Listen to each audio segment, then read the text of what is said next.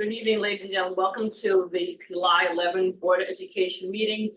We will be doing the reorganization meeting as well as the audit committee meeting, as well as the regular session board meeting at this evening. I'm calling the meeting to order at 5:30.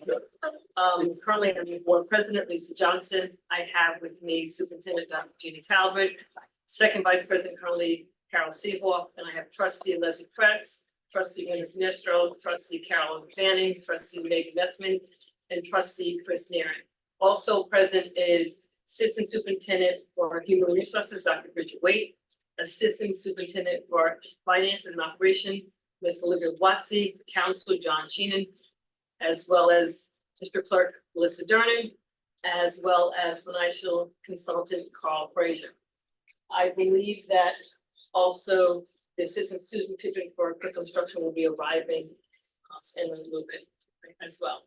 So at this point in time, it is now 5:33.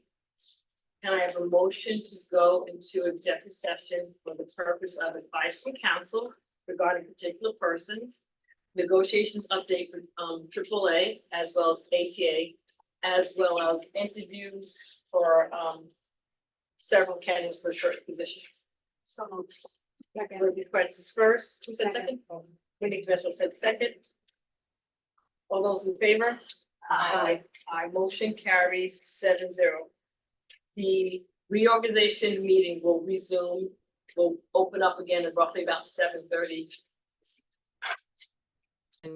Early this evening for advice from counsel regarding particular persons, update regarding negotiations of AAA and ATA, and for interviews for particular persons as well.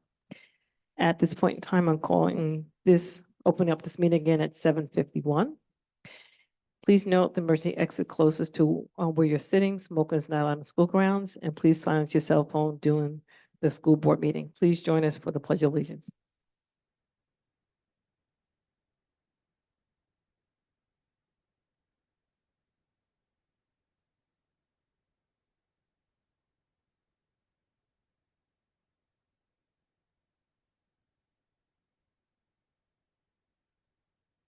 At this point in time, we're going to turn the meeting over to John Sheeting, legal. Good evening.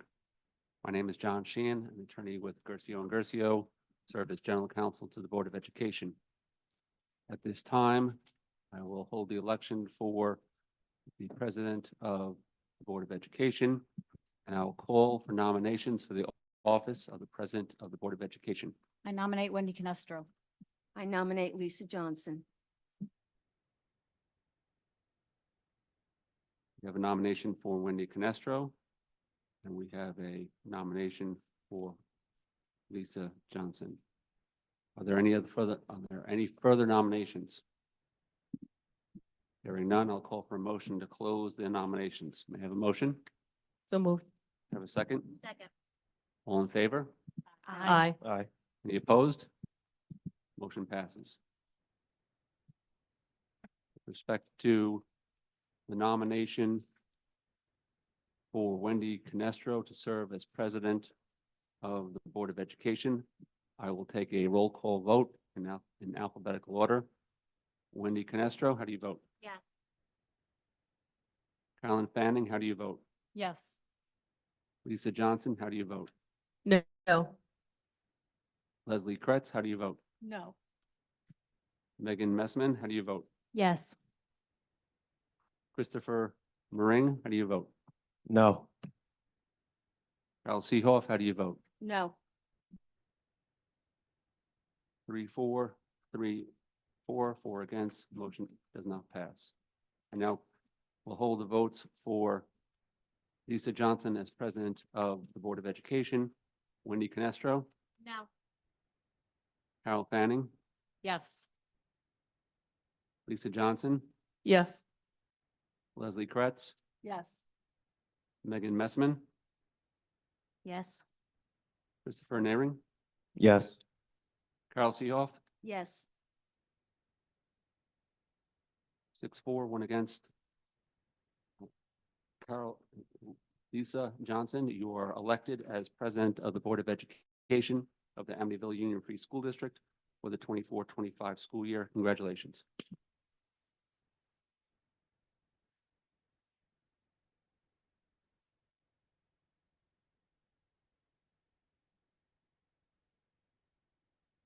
Raise your right hand and repeat after me. I state your name. Do solemnly swear that I will support the Constitution of the United States and the Constitution of the State of New York, and that I will faithfully discharge the duties of the office of President of the Board of Education of the Amityville BOE School District according to the best of my abilities. Congratulations.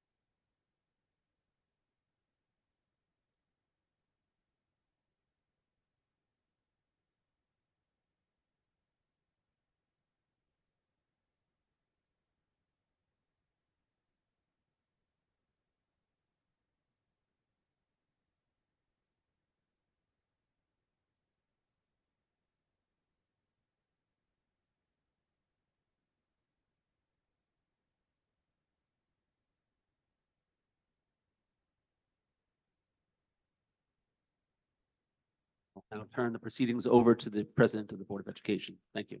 Thank you, Mr. Sheenan. At this point in time, I call for the nominations for the office of the first vice president for the Board of Education. Wendy Canestro. I nominate Carol C. Hall. Are there any other nominations for first vice president?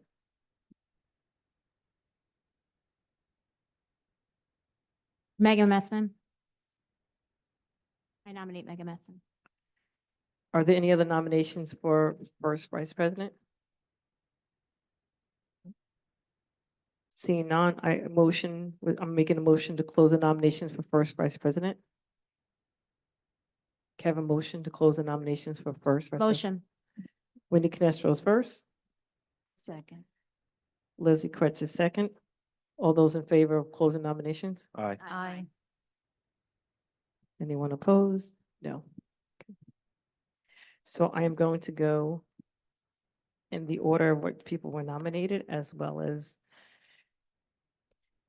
alphabetical order. So for Wendy, and Wendy, you're first.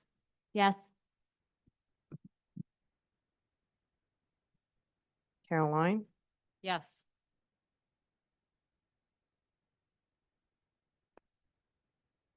Leslie, No.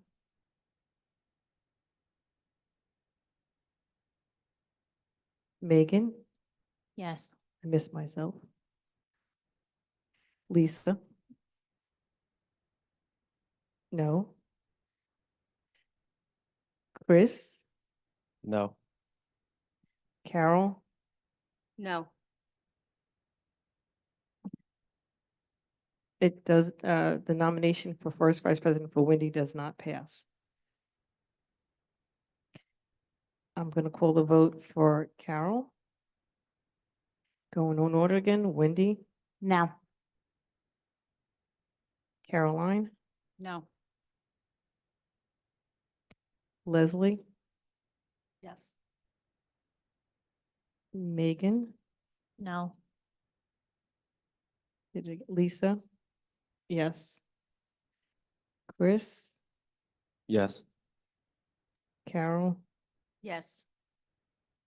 congratulations, Carol, you are the first vice president.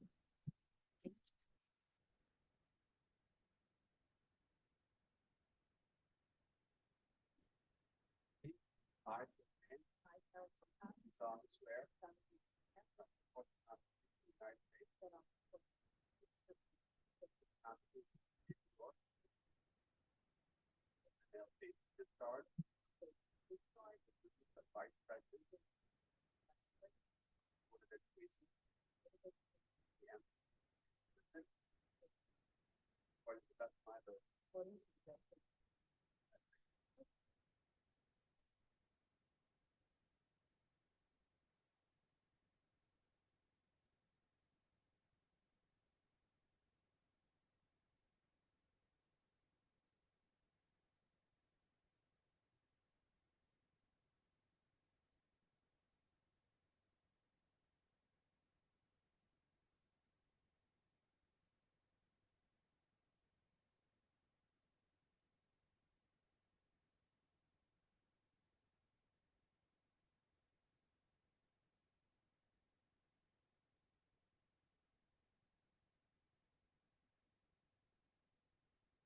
At this point in time, I'm calling for the nominations for the office of second vice president for the Board of Education. I nominate Megan Messman.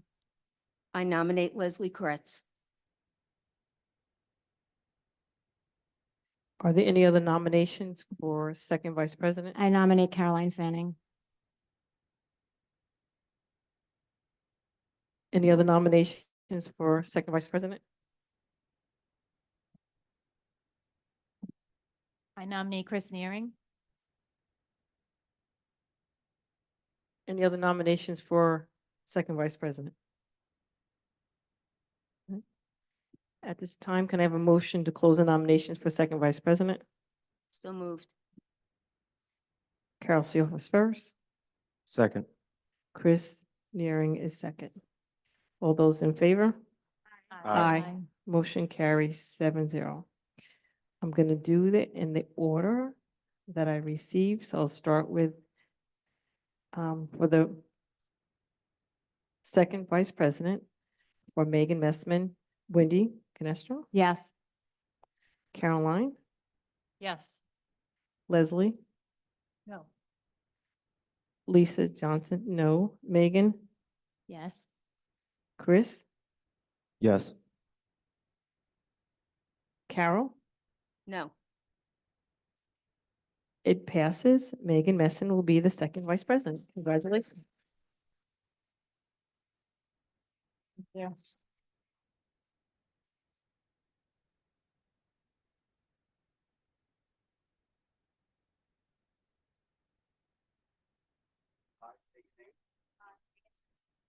Swear.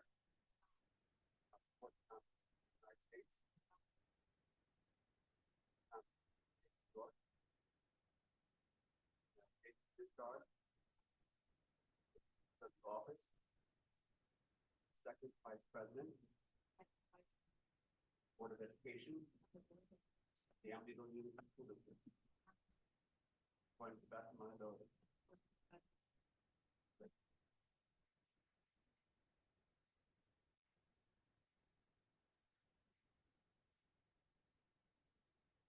So at this,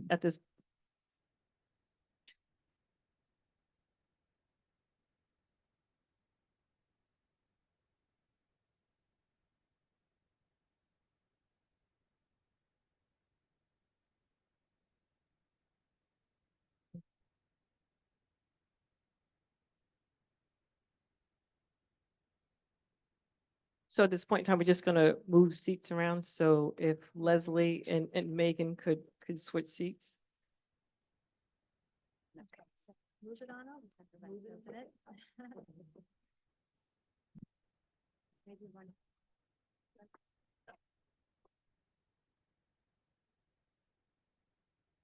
Yes.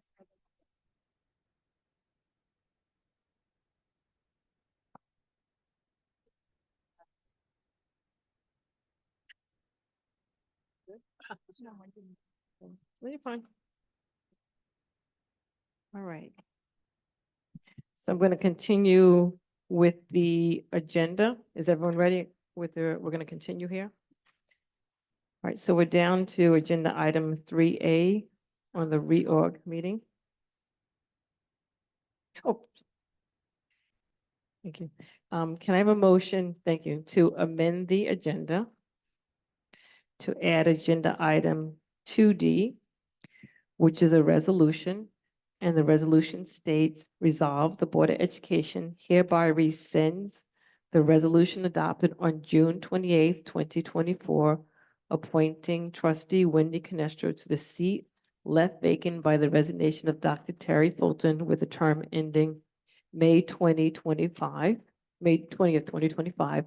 And be it further resolved, the Board of Education hereby deems the oath of office taken by trustee Wendy Canestro for the seat left vacant by the resignation of Dr. Terry Fulton with a term ending June 30th, 2025, to be timely filed as of May 22nd, 2024, nunc pro tunc, and directs the district clerk to file this resolution with the district oath book.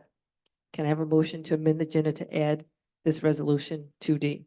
So moved. Second. That was Caroline was first. Leslie Kretz was second. All those in favor? Aye. Aye. Motion carries 7-0. Can I have a motion for this agenda item 2D? A motion to approve this agenda item 2D. So moved.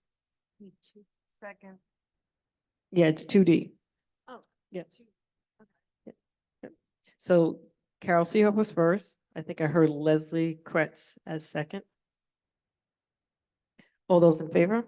Aye. Motion carries 7-0. Congratulations, Wendy's. You are in turn, your term goes into I June go back to 30th. where I was. Yeah, Exactly, go thanks. back to where you were. So congratulations.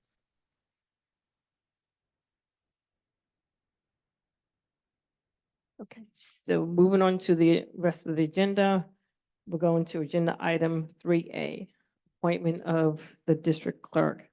Can I have a motion for agenda item 3A1, which is the appointment of the district clerk? So Can I- moved.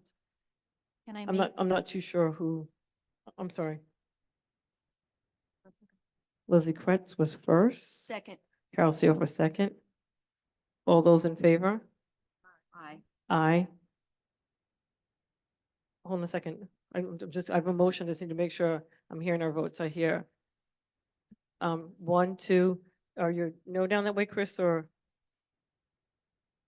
I- So, I was hoping to make a motion. I'm sorry. Go ahead. To appoint as a part-time position, similarly to how this position was before 2022. So right now I have a motion on the table for the appointment for the district clerk. So I just need a clarification from legal. Okay, so there's a motion on the table. Was it seconded? Yes, Okay, but there's no vote that's been taken. okay, so now there's an intervening motion to Mhm. amend. Yes, Okay, so we'll take the intervening motion to amend first Okay, and so that motion is on the table.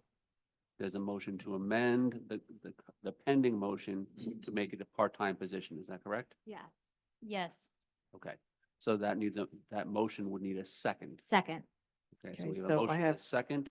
So Megan now, Messon first, Wendy Canestro is second. so now you vote on the motion to amend.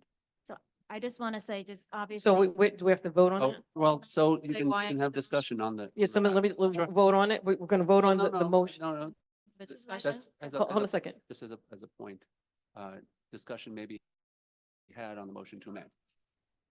Sure. Sure. So there's a motion is to amend. Is it Correct. Moved and seconded. Correct, And now you can have a discussion. correct. On that motion to amend. Okay. Any discussion on the motion to amend to make this position a part-time position? Yes, I mean, obviously, I'm a new board member, but, last year we had a fiscal crisis. We laid off a lot of staff. And when we were presented with a table, a matrix of our previous staff from before COVID, you remember, those of you that have been attending the meetings, you remember this came up. The board was given this table. So before COVID, to this upcoming year, we noticed that the district clerk position was a part-time position up until 2022, 2023. That's when it became a full-time position. So I'm just asking this to be considered as a potential cost savings measure for the district. So I just want to state that you are correct that this position became a full-time position in 22.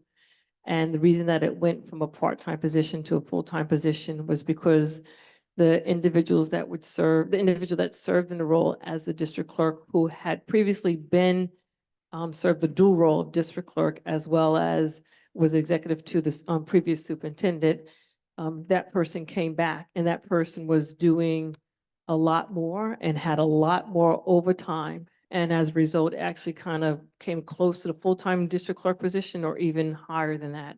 In terms of what they were saying, I may be off, but the amount that the person was being paid overtime was quite a bit. So that's when we made a decision at that point in time to make that position a full-time position for the district clerk. So the roles and responsibilities that that person had increased from the previous time when that person had served in the role. So that's why we made it a full-time position. To your point, you just said that they had a dual role as executive to the superintendent and the district clerk. This role only is a district clerk, and it's up to the board to monitor the hours to make sure they don't go overtime. But and we did monitor the hours, but there was just so much that was going on. The hours were being monitored, and it was justified in going over the hours of what the district clerk was doing. So it was no abuse of time that was occurring whatsoever, but the individual were doing the duties, did them extremely well, and they were being monitored. So it wasn't like it was in a situation where the person was just going and doing the hours. So it was being monitored. With all due respect, in 22-23, the board and the district overspent by $3.6 million. So I'm not convinced it was monitored. It was.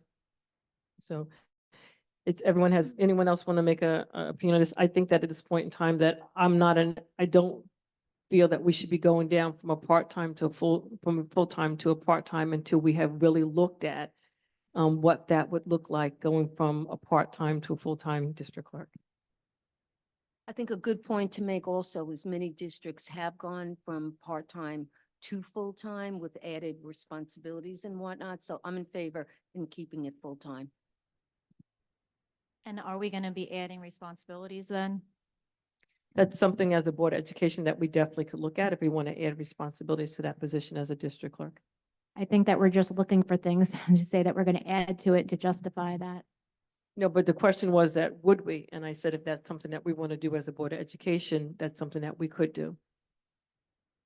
Say if there's structured guidelines as to what the position actually is and how that full-time position or part-time, whatever's voted on, is utilized, then I'd be okay with full-time as long as it's structured in that way. There's a board policy on it. It outlines what the responsibilities are, and it precedes 2022. There's a board policy, you're correct, but there's also responsibilities that also have been identified as well. So maybe they need to be more clearly defined for the position of the district clerk, but yes. And some districts do have a part-time clerk, and they are successful in that role of being part-time and able to do the job. So yes, some districts do have a part-time district clerk, and yes, they have been successful. And previously, we always had a part-time district clerk. That person, actually, I go back to history, sometimes they worked over in the village and they came over here, they did their responsibilities here. The only thing that they really did in that role as a part-time district clerk was that they would attend the meetings and they would do the minutes. And that was basically it that they did in the role as a part-time district clerk. Everything else was done by other individuals within the district. So they disseminated out. So, and they did the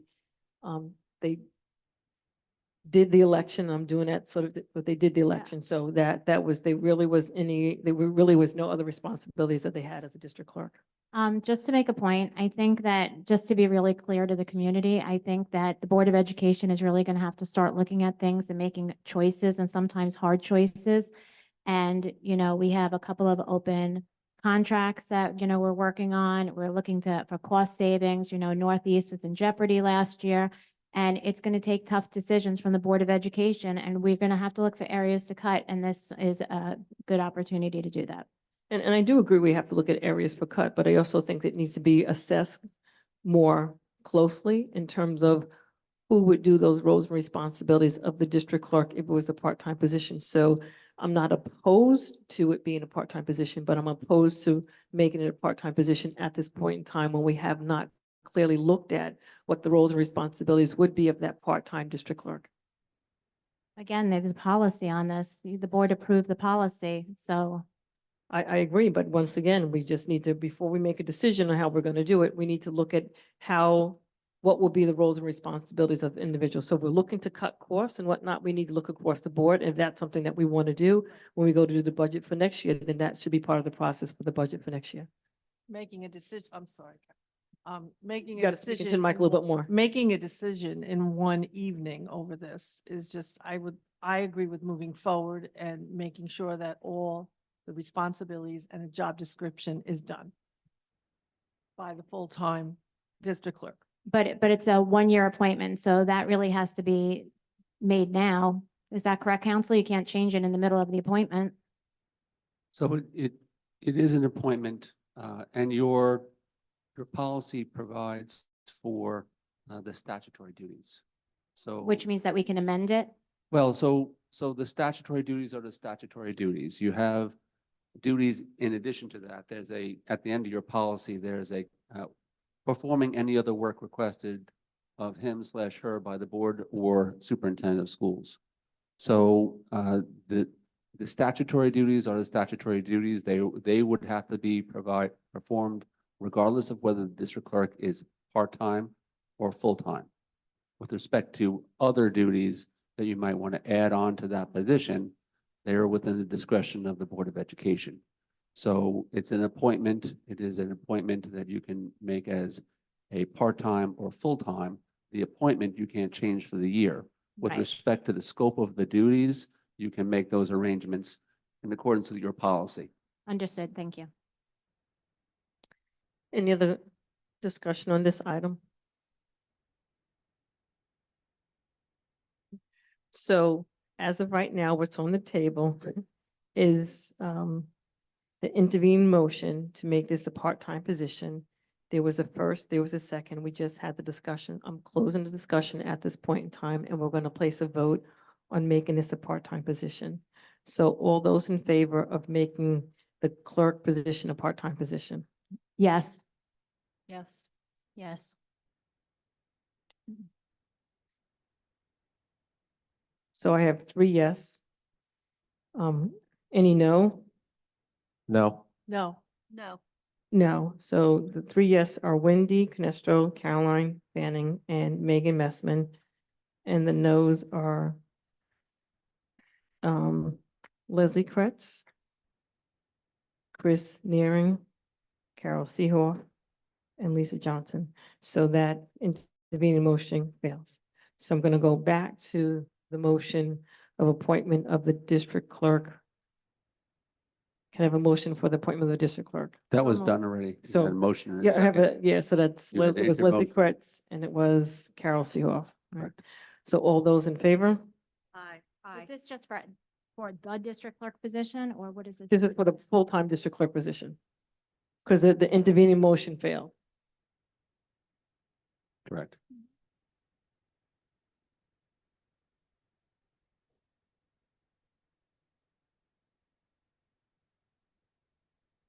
So it was Leslie Kretz and Carol Seehoff. So all those in favor of the appointment of the district clerk, which would be Melissa Durning? Yes. Yes. Yes. Yes. Hold on. Yes. So I have 5 yeses. Chris Nearing, Carol Seehoff, Lisa Johnson, yes. Caroline Fanning and Leslie Kretz are all yes. Any no's for this appointment? No. No. And 2 no's. Megan Messon and Wendy Canestro. The motion carries. Congratulations, Melissa.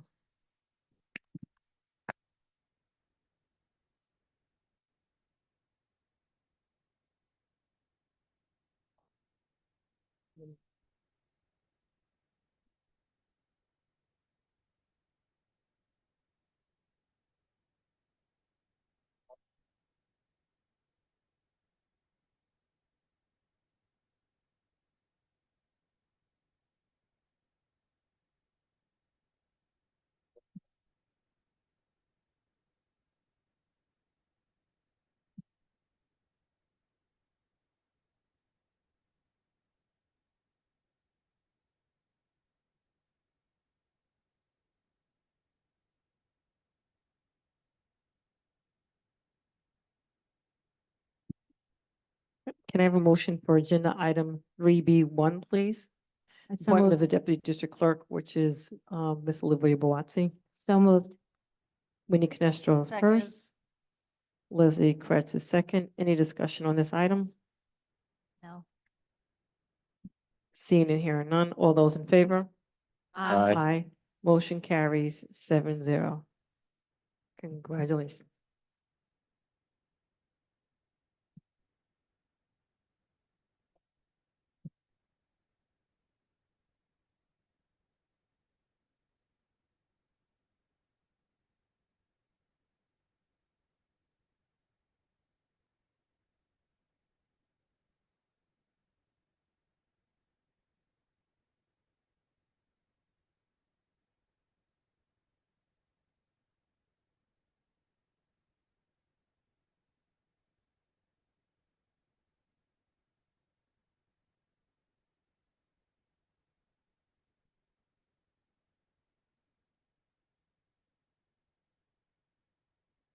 Yes.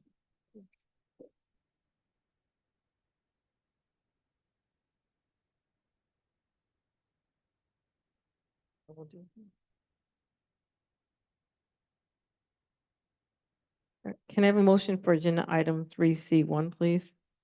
So moved. Winnie Canestro is first. Second. Chris Naren is second. Any questions regarding this agenda item? No. All right, seeing none, all those in favor? Aye. Aye. Aye. Motion carries 7-0. I don't think the treasurer is here. Can I have a motion for agenda item 3D1, please? So moved. Megan Messman is first. Second. Leslie 3D1. Kretz, 3D1. Leslie Kretz is second. Any questions regarding this item? Discussion? Mhm. Just so the audience understands, it's an appointment through September 25th. We have a board policy that we should go out for RFPs no less than every. You're talking about 3C? Am I talking about the right thing? Like, is this, where am I? We're in 3D1. Actually, there's really no motion for 3D1. It's just a taking of the oath. Right. So I did 3C, I did 3C1. Oh, this is different. Okay, Yeah. I have. So 3D1 is just taking of the oath, so I don't need a motion for that. 3D1. Oh, this is for the superintendent? Yes, yeah. Oh, sorry, Dr. Talbot.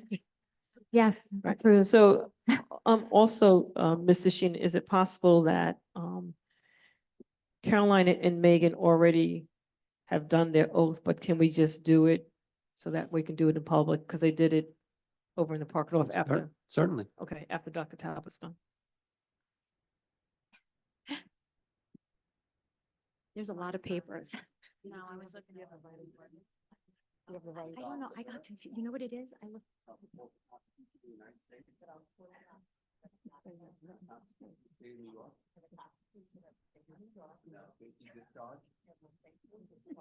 So many things I'm working on.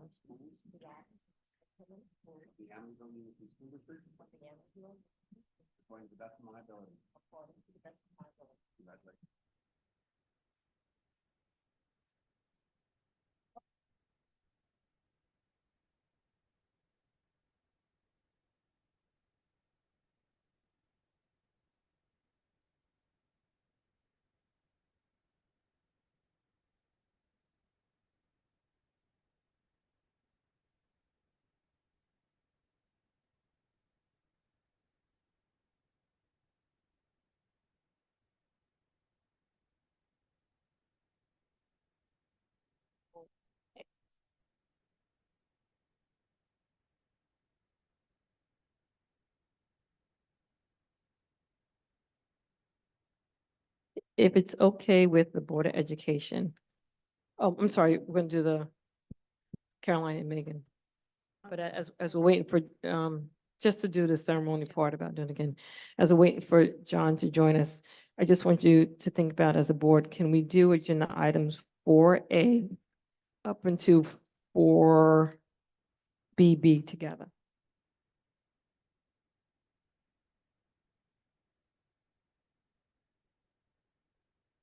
So right now, I'm not taking any questions because right now we're doing the reorganization agenda, so we don't take questions during the reorg agenda. So when we go back, when we go to the regular meeting, that's when we take questions. I have some questions on some of the. All right, so what I'll do them individually then. Yeah. Okay, that's fine. I could go up to G. Or F. So a couple things, one thing that we do, we're gonna, agenda item 4E, we're gonna have to table that item, the claims auditor for right now. Right? But go ahead, John, I'll let you do what you need to do with the two of them.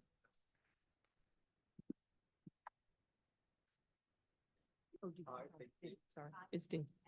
solemnly swear that I will support the Constitution of the United States, the Constitution of the State of New York, and I will faithfully discharge the duties of the office of Board Trustee of the Board of Education of the Amityville Union School District according to the best of my ability. Congratulations.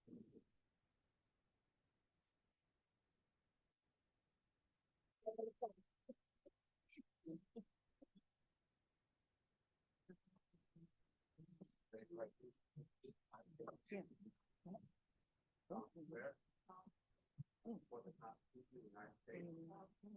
The new one, right? Right. State of New York.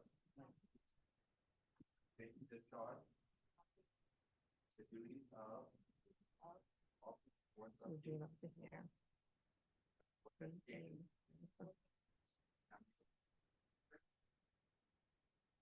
That's my ability.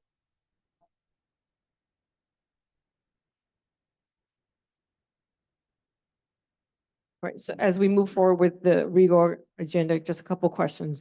So just for clarification, so for 4D, we're going to table that particular item when we get there. So the question that I have now, can I? I made a mistake, it was 4D. 4D, right. So when I'll make a motion to table that. So the question.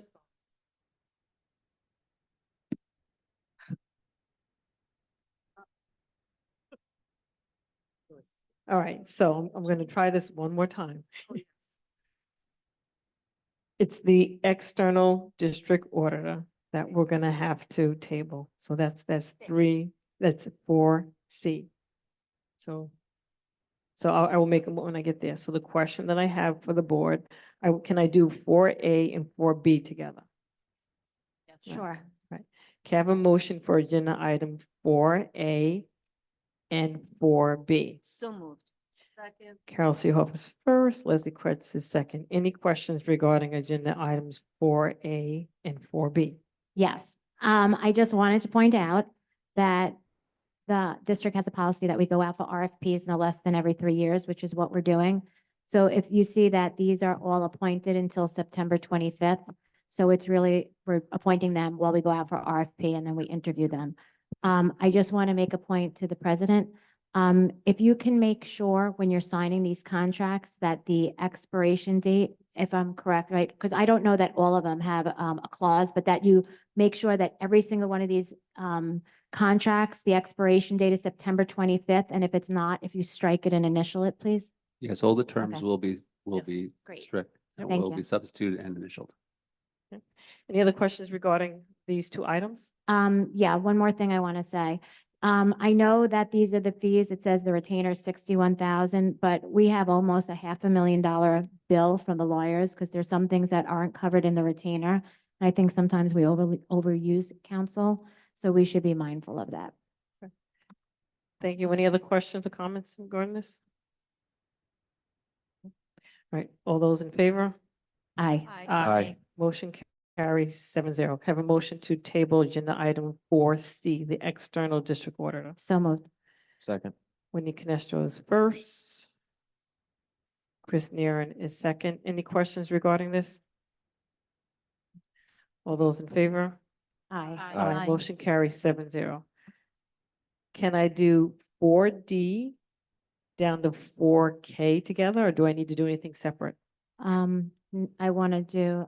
I have something on H, so I'm only good up until I have J. a question on G, or So- a comment on G. So maybe just to F. All right, so I'll do from 4D to 4F. Have a motion for agenda item 4D to 4F. Second. Leslie Kretz was first. Wendy Canestro was second. All those in favor? Aye. Aye. Motion carries 7-0. Can I have a motion for agenda item 4G? So moved. Oh, but I want to comment. You can comment. You can come move it up. and So comment. Caroline Fanning is first. I need a second. Second.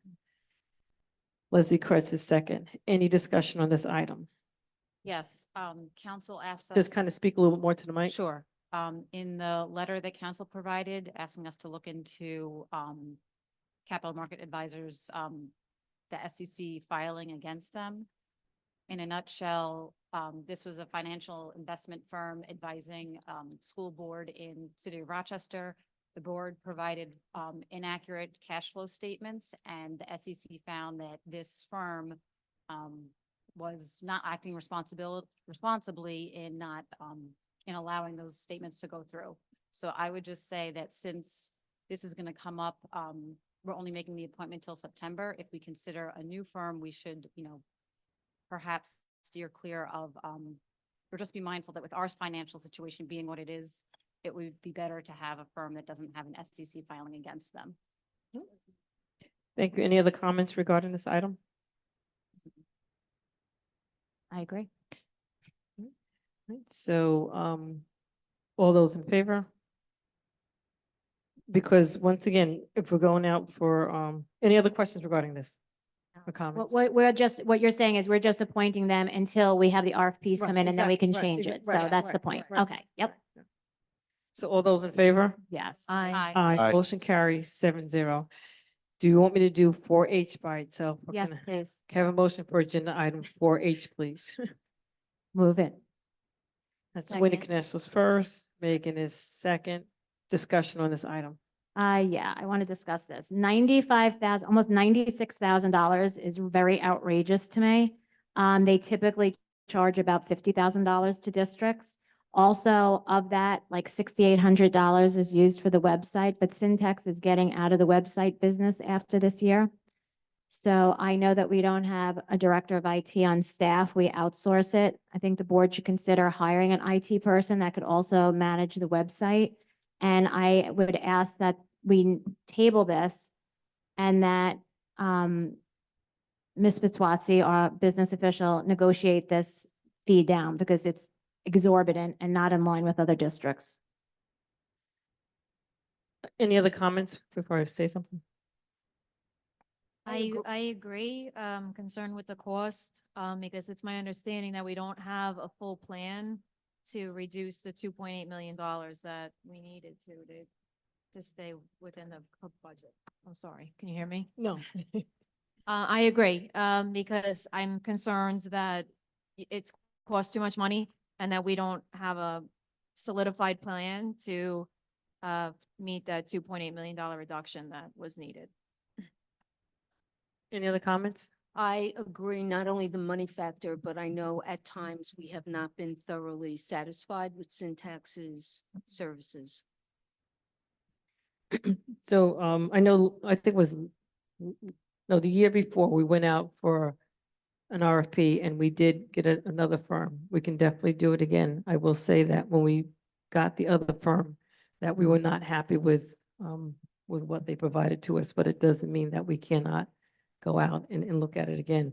This is also, and I know that regardless of this, but I also know that we do get money back on this because it's coming through BOCES, correct? Yeah, so we do get money back. So once But- again, it does not mean that we don't look at something else. I'm just making. a Okay, comment. I just want to make a point though. So I know you're saying you're getting money back, but there are other districts that do this that are paying about 50,000. So the price is too much. This doesn't look like it went out for an RFP. We're looking to make the appointment for the year. My recommendation is not to make this appointment for a year. And perhaps the superintendent can go out for an RFP on this. I don't know, can we rely on what, was it just done last year? Do we have to go out and, can we get another RFP? How does that work right now? So it may Is be it more of good for a certain time frame? So I'll let, It is a BOCES service, so we don't need to go for an RFP. Right. Okay, so can we table this or how would we do this? What's the recommendation to, because I don't want to agree on $95,000. oh, I'm gonna hand it over to legal. Go ahead. So if this is a BOCES service and you'd be signing on for a COSER for this service, They're typically for a year. If you want to take a look at this, I would recommend tabling it That's fine. and looking at an opportunity to RFP. Okay, so I would like to make the motion to table this. And I would also like the board to, I'm sorry, let me just. I No, just- what I was gonna say, what I'm gonna have to do is rescind the motion that's on the table. Well, no, it's a motion. You moved and seconded, correct? Right, it's already been moved So and this seconded, is, we're this is on an discussion. intervening movement, motion to table. Right, So it's appropriate while the Okay. motion is pending. okay, go ahead. Okay, so I think you guys understand what I want to do. I want to. Yeah, we got you. But the other thing, the second caveat to this is because they're not going to be doing websites after this year, the board should think about hiring an employee as an IT director that could take over this role, because we know this in July. So I don't want to be in a situation come next year that we're like, we don't have a website person. So I'm just alerting the board to this now. Thank you. I would Dr. Talbot? also like to make a comment. Because this is a BOCES service, BOCES has vetted or gone out for an RFP to solicit from various firms. So while Syntax may be one of them, there may be other firms within BOCES that we can follow up and see where they are and maybe make a decision then. Thank you. Dr. Talbot wanted to say something. Thank you. I Can think I the point- add to it? We just have to be careful whether, because BOCES, all subscriptions are done around the end of April. So we have to make sure that we didn't already sign this agreement. Would we have isn't the contract for the school year July 1st to June 30th? Why would we have signed a Yeah. contract in April? So the BOCES budget has to be submitted in April and voted on. All school districts must submit their budgets to BOCES so they can vote on it in April. Yes. In addition, I think the point is well taken to build our in-district capacity to carry out these tasks. I would like to point out that Syntax is instrumental in producing the district's calendar, which after tonight is going to Syntax. Once we get the pictures that the Board of Education completes tonight, that was the last piece we were waiting on, and they are going to Syntax and then will be sent out to print. So there are some processes already in motion. In addition, the 4 quarterly newsletters that are printed and distributed to the community are published by Syntax. I would like for us to work toward building our capacity, point very well taken. However, there are some projects that are in motion that could be delayed, and there are some changes that could occur if we do not move forward with them. I just wanted to make that statement of awareness. Council, is there a way, can this be a holdover while it's tabled? My recommendation is to table it while the board gets more information and we look at that issue in terms of whether a COSR was signed at the time when the BOCES budget was submitted, whether the district has committed itself in any way, and bring back further information to the Board of Education as to its next action with Okay. respect to this matter. I would like a time frame on that. When can we expect that? Today is Thursday.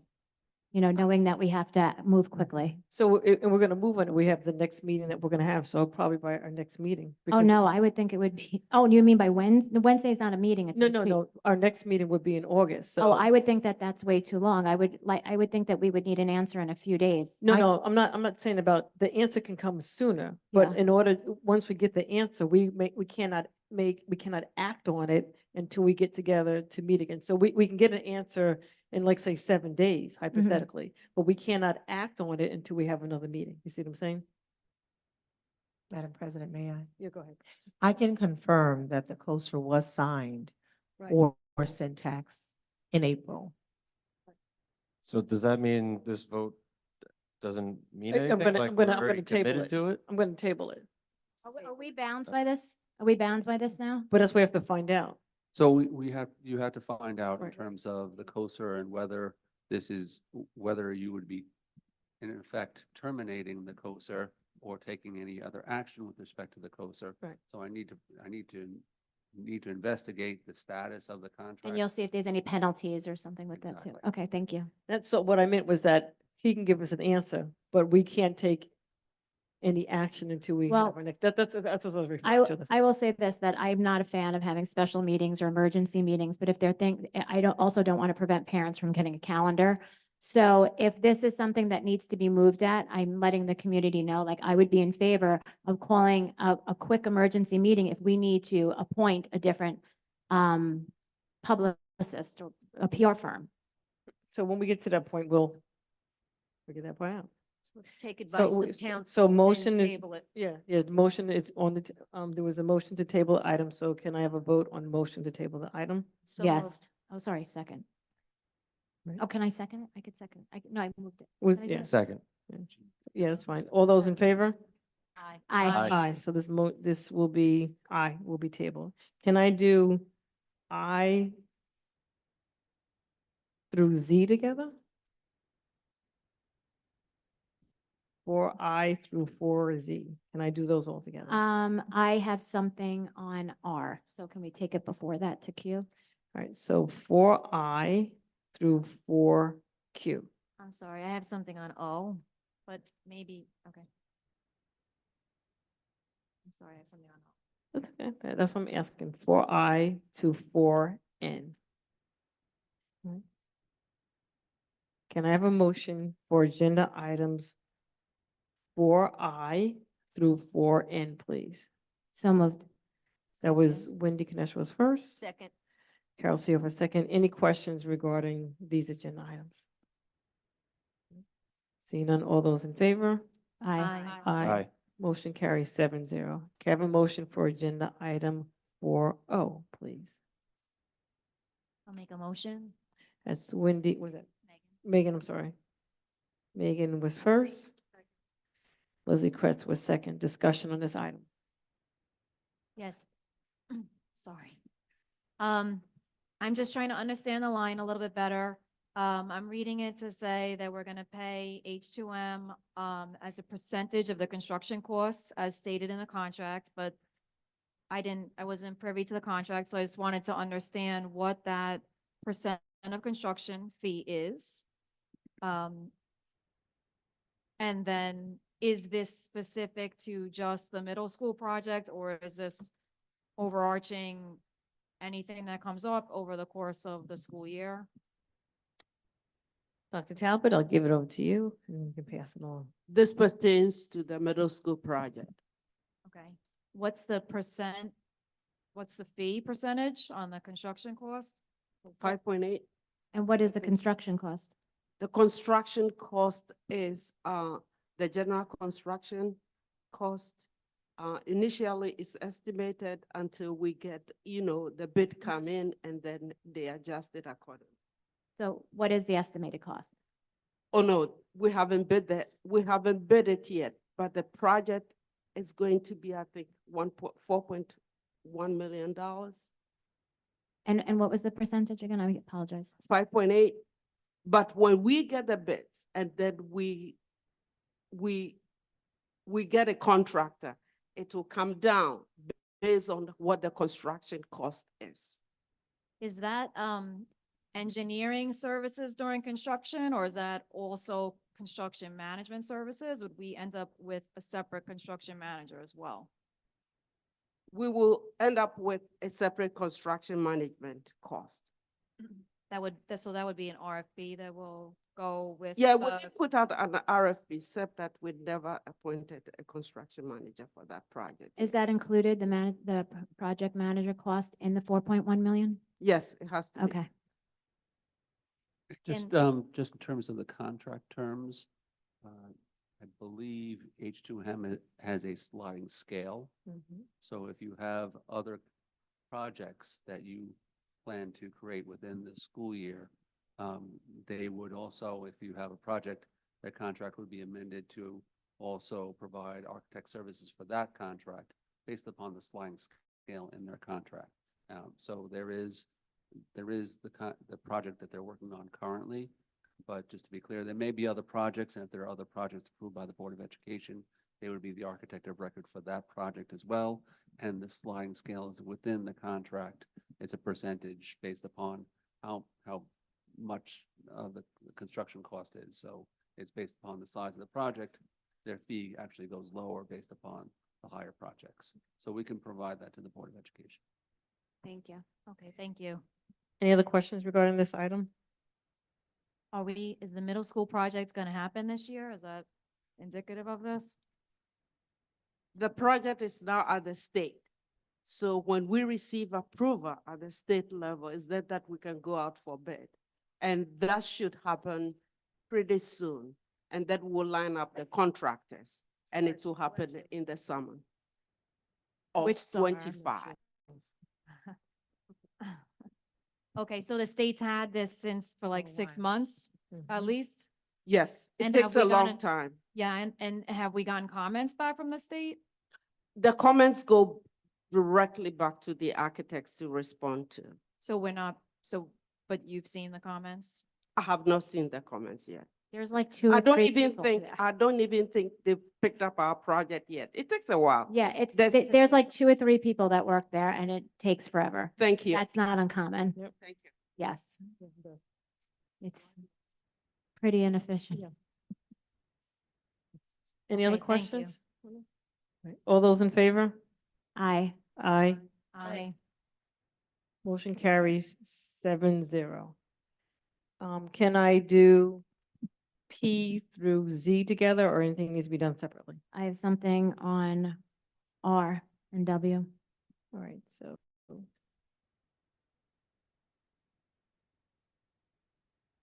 All right, can I have a motion for agenda items 4P and 4Q, please? Second, I'm sorry, I didn't hear who. Leslie. Thank you. Leslie Kretz, Winnie Connection. Any questions regarding these items? No. Seeing and hearing none. All those in favor? Aye. Aye, motion carries 7-0. Can I have a motion for agenda item 4R, please? I'll make a motion. That's Megan Messon is first. Second. Chris Neeren is second. Any discussion on this item? I just have a question about it. This is security consultant. What is this for? Like, Dr. Talbot? This is with Altaris Consulting Group. They provide us with the consultant for, which is now a reduction to 2 days a week. He was here 4 days a week. Yes. Going into the 24-25 school year, it will be 2 days. but a what's week. his role?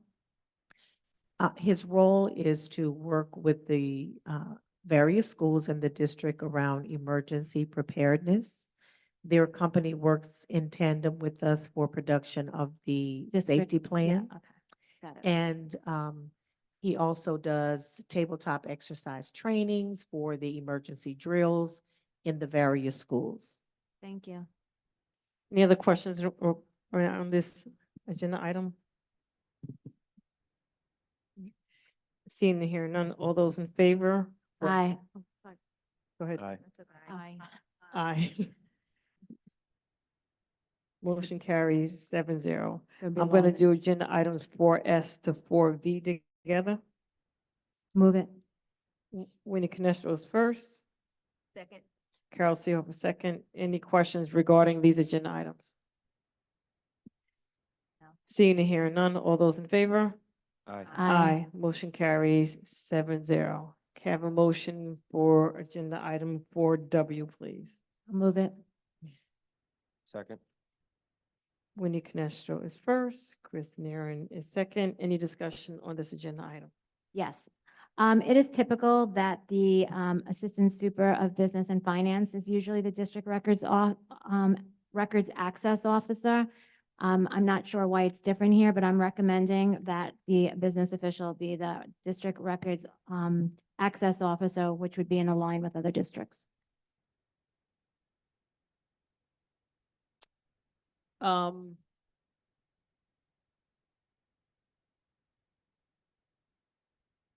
I hear what you're saying in terms of being aligned in other districts, and I'm okay with change, but in the past, we've had it like this. So I just need to understand, beside being in line with other districts, what would be the reason for changing it out. That's just my question. Okay, I'm never a fan of saying we've always done something this way, Yeah, but you just said But- that, you but- just said it was always done in other But districts. I'm saying it's typical that this is who the district records access officer is. That's usually the person that handles this.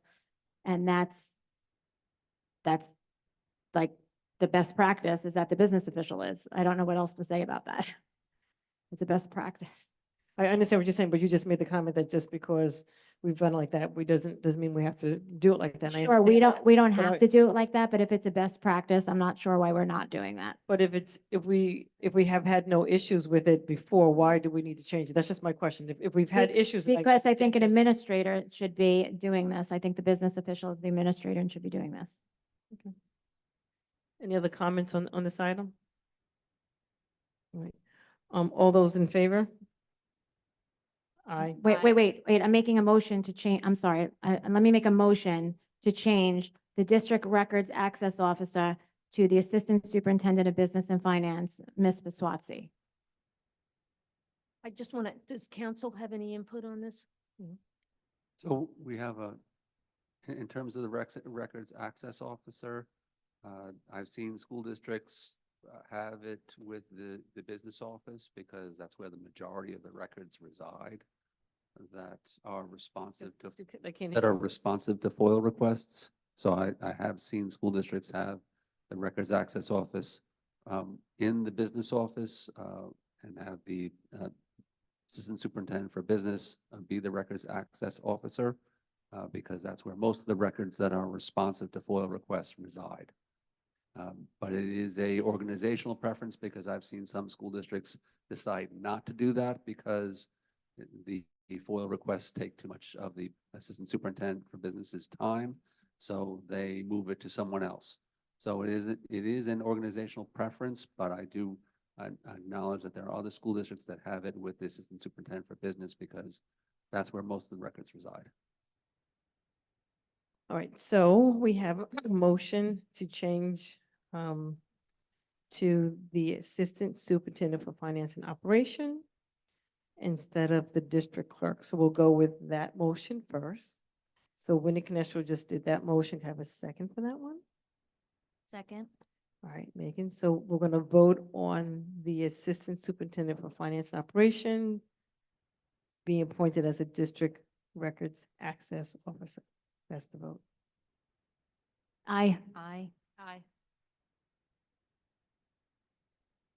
Anyone else? So I hear Wendy Canestro, Megan Messon, and Caroline Fanning as a yes. Any no's? Would we consider tabling it to gather more information to make a better decision? Right now you need this role. You need this role. It's a, we can't table it. It's not an officer, so it doesn't hold over. You can change it any time in the future. Right. But you have FOIL requests coming in all the time, so Right. it's something that you need right now. Yeah. And in the past, I know that in the past, as a community member, the business official office did handle FOILs also. So that has happened in the past while I lived here.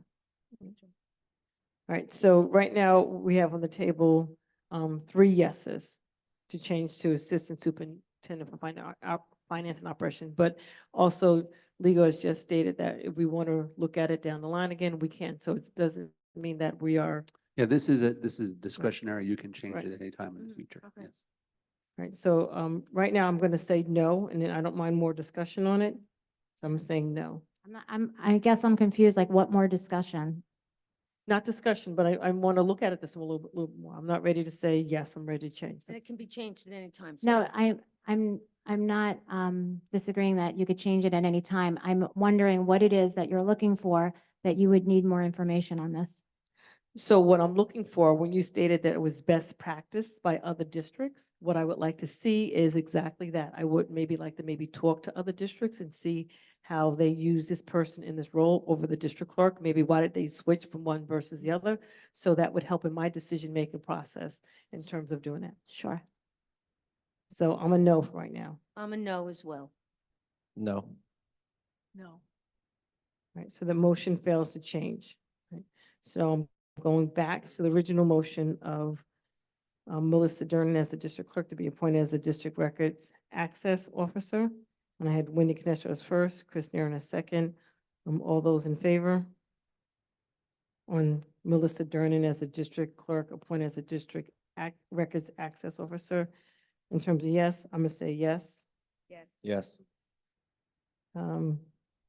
Carol Seehoff, Chris Nearing, and Leslie Kretz are yes. Any noes? No. No. No. Megan Messon, Wendy Canestro, and Caroline Fanning are no. All right. So the motion carries. Now I'm going to, can I do agenda item 4X down to 4PP together? Or does anyone need to do anything? Oh, I'm sorry. I do 4X to 4BB together. Um, Can I do 4X to 4BB together? hold on a second. Or do you- Yeah, I have a question. I guess you'll have a discussion once you do all those. Okay, sure. So I'm doing 4X to 4BB together. Can I have a motion for those agenda items? So moved. Carol Seehoff is first, Second. Chris Neer is second. Any discussion on these agenda items? I just have a question. So it says that the Director of Pupil Personnel Services, is in this role. But we only have an interim right now. So, that would cover it, even though there's an interim and not a director right now? I'm asking. Karen. Which role is this? You're For looking the at Director of Pupil Personnel Oh, the appointment of Services. the Medicaid compliance Oh, administrator. Medicaid compliance officer. BB. How does that work that we don't have a permanent person in that position right now? So in terms of compliance, this is a designation. So an interim can take, as an employee, can take that designation and complete those duties. Okay, Pending a permanent appointment. okay, thank you. So by having the director of PPS, when someone comes in, that person just would take over. right, they'll Okay. just take over. Right. Any other questions on this item? Hearing none. All those in favor? Aye. Aye. Motion carries 7-0. Can I have a motion to table agenda item 4CC, please? Move it. Second. Wendy Canestro is first, Megan is second. Oh, there's more information, there's more things that we want to look at in regards to CC. That's why we're tabling this item. All those in favor? Aye. Aye. Motion carries 7-0. Right. Can I do the rest of from DD to PP together? Does anyone need anything done separately? I just have a question on one. but I can Okay. do the same. Can I have a motion for agenda items 4DD to 4PP? Sure, Sure. move it. Wendy is first. Second.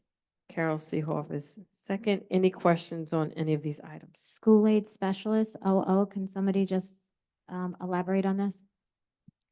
So 0, yeah, oh. Because, we have a lot of like these financial, I know this says financial management. We have internal auditor, external auditor, claims auditor, financial consultant, business person. What does this person do? The school aid specialist, and Ms. Buatsi can give more detailed information, is instrumental in our reimbursement and perhaps Medicaid and STAT. Would you like to Yes, elaborate? he goes behind the scenes and gives us the information that we need because, as you know, much of state aid is based on data. So he will analyze it, he will call us and say, you have to look at that data very well, and we go and revise it as needed. So those things generate a lot of state aid. And as you know, this school district, we get a lot of state aid. So those numbers are very, very important. I guess my question is that not something that you and Mr. Frazier can do? Sure. So but- if we have two people, we have a business official and we have a financial consultant, why are we then paying $17,400 for a third person? Is this something we have to do? I mean, I thought we're looking to save some money. Because I don't have access to the data that is generated by BOCES. He has access to those kind of data and can go behind the scenes and research things and tell us what to do in order to generate more state aid. I don't have access to that No. data. School districts in general don't have access to that, or is it No, just Amityville? No. None of them do? No, Okay. he goes behind them. Okay, thank you. And I should also add that he specializes in this area. So he's the expert. in doing Okay. this. Thank you. Any other questions or comments on this? All right, seeing none, all those in favor? Aye. Aye. Aye. Motion carries 7-0. All right. Can I do 5A, 1 through 3, 5B, 1 and 2, and 5C, 1 and 2 all together, or does anyone need them done separately? Hold on a second. Oh, all the fives? Yeah, that's fine. Can I have a motion for agenda item 5A, 1 through 3, 5B, 1 through 2, and 5C, 1 and 2? So moved. Second. Leslie Kretz is first, Carol Seehoff is second. Any questions on these items? No. All right, all those in favor? Aye. Aye. Motion carries 7-0. Can I do agenda items 6A through D altogether?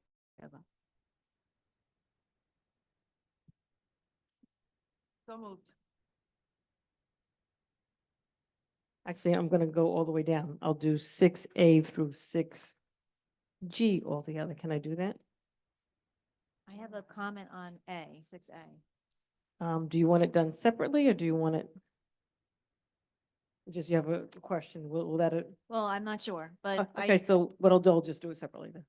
okay. All right, can I have a motion for agenda item 6A, please? Move it.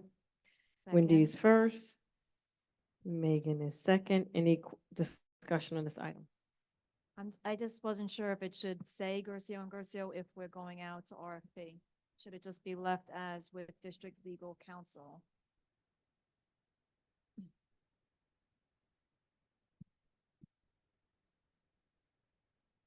I was gonna say council. I didn't just, For 6A, it has down Gercio and Gercio under authorization for bind insurance coverage. So it would be us until, Until that point, we until change you over. have it for the same term as our Contract. current contract, which would be till September 25th. okay, thank you. Any other questions or comments? Seeing none, all those in favor? Aye. Aye. Aye, motion carries 7-0. Can I do B through G? Yeah. Is it, I'll move it. in H, sorry, yes. I'm sorry, I'll go all the way down. I'll go B through K. Can I do them all together? No, I have something on I. Okay, so I will do.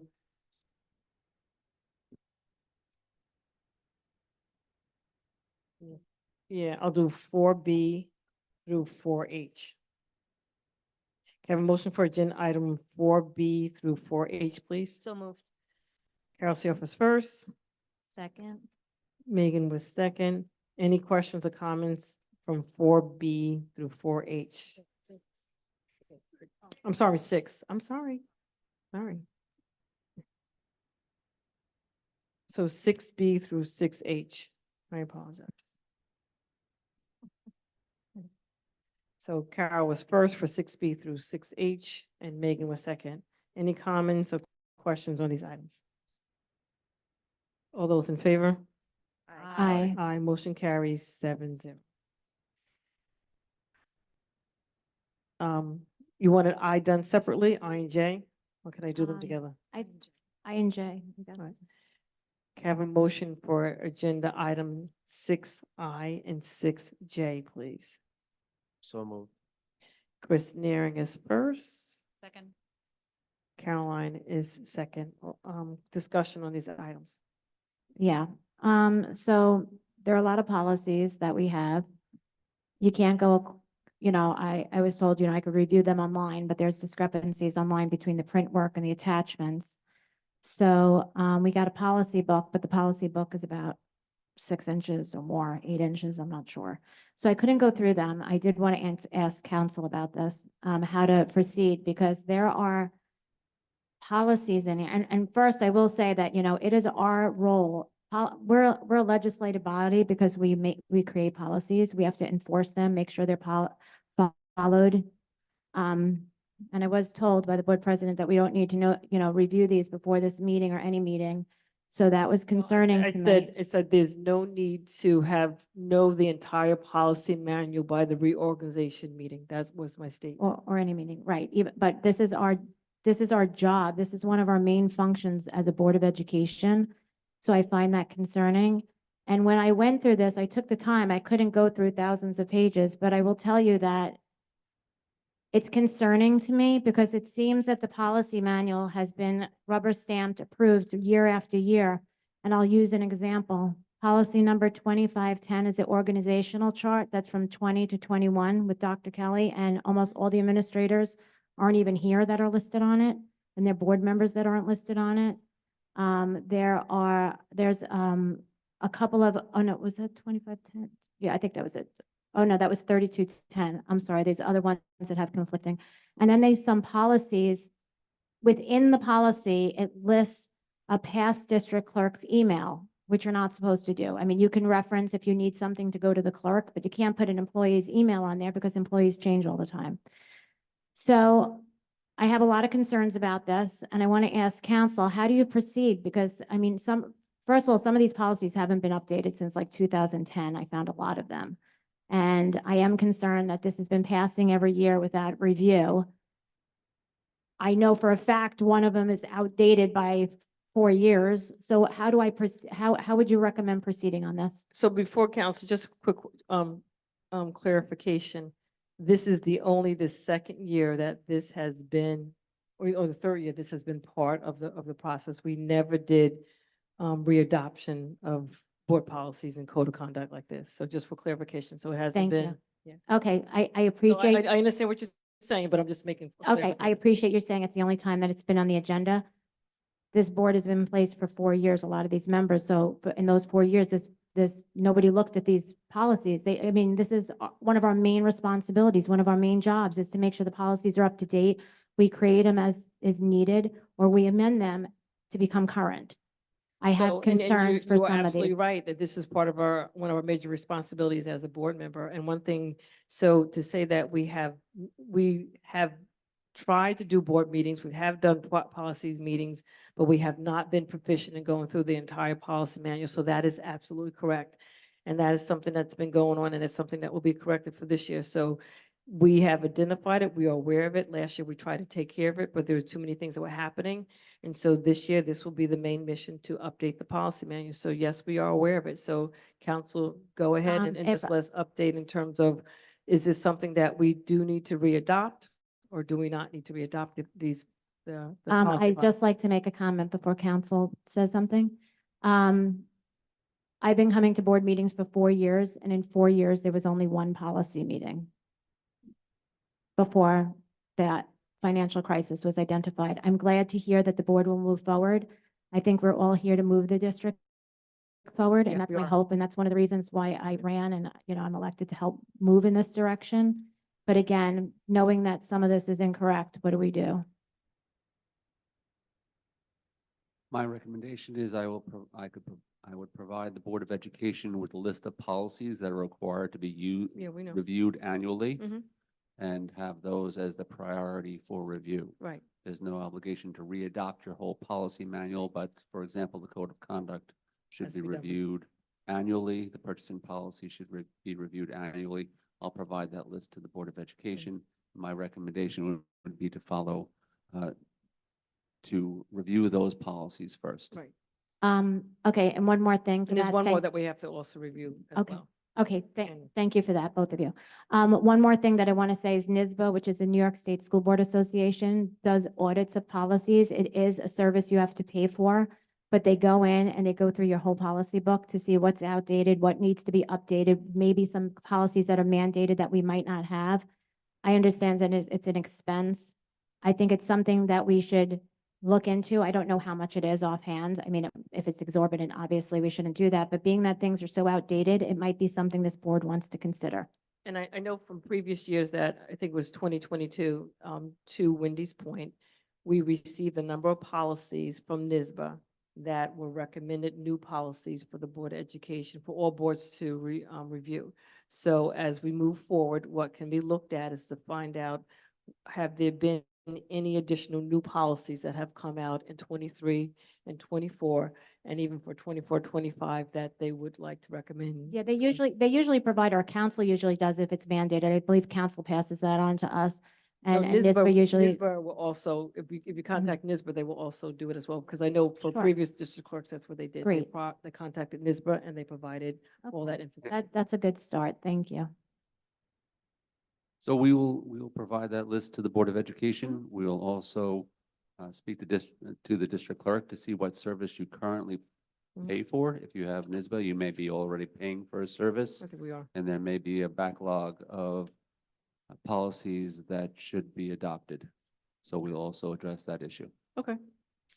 All right, so the motion is on the table to, So wait, so you're saying we should approve this though, or are we breaking out what you just said, the code of conduct? Because why am I approving something that I know is wrong? I guess that's what I'm asking. so I know that the code of conduct, and the key is this, if it was not in the policy manual, it's not aligned, the code of conduct, we definitely did last year, as well as the purchasing policy. And the three that you're required to do, we definitely did those Oh, three. oh, no, I'm not arguing with that. What I'm saying is that the resolution is readoption of board policies and code of conduct. Maybe we can amend the resolution to say code of conduct, purchasing, whatever, and take this board policies out, because why would I vote yes to something that some things are wrong? Do you know what I'm saying? Should we Yeah. amend Yes, that? so Yeah. we can amend the resolution to just include the code of conduct and the purchasing policy, both of which I know are annual reviews. Yeah, and there's another one that's an annual review. And then I'll provide you the list, and the next meeting will provide a review of those annual meetings, those annual policies. There's a third one too. There are several. One question on the purchasing policy, some of the meetings last year during budget season, I think that the board might have said that they were going to review the purchasing policy or tighten it up. Has that happened? That was we- mentioned. I know last year that we did, that was definitely one policy that we did review. So I know that, so I know it's definitely done, so I'm not too sure. But that was mentioned during the budget season. So was it done during the budget season? No, Was it was amended? done prior. We reviewed them prior, so we have to review them again. Yeah. So all these policies, even the ones that we definitely have to do, there's three that you are required to do, and there's others that they strongly recommend that you do on an annual basis. And so the three that you definitely have to do by state law, those were definitely done. There's others that recommended that we do. So I'm fine if we just want to, because I have a motion on the table for the readoption of board policies and code of conduct, as well as of the readoption. Well, the readoption of the purchasing policy is just by itself, Well, by itself. So can So- we amend that? I don't want to vote on all board policies. I understand, so I have to go back. Okay. I have to go back because the motion was placed on the table. So I'm gonna, can I have a motion just to rescind 6I and 6J, because we need to rescind it because I have to do it separately So now. you have a motion on the table Right, for for, both of these, and both. second, yes, so you're looking for a motion to amend the all policies / code of conduct and just make it the code of conduct. You need so that for motion. 6I has readoption of board policies and code of conduct. 6J says just readoption of the purchasing policy. So it's really amending the agenda to remove the readoption of the board policies. So you don't have to amend the agenda, you're just amending this motion to remove readoption of board policies. Okay, so amending the motion to remove readoption of board policies. I move it. So we don't have to do it first because it Second. was already done, right? Oh, So your first and second Yep. to amend. Okay, so Second. that was Sure. Wendy, and I heard Chris Nearing, so I have a vote on that amendment. aye. Aye. Aye. It's 7-0. Now I'm gonna vote for the amended motion, which is remove the readoption of the board policies, and it's just going to be code of conduct, It'll and be readoption of code of conduct. readoption of and code of conduct, of and the readoption of purchasing policy. That's what's on the table now. Okay, I'll make a motion. Wendy Canestro is first, Second. Caroline is second. All those in favor? Aye. Aye. Motion carries 7-0. Okay. Now, can I do 6K by itself? Because that's the only thing that's left. Yes. Can I have a motion for, just got to speak into the mic. I know. We did reduce our memberships with many other associations, right? Remember we did that? Yes, So mhm. this was, The you know, a reduced, yeah, savings yes. from the board. Can I have a motion for agenda item 6K, please? That was, I think, Leslie? Second. Uh, Carol, any questions regarding these items? Yeah, I think that the board mostly uses Nassau Suffolk School Board Associations. That's where we get our training from.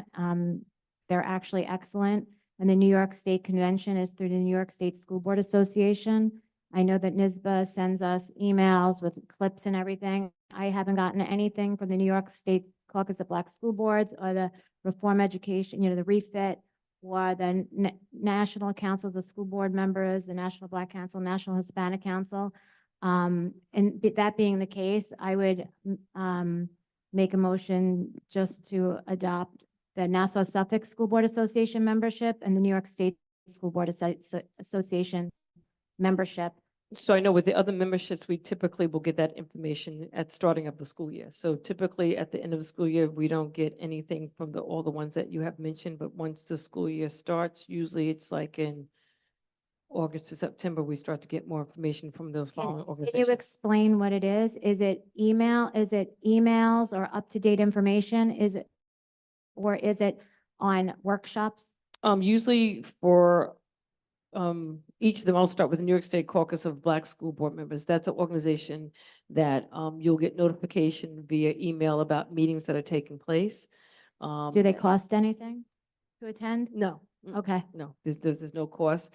There's usually a meeting that occurs at the NYSBA convention as well, but there's usually anywhere between 2 to 4 meetings that take place every single year. They've been responsible in regards to putting up different workshops at NYSBA conferences that relate to diversity, equity, and inclusion. And that they've been doing this for like the past 10 years. So that's them in terms of National Council of School Board Members for National Black Council, as well as National Hispanic Council. Typically for both those organizations, we will receive information about, usually it's all via email. So there's no meetings that we attend for those two organizations, but it's just literature that we receive via email from the two of Okay, them. because I was going to say Nassau, Suffolk, and New York State usually offer workshops too that are inclusive of those things. So, or do we want to reduce the cost? And I'm just asking the board. Do you want to continue with these or? I do want to continue with them. That's just me. We had decided on it. We already reduced the cost from a number of things. So I want to continue with them because they have been beneficial information that we do receive via email from the organizations. Yes. And New York State Caucus of Black School Board Members were instrumental in getting NYSBA to offer workshops related to diversity, equity, and inclusion. Yeah, but the other school boards do that too. Nassau, Suffolk, and New York State offer But the same thing. because of this organization, that's why they are offering more of those things. We were the ones that first started with offering these types of workshops from NYSBA. Well, And then NYSBA picked up from there. I understand, but I'm just saying that's Also- not the only place to get it. There's the other place. So I know But- it's but it's not- negligible. Not that it's the only place. What I'm stating to you is that at the NYSBA conferences, this organization was the one that did it, but also more importantly, they were the ones that lobbied and advocated with NYSBA for them to offer. So they don't do separate things. There are separate meetings that take place. There's separate presentations. There's no cost. There's no fee. So the amount that's paid here is the amount that's paid for all school board members to be part of this organization. Okay, And so when you attend, there's no additional fee for any type of workshop or any type of anything else that they offer. okay, and I'm just also interested in hearing about the National Hispanic Council, since the district is majority Hispanic. What is it that they offer? What do we get from them? Most of the information that we receive from them is all via email, and it's usually typical, different types of articles that we receive from them. Okay, so maybe we can look at keeping the New York State Caucus of Black School Board members, that membership, and then there's a National Black Council. I mean, maybe we don't need both of them. Maybe we could I reduce the think- I think what- $900 and keep the $400. I think what you should do, this is just my opinion, I'm not gonna say you, but I think what the Board of Education should do is to first find out for this year what these organizations offer, right? Find out if it's something that you feel is beneficial. And if we still continue to feel that it is beneficial, then we continue for next year. If we don't feel that it's beneficial, then next year we won't continue with these different organizations. So I'm not in support of getting rid of them because you're not completely familiar with what they offer. What I, And other part too is that if there's any conferences of these two organizations, by paying this fee to attend the conference is a lot I less. understand. I'm just saying my goal is to save money and always look at money, cost savings. I think the goal for all of us is to save money. And I think as we move forward, if there's different ways that we can save money, then we can save money. I just think this is an item that we need to hold on to and then look in the future and determine this year whether or not we want to continue going forward. There's a motion on the table. All those in favor? Aye. Aye. All those opposed? Motion carries 7-0. Can I have a motion for agenda item 7A, please? Motion. I think that was Megan is Second. first. Chris Neer in a second. Well, let me get past the 7. I'll go to 8. All those in favor? Aye. Aye. Motion carries 7-0. Right. Now I'm on 8. Can I do 8A through C together? Yes. All right. Can I have a motion for agenda items 8A through C? Motion. Second. Wendy's first, Carol is second. Any questions regarding these items? Seeing and hearing none, all those in favor? Aye. Aye, motion carries 7-0. Can I have a motion for agenda item 9A, please? Motion. Second. Wendy is first, Chris is second.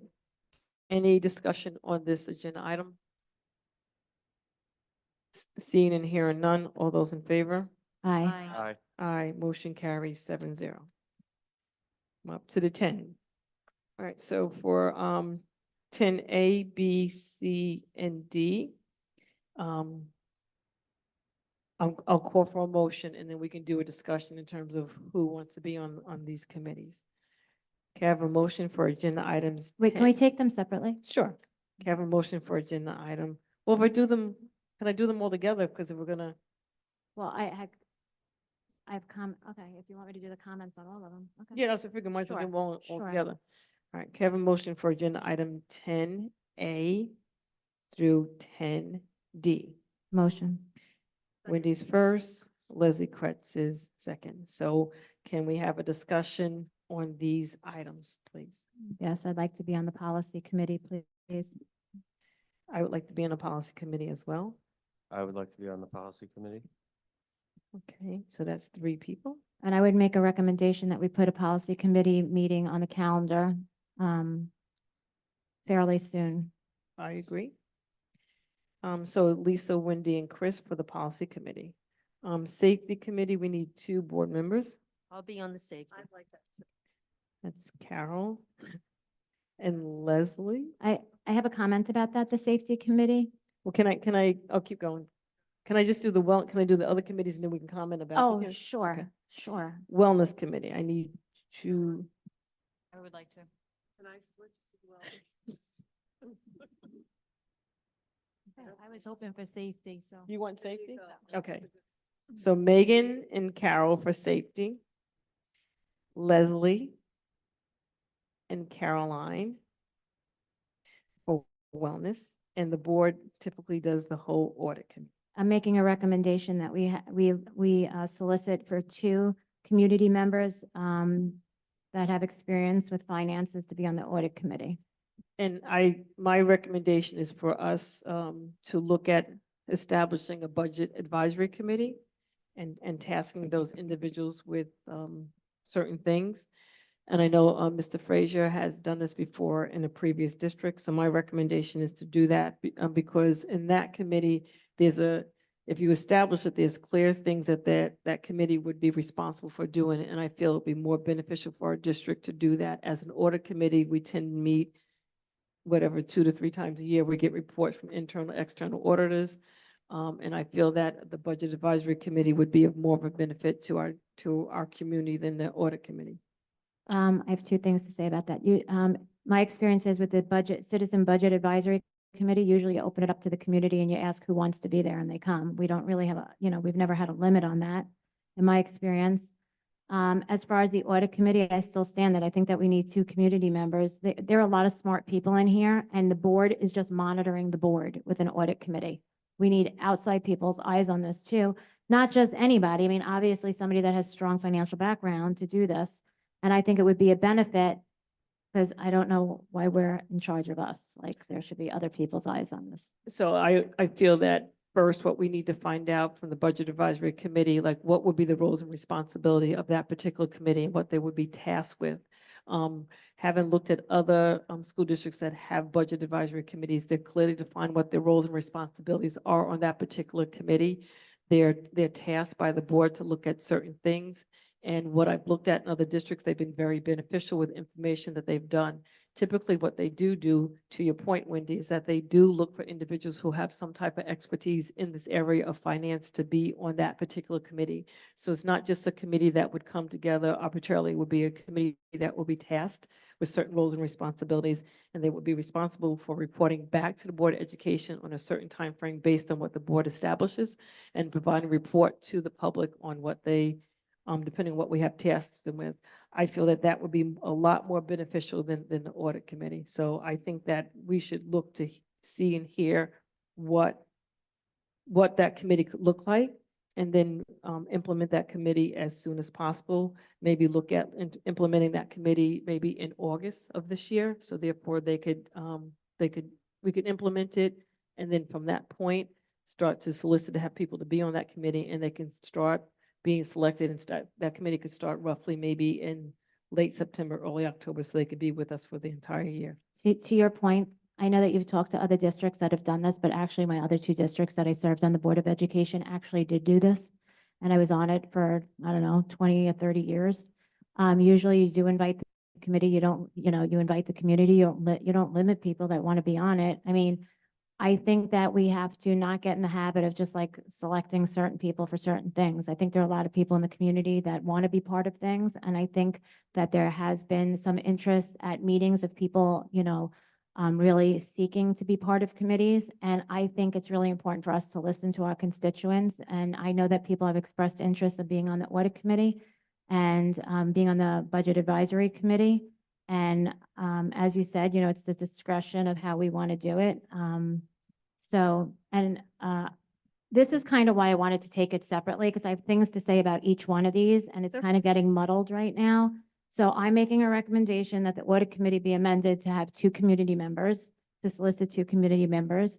I want to say about the safety committee, my experience is, and for anybody that doesn't know, I have said it before, I'm not going to be a broken record, but I have served on 2 boards of education, and we always had the police and fire representatives there too. Safety committee is the most important committee in the district, right? This is about the safety of the students and the staff and everybody around, and what we do in these different scenarios. And having the police and fire representative there, fire member there, it has been really crucial and critical and really helpful to the school district. I would ask that that be amended to include a representative from the police department and the fire department. And I would also ask that we have a buildings and ground committee, which is, a lot of districts have that. I think it's typical, because what happens is, and I'm just going to use an example, like we should have a building tour every year, and every September the board should walk around. We do that, Wendy. We do that Okay. in August. Okay, so I just want to go on to my point with the buildings and grounds. So the buildings and grounds, it's not just a one-time thing of doing this tour. What happens is they report monthly and they talk to the director of facilities, or they might visit the school with them and they come back, right? So I'm just going to use an example. The night of the election, I was in the school and I went into the bathroom and like 2 locks were broken. It's very simple to fix, but if you have eyes on it and we're reporting on it, we can probably streamline it faster to be fixed. I think it's beneficial for us to be in the know of these things. And I also think it's, it benefits the students and the staff.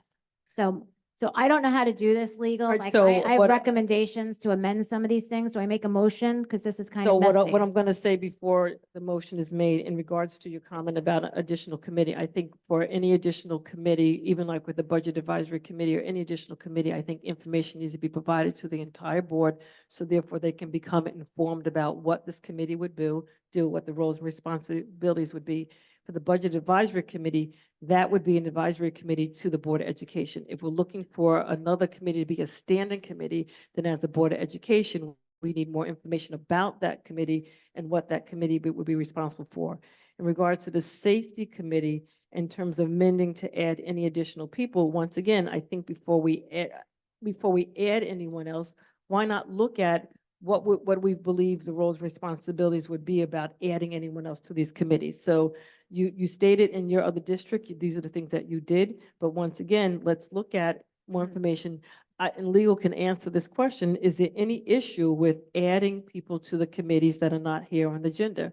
As we go forward, we can say that we received additional information. What we now want to do, we want to add someone else to the Safety Committee to definitely be part of this committee. We want to add someone else to be part of the Wellness Committee. So that's my question. Can we add some additional people to the committees as the board becomes more informed about what else they would like, who else they may like on the committee? I just have a question for that. We need more information about adding a police person and a fire representative. Like what more information do Because you we need? have schools in several different areas. I- We have schools, so if we add individuals to the committee, if we're looking at the police department, are we looking at Suffolk County Police Department? Are we looking at the Amityville Village Police Department, ma- right? well, Are we looking at Nassau County Police Department? Because we have Northwest, where part of that is in Nassau County. No, I Just for understand, example. I Fire understand your department, point. are we looking at the village fire department? Are we So looking you at? the invite fire- both. So, Can I just? so I'm just saying, we need to, let's look at this more would before we just- start yeah. adding people. That's all I'm just saying. Exactly, I'm okay because with it, but I let's just look at it wanna- more. I just want to interject one thing as far as the Safety Committee goes. I did serve on the Safety Committee the last 4 years as a board member and for many years previously as an ATA member. It meets monthly. The Director of Facilitation is there each month, as well as a teacher from each building. Police and fire have been invited. The Director of Facilities also acts as a liaison with the police department and the fire department, and you can expect them to come monthly to each meeting. So I have to say that it did work in a very comprehensive capacity. We So, should also have parents on that. Unfortunately, over the years, parents were invited and they could not get attendance from parents. I'm sure if we put it out, we might be able to get parents on that- this or that- community That's members. fine, but you Yeah, have to okay. remember that they meet usually right after school ends. No, with staff teachers. I understand what you're saying. I mean, Yeah. your point's well taken, but I think it's something that I guess I'm asking council, can I make a motion to amend adding other people onto these committees? Like parents should be on a safety committee. I mean, why wouldn't we ask parents to be on a wellness committee? Why aren't we asking parents to be on these things?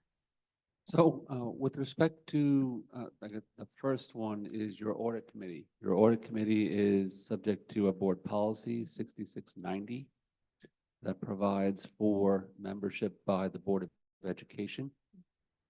So my recommendation with respect to changing the audit committee is to change your policy. Okay, so at a policy meeting. Okay, Yeah. understood. With respect to your other committees, I don't know if your other committees are also subject to policies.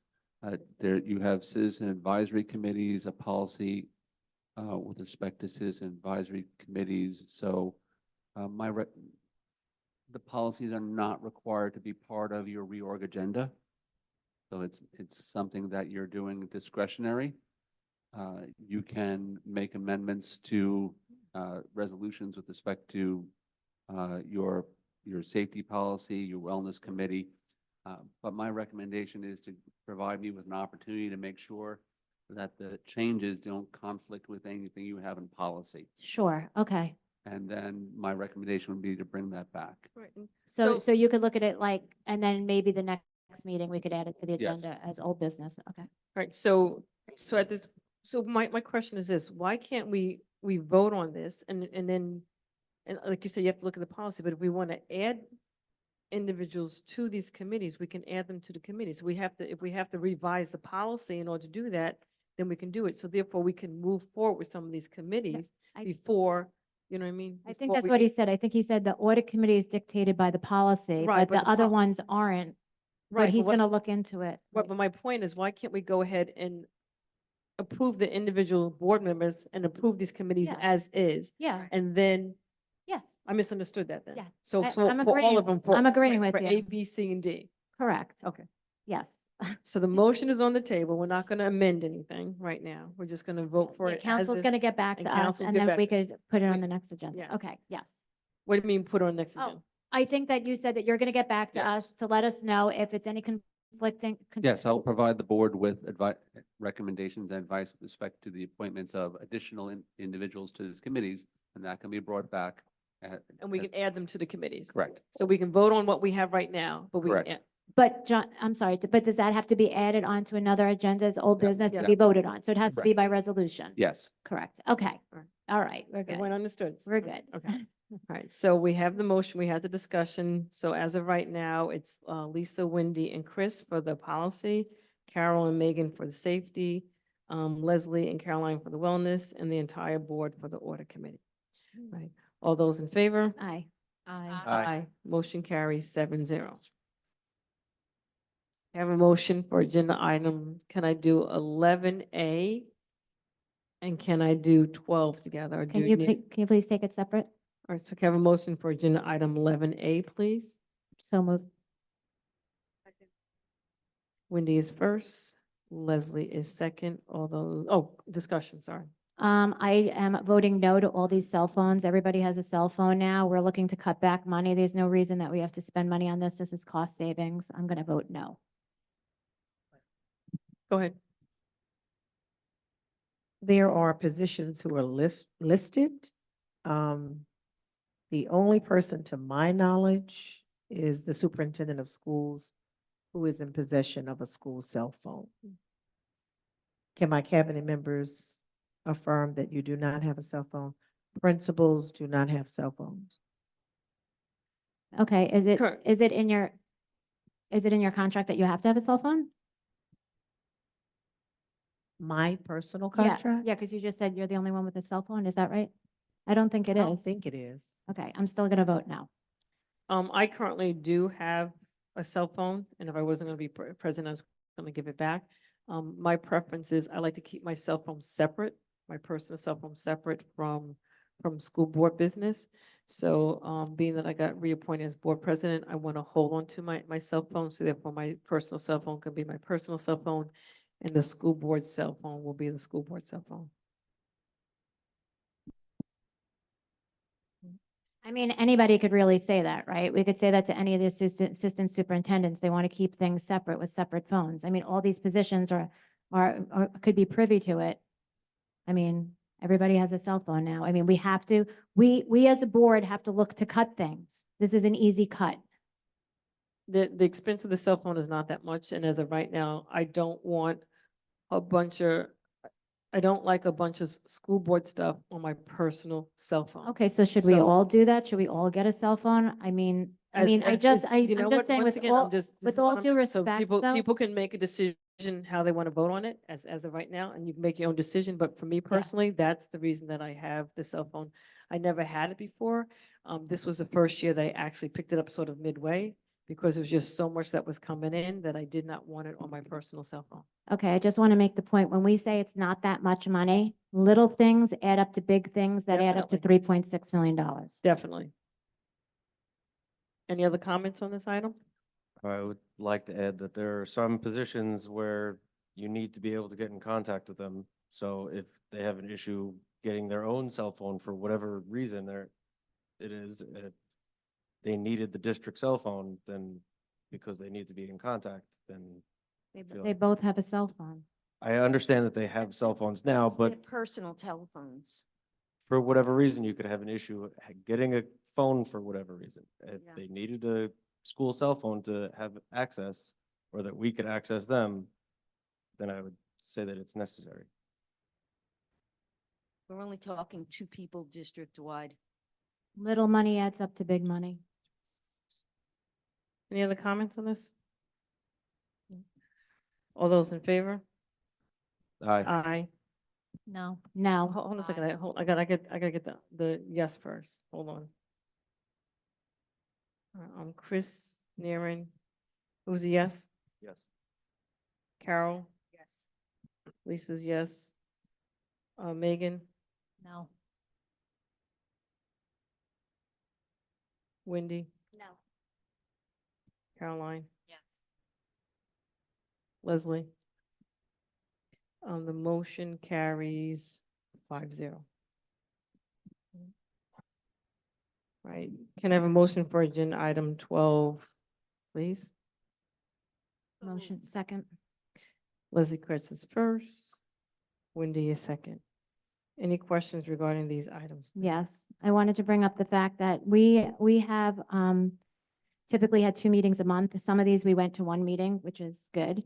But we label them work sessions. The first meeting, there is always action item at these meetings. There's always board resolutions at these meetings. It's really a board meeting that's labeled as a work session. According to council's contract, in the retainer, they attend regular meetings. Why wouldn't the district save itself money and call it a regular meeting because it's a regular meeting? And so I am asking that we do not label these work sessions anymore because there has never not been an action item at a work session. So, to Wendy's point, I understand what she's saying, and I do agree over the last several years, almost every single work session, there's been some type of, board action or board voting that we were doing on, that we did. So, years ago, there was no actions that were taking place. So I don't know what else we could term it. You know what I mean? But I'm not disagreeing. no, with you, I understand. But I'm not sure but- how else we can term it, because the original concept behind it was exactly that we would take the time to discuss the items that would be on the regular agenda, and it was just that. And the thought process was maybe there was something else that we could work on, during that session. Right. Maybe it was establishing goals or something like that. that We Right. could work on it, but it has evolved into voting on different things. Right. So the question is, and I think it's going to take time for us to go back to what originally was. So the question is, what else do we name it? Well, I just want to say a true work session, to your point, is there's no action items. That's really where you're supposed to deliberate. I've been attending meetings for 4 years, and for 4 years, the work sessions have had action items on it. Correct. So what do you label a meeting that has resolution and actions? You label it a regular meeting. So I'm going to make a motion that we change the work session title to regular session. And I also have another comment on here. I'm not sure, are the budget meetings supposed to be listed on here? On this calendar? Because I don't see anything identified as budget meetings. I think budget meetings should be standalones, as I think we learned from last year, they were very lengthy. So does this include budget meetings, or are don't we think it going to do does. standalones? So the budget meetings are included, my understanding, the budget meetings are included in here. Okay, so I'm going to make a recommendation that we don't include the budget meeting with the regular meetings. The regular meetings are lengthy as they are. The budget meetings went on till almost 10, 11 o'clock at night. Things are really important. People are really engaged right now, which is a great thing for the community and for us, I think. So I think that it is very difficult. There are parents that have young kids at home. People have to work the next day to include it on a regular meeting. I think we should learn from the past, right? Moving forward to move the district forward and to do things better and improve upon it. I would make a recommendation that we add at minimum 2 standalone meetings to this So for the what we, budget. so what we can do is people need to look at their calendars in terms of, I don't disagree, I Okay. agree. We can look at the calendars to determine what 2 dates we want to add and in what months we want to add those dates to make sure that the entire board and the cabinet will be available to attend those Okay. meetings. So Okay, that's I'm fair. not, I'm not opposed to it. It's fine in making a decision. Do we want to start it in November? Do we want to do it in Well, January? So. Well, I just want to say regarding the budget meetings, you know, I know budget meetings usually start in February, they go to March. I think to accommodate the community and parents, we should have at least one on a Saturday. You know, because not everybody can make it at night and they have plans. So that's my recommendation. I know that you're saying, well, look at this and add it, so that's okay. That's fine. So I guess to council, am I making a motion to change work session name to a regular meeting name? Does that have to be a motion right now to change this? Or can we just change it? Or can we just change it?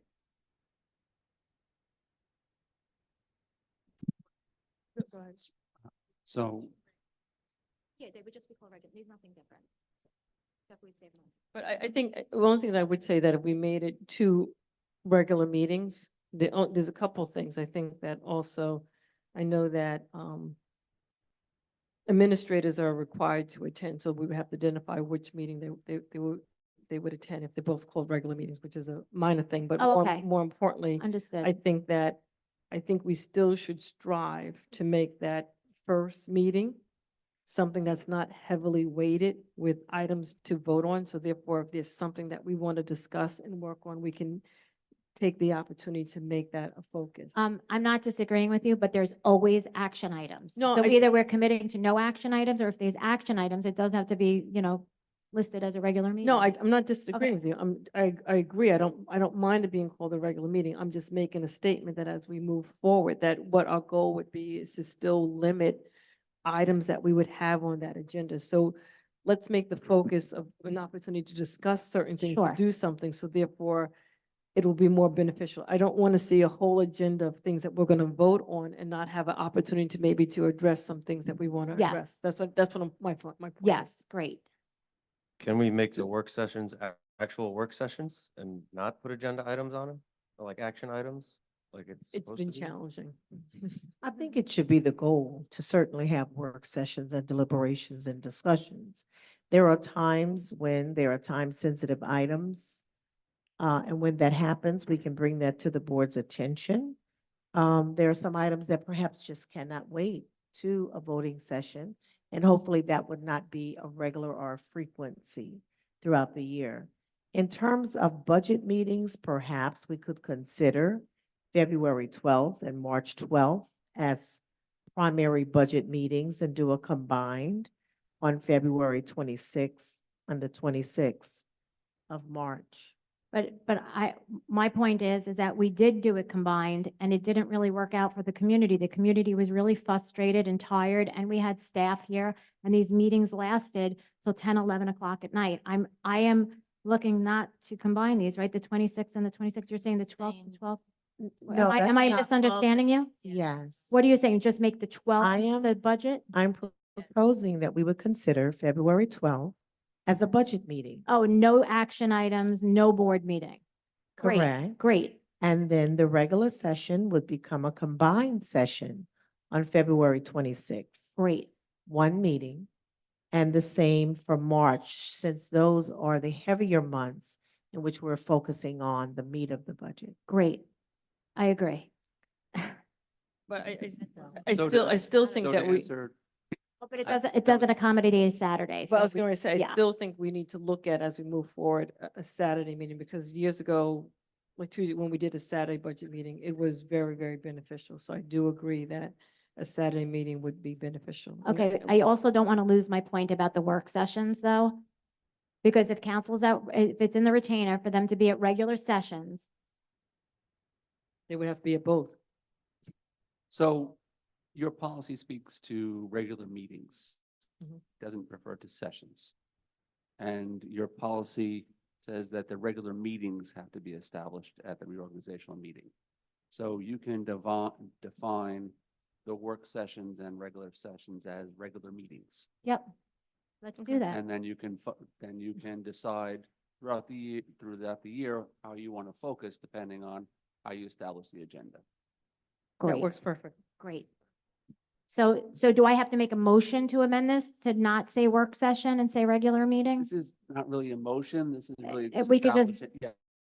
Yes. Okay, so we could just agree to You could that just here? agree to that. So you'll just say it and we'll agree to it? Okay, great. And I think Okay. the other part too is that we can always just, if the two February 12th and March 12th are already on the agenda, then what we can establish that will be a regular budget meeting for those 2 dates. Great. We can just establish that. And then the 26th of February and March would be regular meetings. Right, and then we'll look, I guess soon enough to add a Saturday meeting, like I don't want to wait so long, like maybe we should figure that out, shortly. And we'll put that up. Okay, thank you. Okay, So we're going to vote for the regular meeting dates. We will change about make it regular meeting for both, and then as we move forward. So the motion is already there. All those in favor? I Motion carries 7-0. I have one more question. I know that was the last thing. Sorry, guys. I know that they're talking about making, students on a Board of Education. I had done that before. I've been part of that. It's Can really, I can was gonna ask can if we- that has to be added to the reorg meeting, if we want to add a student. I think that we should, I think that's a good idea. But but do I we think- do it here? I think what we should do is make sure that we discuss it. We can always, if we don't add it on this agenda, we can do it on the August agenda. Okay, It's no not- problem. Thank you. Right, so at this point in time, we just finished the reorg agenda.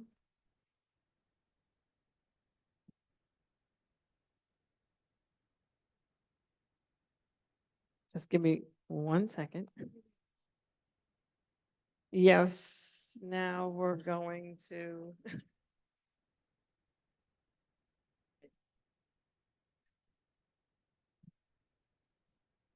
All right, so council, want to make sure that I'm doing this right, that we just finished the reorganization agenda. We need to go into the audit committee. So I'll make a motion to go into the audit So committee. you're making a motion to adjourn the reorg meeting now. Can I have a motion to adjourn the reorg meeting? So moved. Second. Let me just make my note here, please.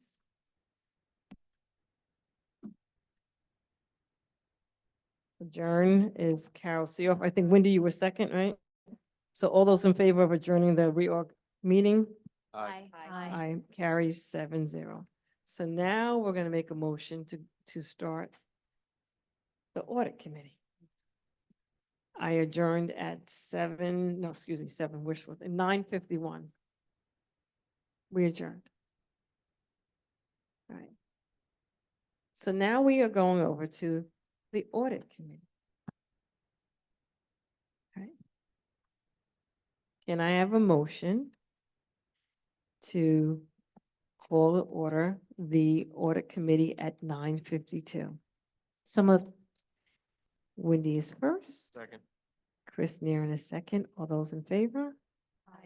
I am not doing the emergency thing because we already did that, as well as the pledge of allegiance at this point in time. If Alan, you could come to the mic to present to us. Thank you, Ms. Johnson. Good evening, members of the Board of Education, members of Cabinet, and members of the public. My name is Alan Yu. I am one of the audit partners of the firm, Cullen and Danowski LLP. My firm has been appointed as the district's external auditor of your annual financial statements. And the goal of this evening's audit committee meeting is for me as your external auditor to go over with you as the audit committee of the school district, the audit plan for the upcoming external audit of your June 30th, 2024 fiscal year end financial statements.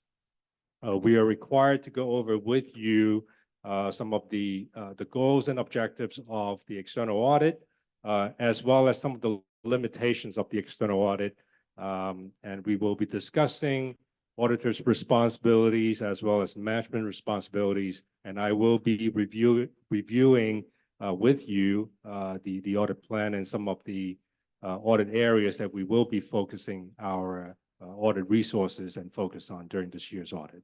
Okay. You should have in front of you a handout material like this. Okay.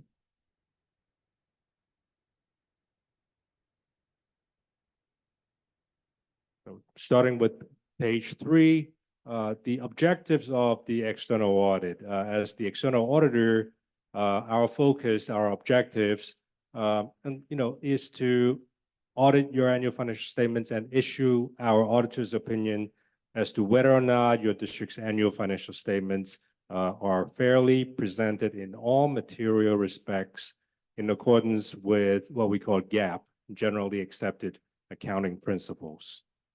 We are also required by government auditing standards issued by the U.S. government, the GAO, Government Accountability Office, because your school district is considered a local government. And under government auditing standards, we are required to issue a report about your district's internal controls over financial reporting, as well as your district's compliance with laws, regulations, provisions of contracts, and grant agreements. Also, your district's Board of Education has oversight responsibility for the student club monies, what are collectively called the extra classroom activity funds. The New York State Commission of Education regulations require school Board of Educations to have annual audits of those student monies as well. And so one of the objectives of the annual external audit includes the audit of those student funds and the financial statement of the extra classroom activity funds. In addition to the audit of your annual financial statements, the review of your internal controls over financial reporting, and the audit of the student club monies, because your district is a recipient of a significant amount of federal awards, you're also required by the federal government to have an annual program compliance audit performed. And this is known as the federal single audit. And it involves the evaluation and assessment of the federal grant awards received and expended by your district during a current fiscal year. And we have to, based on those assessments, identified what's known as major federal programs that would be subject to the program compliance audit. For those federal single audits, we have to follow a set of audit guidelines issued by the USGAO, again, the Government Accountability Office, and the Uniform Grant Guidance issued by the federal government. So just for perspective, the threshold for a federal single audit is $750,000. That's the amount that would trigger the federal single audit. And your district in this past fiscal year, the last fiscal year that ended June 30, 2023, received over $8 million in total federal awards.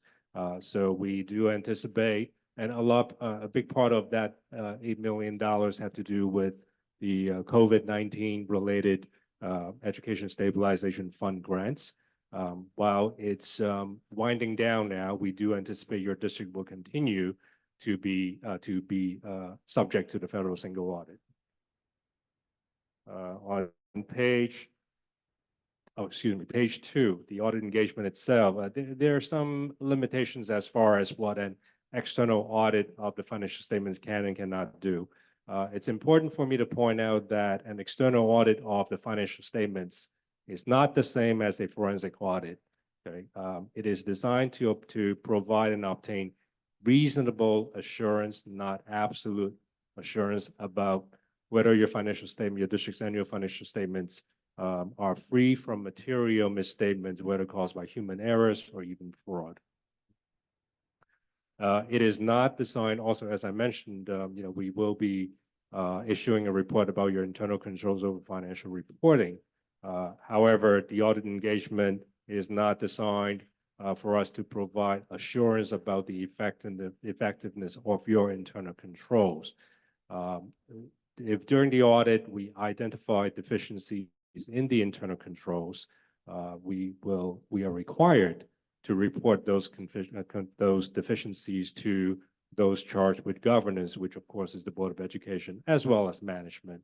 However, the objective is not for us to opine on the effectiveness of the internal control system itself, and therefore our audit report will not include an opinion about the internal control system's effectiveness.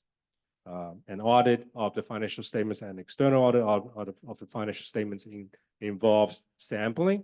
The risk assessment phase will allow us to test your internal controls and identify potential areas with higher risk or significant risk of misstatements. And based on those risk assessment, we will select audit samples from various areas of your financial statements. And based on the results of the testing of the audit samples, if we do not identify any exceptions, we will accept the results of the audit samples as representational of the population. If we do have exceptions identified in the initial audit samples, then we would expand on the samples to see whether or not there is a systemic issue regarding internal controls. Okay, so again, it's not a forensic audit. It does not include a detailed examination of all of the transactions, and it's done on a sampling basis. Also, there is the concept of materiality. Materiality is an audit concept that's based on the total dollar amounts of an audited entity's budget. Okay, we look at the either revenues or total assets. Typically, those would be the baseline number for us to calculate a materiality amount. So, in terms of the school district that's your size at $113 million budget, the planning materiality for an audit is actually quite high. It's well over $500,000.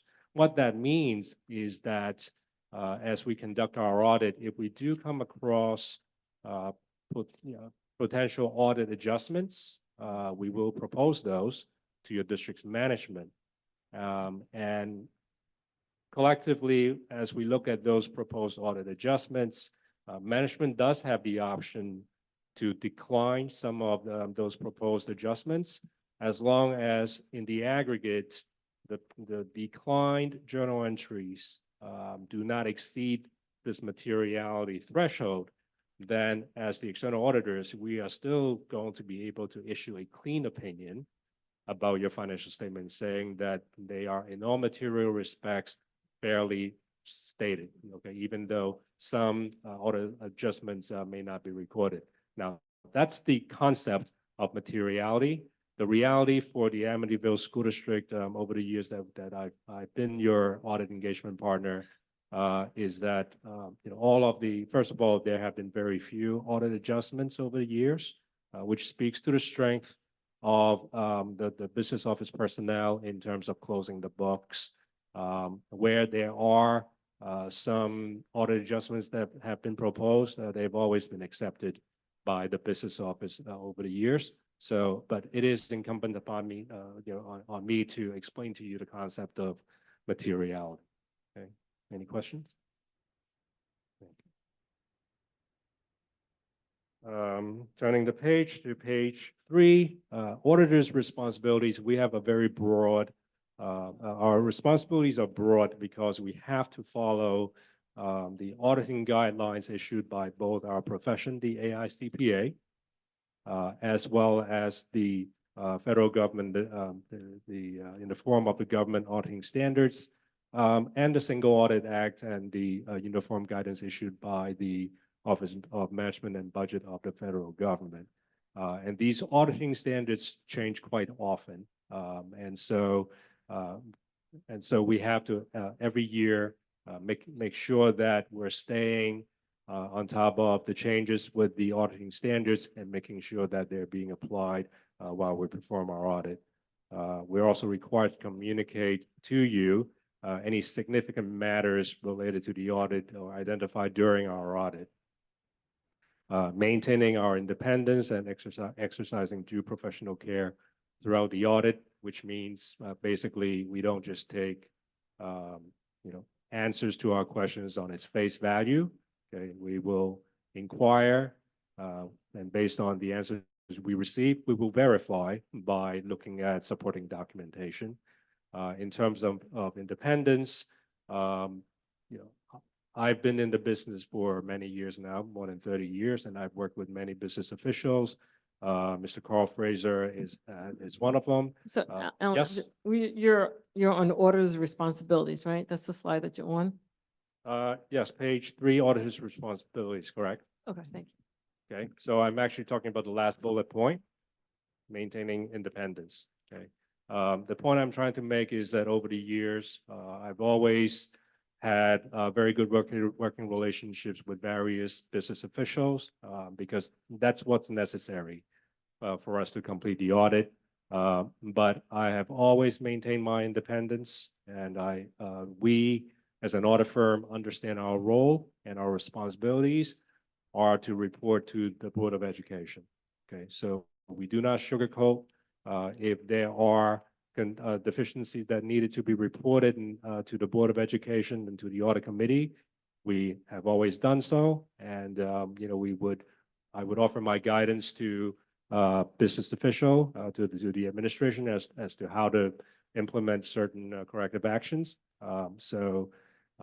In terms of auditors' independence, this is one of the requirements that we as external auditors must maintain, and I assure you that you will continue to receive that from me.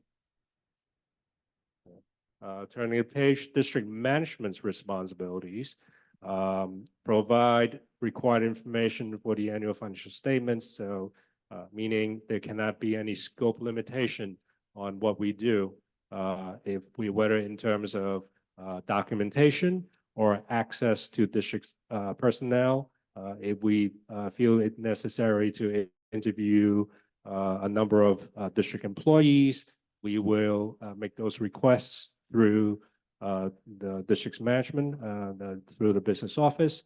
And we expect full cooperation, and we have always been receiving full cooperation from your district's business office, so I will expect the same again.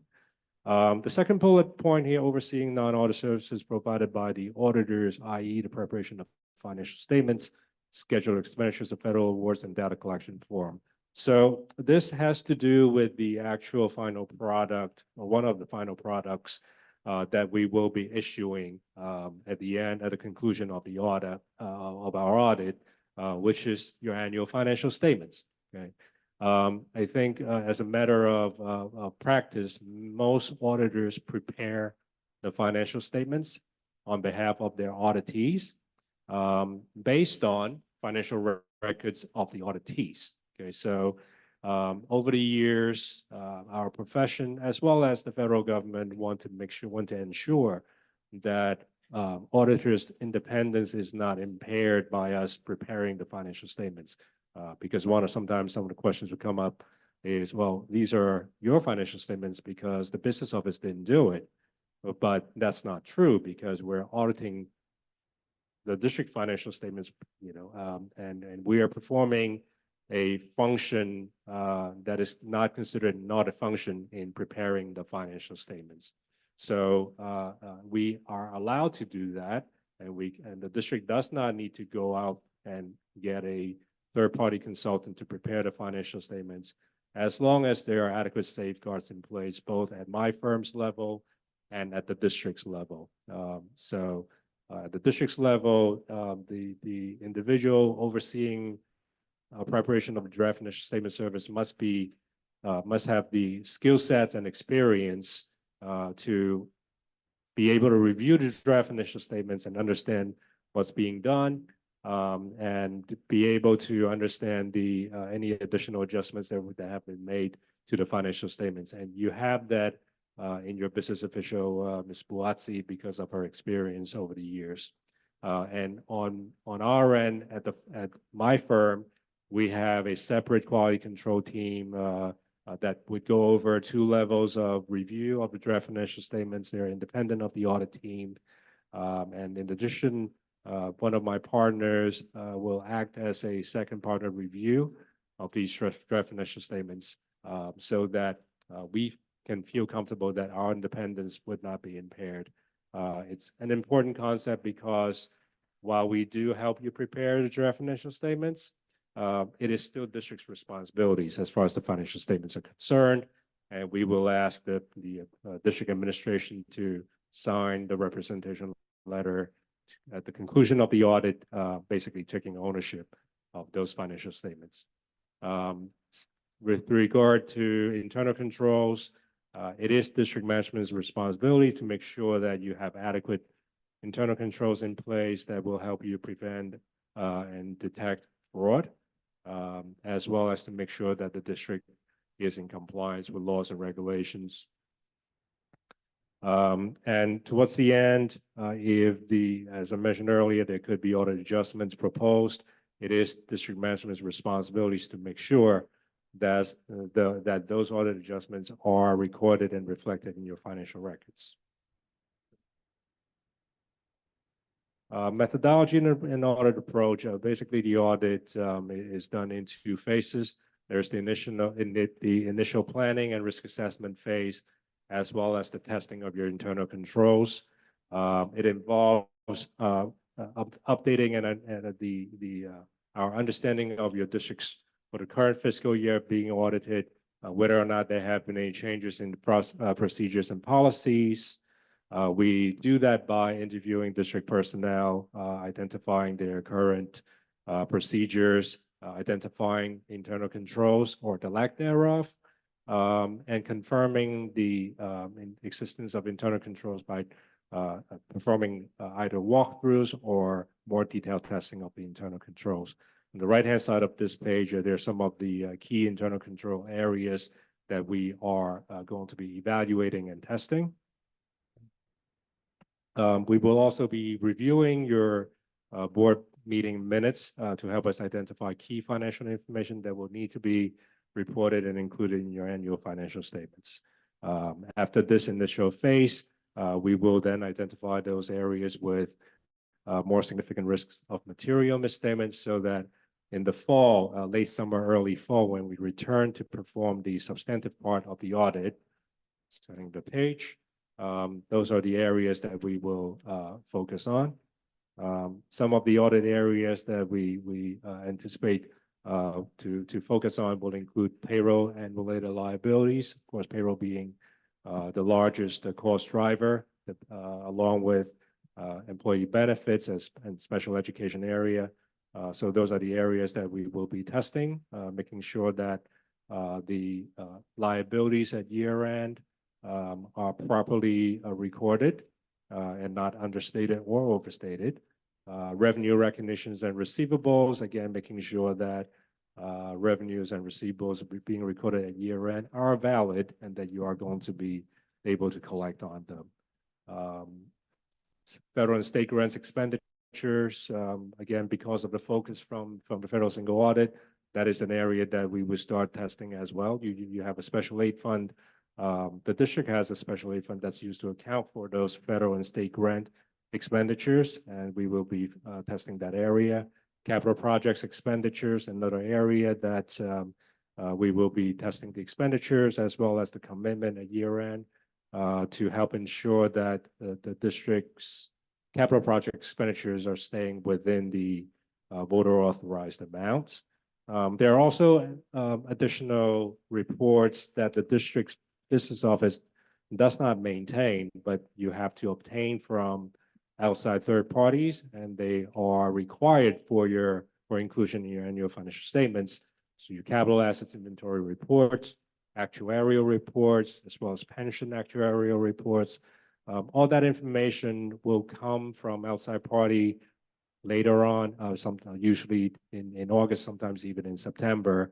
Once those reports become available, we will be auditing the disclosures and the amounts within those reports.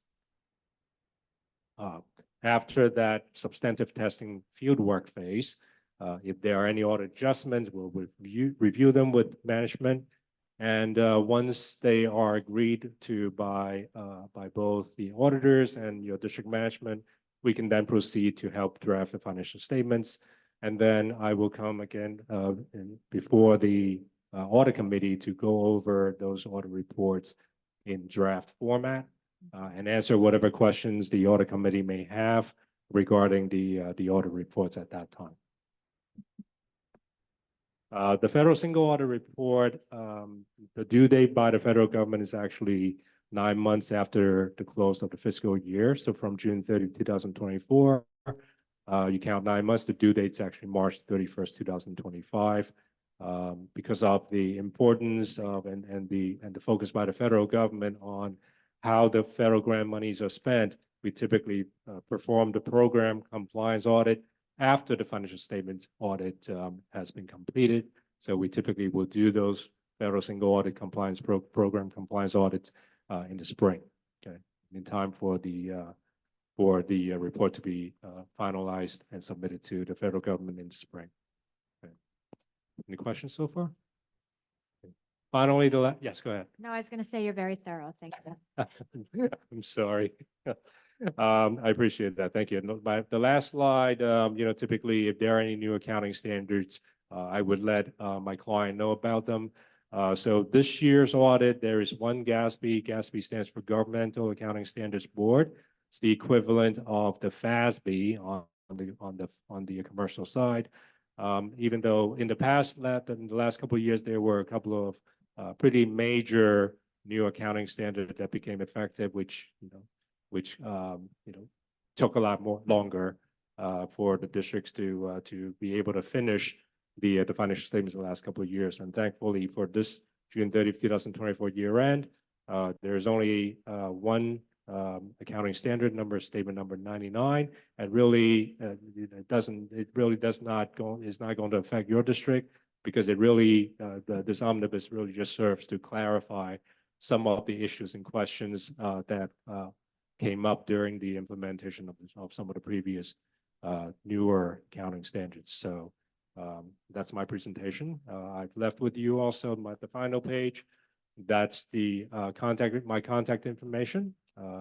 Should typically, if the audit committee has a need to reach out to me, typically they would do so through the chair of the audit committee. But also, that is not to say that you individually cannot reach out to me if you have concerns about certain areas that you'd like us to look into during the audit. I welcome any input from you. Thank you. Does any board members have any questions? No, thank you. Okay. Thank you. I appreciate your you. time and your attention, and I look forward to meeting with you later on this year. Thank you, Alan. Thank you. Thank you Thank for you. sticking around. Good night. You're welcome. Can I have a motion to adjourn the audit committee? Motion. Hold on. Second. At 10, Aye. 10:16. Wendy is first. Chris is second. All those in favor? Aye. Motion carries 7-0. Can I make a motion to waive the pledge? I'm definitely gonna waive it. I know we've been sitting here for a while. I'm not too sure if anyone just needs to go do a quick break. No, let's just go. Oh, let's just push through. Just go.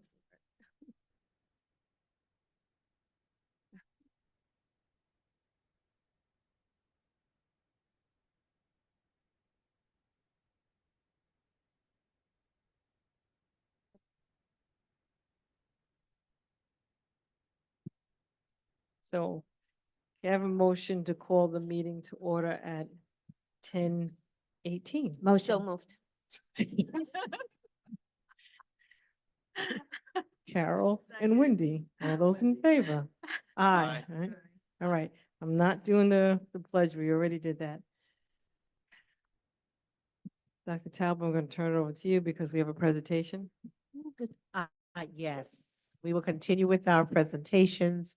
We had communicated with the community that we would give a brief overview of our financial status for 23 and 24. So as you know, we are continuing to navigate a fragile budgetary landscape. We're currently experiencing a slight upward trajectory.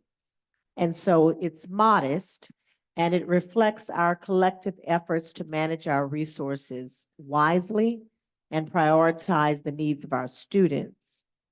Ms. Buati is going to give us a brief overview of where we stand today, understanding that our financial status has ebbs and flows. We're communicating with you where we are currently. Thank you.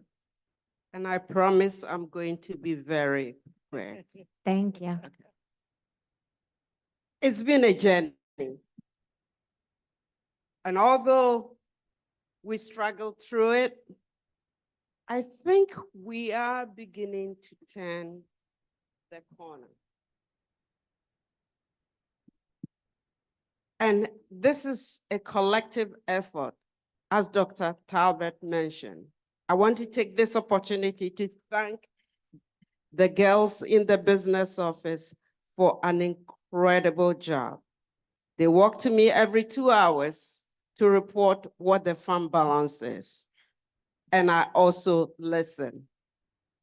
It's not been easy, but to take a deficit of $3.5 million and bring it down in 1 year wasn't an easy thing to do, but we all struggled through it. And I want to thank the board and everybody here for your patience. At one point, I didn't know myself whether we were going to do it. In January, you can see in January, we were around this area. Then we started climbing up and we go down. But it looks like we are beginning to move upward, and it is incumbent upon us all to continue that trend. So last year, we were looking at a deficit of $3.6 million. The deficit is always reflected on the expense side of the budget, not the revenue side. Right now, even though this number is kind of low, because on average, our auditors expect us to end the year with about 2% surplus. But we had a tall order. So going from a 3.6 to a positive balance was really a tough thing to do. So the 3.6 is our audited fund balance from 22-23. Right now, we are sitting with a positive balance of $481,000. Now, we have a large encumbrance. It's because we encumbered pretty much everything that we worked with last year. But this number continued to decrease. And as it decreases, the amount spent goes up. As of this evening, I was looking at $1.8 million in encumbrances. I'm hoping that some of the encumbrances will also be released, but don't count on it, because sometimes some weird invoices show up. For example, if we have kids who are displaced and get permanent housing in our district, but continue to attend school in other school districts, that school district can turn around and bill us. And sometimes you don't know, because they themselves have to wait till the end of the year and make sure that they get all the attendance numbers correct before they bill us. They are supposed to inform us that they will bill us, but they are not required to tell you the exact amount that they'll bill you. So all those things hang out there, and that is the kind of adjustment that the auditor was talking about. We go back and forth all through the July and August until we finalize the numbers. So it doesn't mean we are not facing challenges. We are. And our major challenge continues to be in our special education. That is a huge challenge, and it is all due to the tuition and related costs for students who are placed in out-of-district program and through the courts and settlement agreements. We have to look at those things very, very carefully. But this year, we started to take action. What we started to do is to look at the related services bills that we receive from our providers. Our new special education director met with all the related services providers, and the superintendent and myself met with some of them as well. If that service is not on a student's IEP, please don't bill us. We are cross-checking everything. And in fact, we were able to reduce some of the bills from some of those vendors. If we have related services providers provide services for students in the schools, if they come to the front doors, they have to sign in, and we have to see that their timesheet reflect the services that are being charged by these vendors. We are looking at those things very critically. And most importantly, if those services are on kids' IEP, then technically the district can seek reimbursement from the state. And those are some of the things that we are looking at very carefully too. We sat down with the special education department, reviewed the IEPs of every student, calculated it, who is the one-to-one aid, whether the one-to-one aid is receiving health insurance benefit from the district or plays a role in determining the cost that you can assign to every student.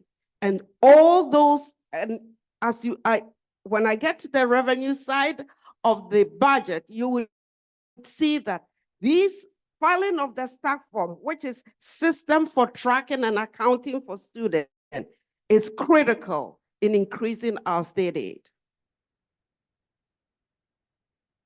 Today, we talked about transportation expenses. This is one of the areas that we've also been looking at. And thank God we have a new person coming on who has a good understanding of transportation as well. We want to reduce some of the requests for vans, stops, and looping. Those services, even though it costs $89 per loop, it adds up. I look at every bill, and when I'm signing them and I see 10 loops on one bill alone, that is a lot of money. We've got to do something about it. And I'm happy that we have somebody coming on board who will be helping me to achieve this goal. We also want to look at the routes. If two buses are going on the same route, can we combine the two?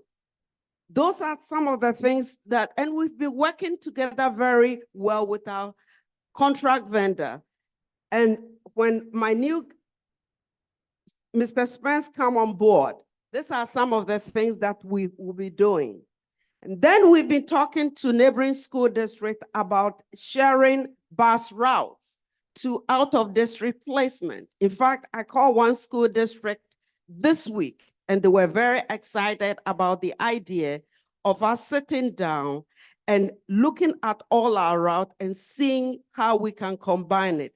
It is not an easy thing because your goal is to get the kids to school on time. So combining route has to be done very well. The two homes have to be very close together in order to be able to pick the kids. And you also have to be mindful because you don't want to keep the kids on the bus too long. So it's a technique that you have to take and you have to look at it very carefully. But they were very excited to talk to us about it. Overtime and building use. This is something that Dr. Talbot herself look at very critically, and I look at very critically. If the overtime is not pre-approved, you're not getting it. It's something that we have to be looking at on a day-to-day basis, and it seems to be working. Building use and security requests. In fact, I was very happy. I called some of our residents and I shared with them some of our concern. And I said, is it possible for you to reduce your program by 1 hour? And they were receptive. So we call our residents, we talk about the use of facilities, and they are ready to accommodate our request to cut back on the hours.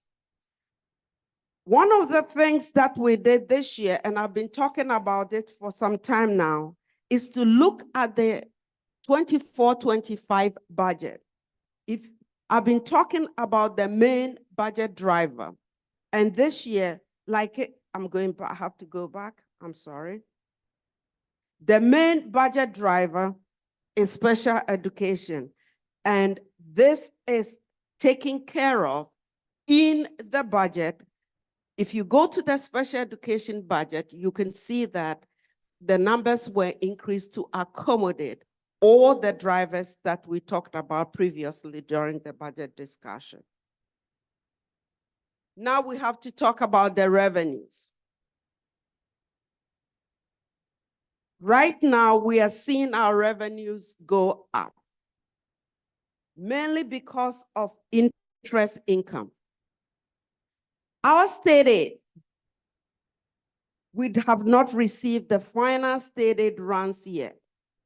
We think when we get the final state aid run, this number will also go up. So altogether, we are seeing a positive trend both on the revenue side and on the expense side of our budget.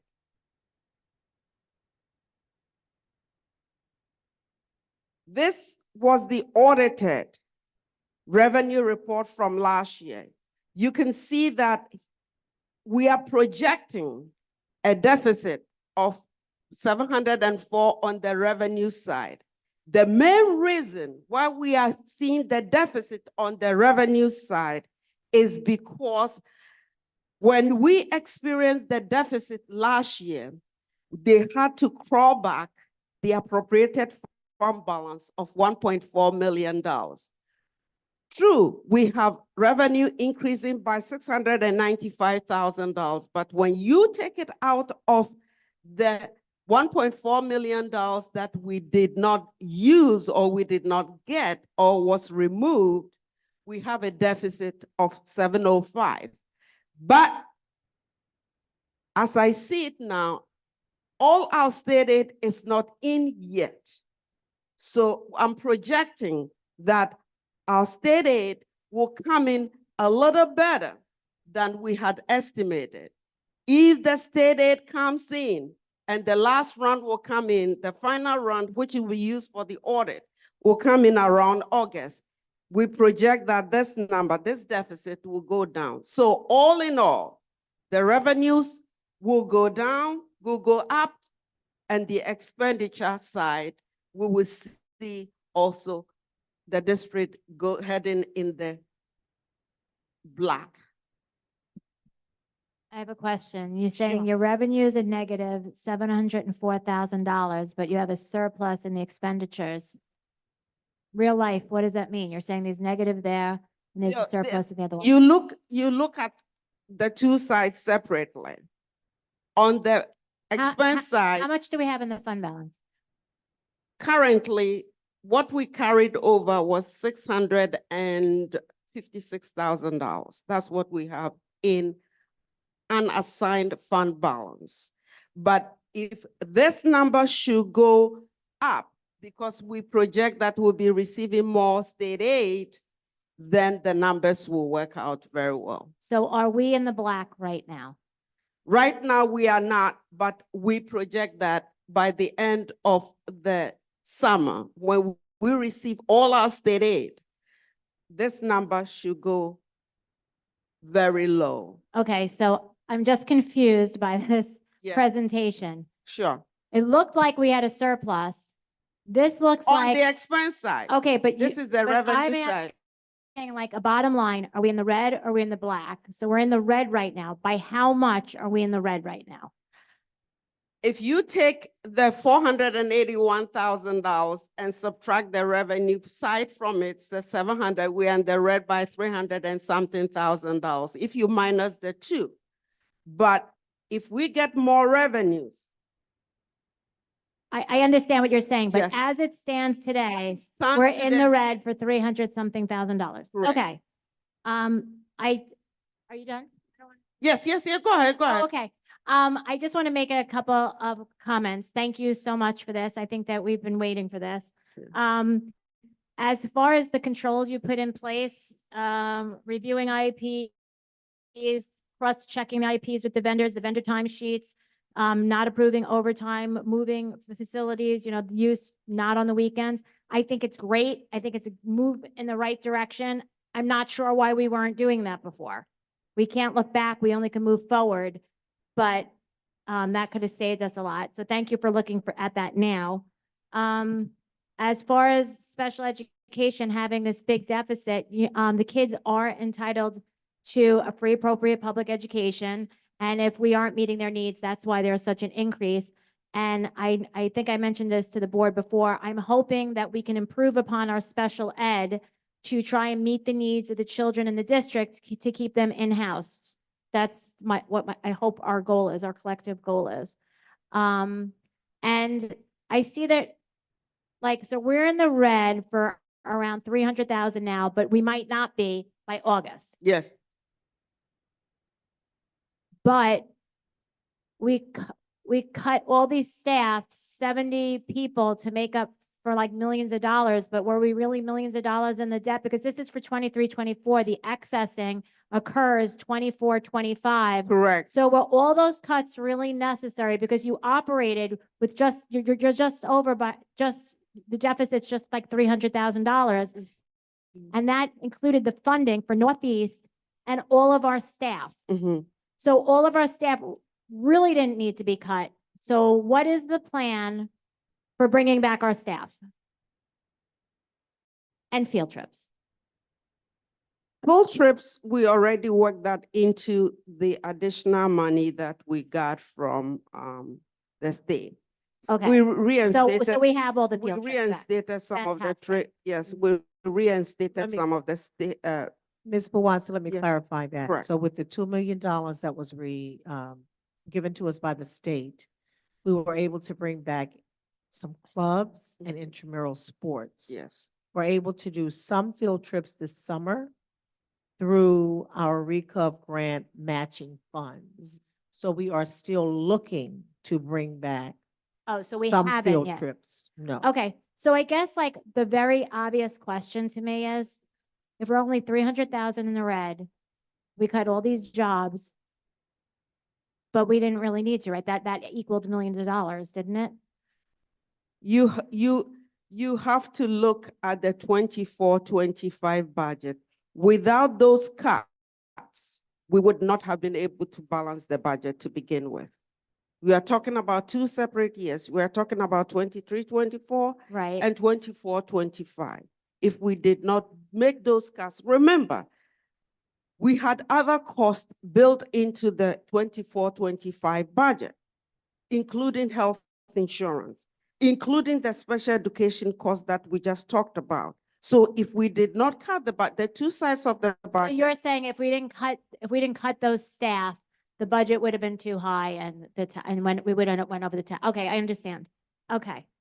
Let me just see one other thing. With the busing that you're talking about, like consolidation, Correct. We use educational busing. Are these other districts using educational busing or they have private, they own the buses? They do use educational too. So that would be a savings because Yes. we reduce the busing. Okay. Yes. Potential savings if there were, it would be potential savings if we were able to coordinate it. Correct. Okay, and I know that busing is about $9 million of transportation, which is very crazy. I am very hopeful with a new transportation person that will be evaluated and we'll have some good news soon about that. Thank you. Thank you. Thank you. Any other comments or questions by board members?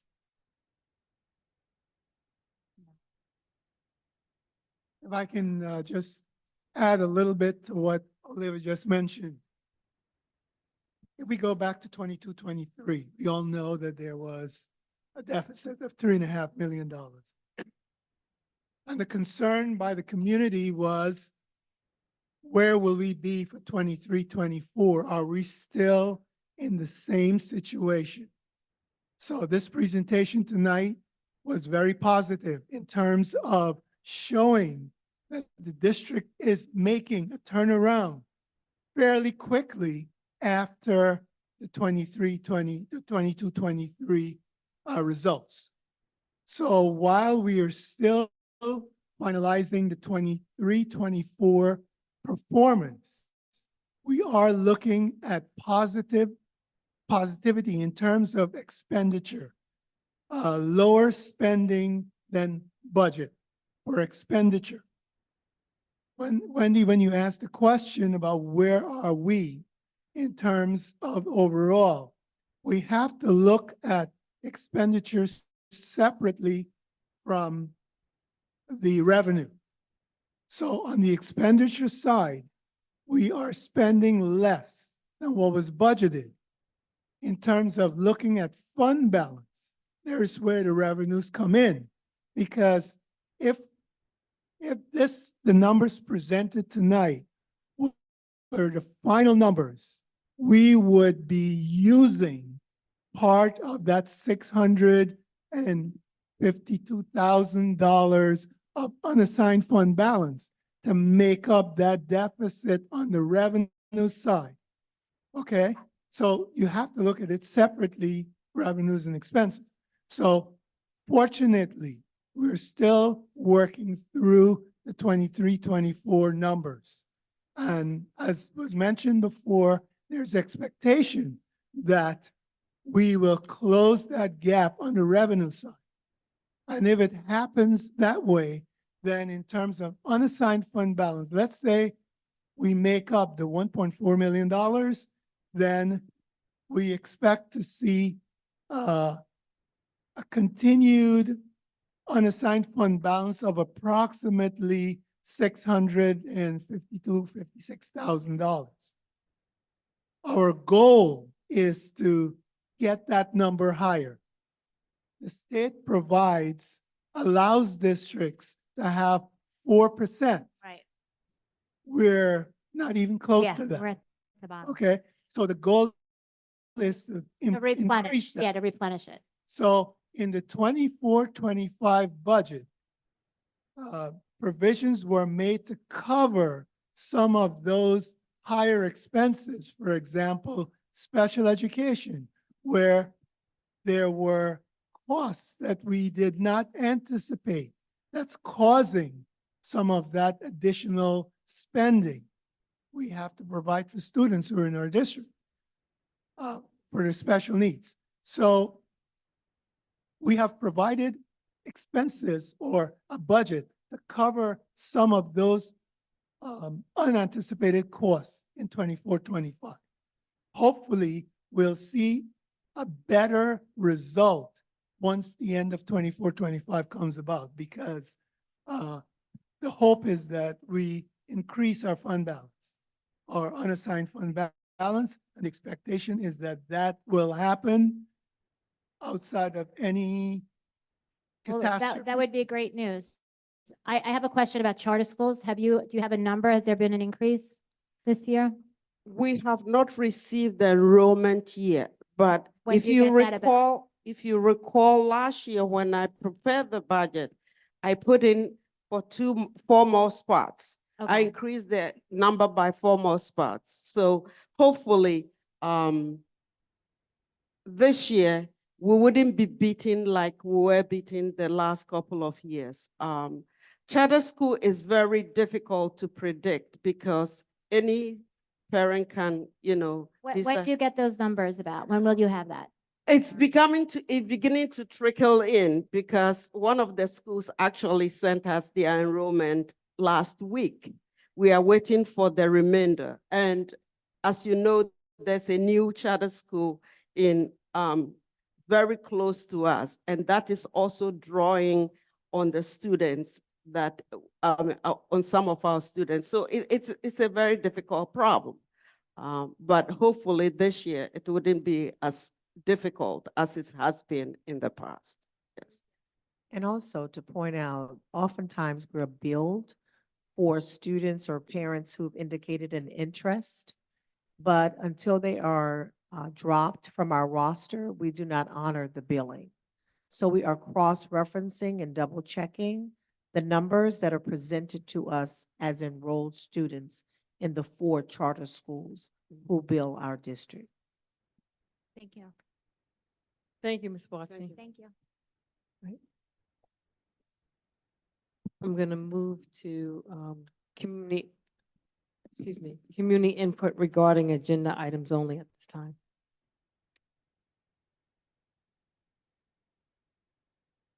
I'm not sure what's out that way. You can just find out if there's any attachment for any agendas out that way. Go ahead. Good evening, Matt Grice, 85 Craig Road, Islip Terrace. I just wanted to ask about a side letter agreement. We had submitted 2 side letter agreements, the ATA, recently at the same time. One of them is on the agenda, which is fantastic. The other one is in reference to a grievance, which we filed step 3 back on March 21st. Our contract states that we get a board hearing within 15 school days, which takes us to April 16th. We haven't had that hearing. We've been stuck, and we were hoping that the second side letter agreement would solve the issue of this grievance. So not seeing it on the agenda, and again, not given our board hearing to allow us to then proceed to the next step at arbitration. I was just wondering if there was any information on where that was. Go ahead. So I've reached out to your LRS, and we'll have discussions about your proposed stipulation. Thank you.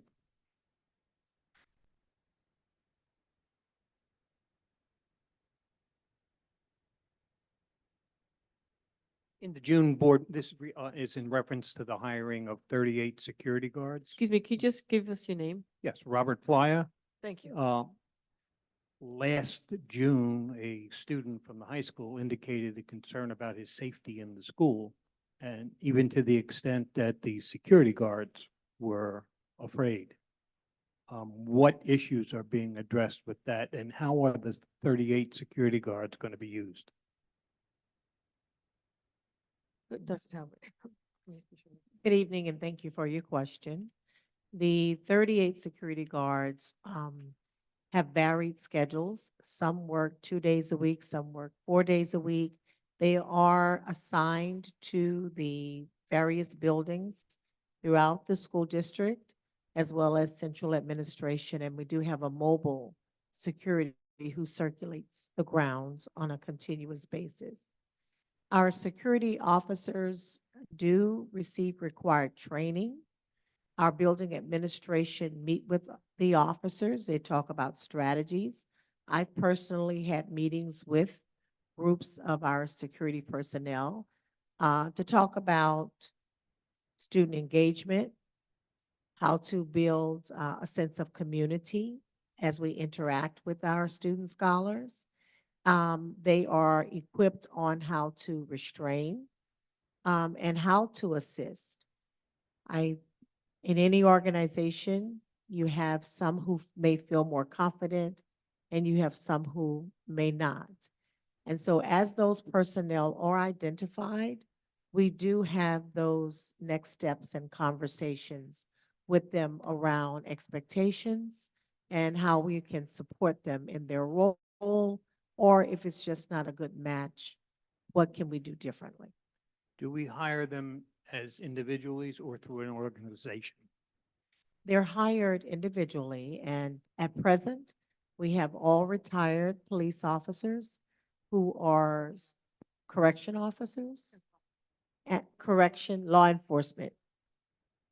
Security guards? Okay, No. they can have they carry no weapons, I assume. No, they're not armed. Okay, thank you. Thank you.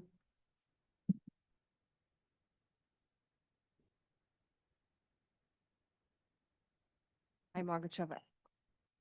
Amityville, just a quick, was there no backup with this agenda? No paper, no supporting document? Was any, I can't hear you.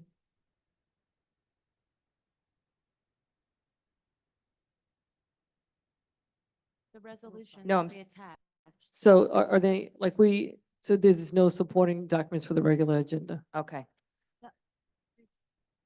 So, There should be resolutions. We're voting on resolutions. No, the community's asking, are there any supporting documents for them well, out there's there? usually about 10 or 15 pages that Right. go support the back of the agenda. Are there resolutions attached to that? No, That's- I think that's all from the reorg meeting.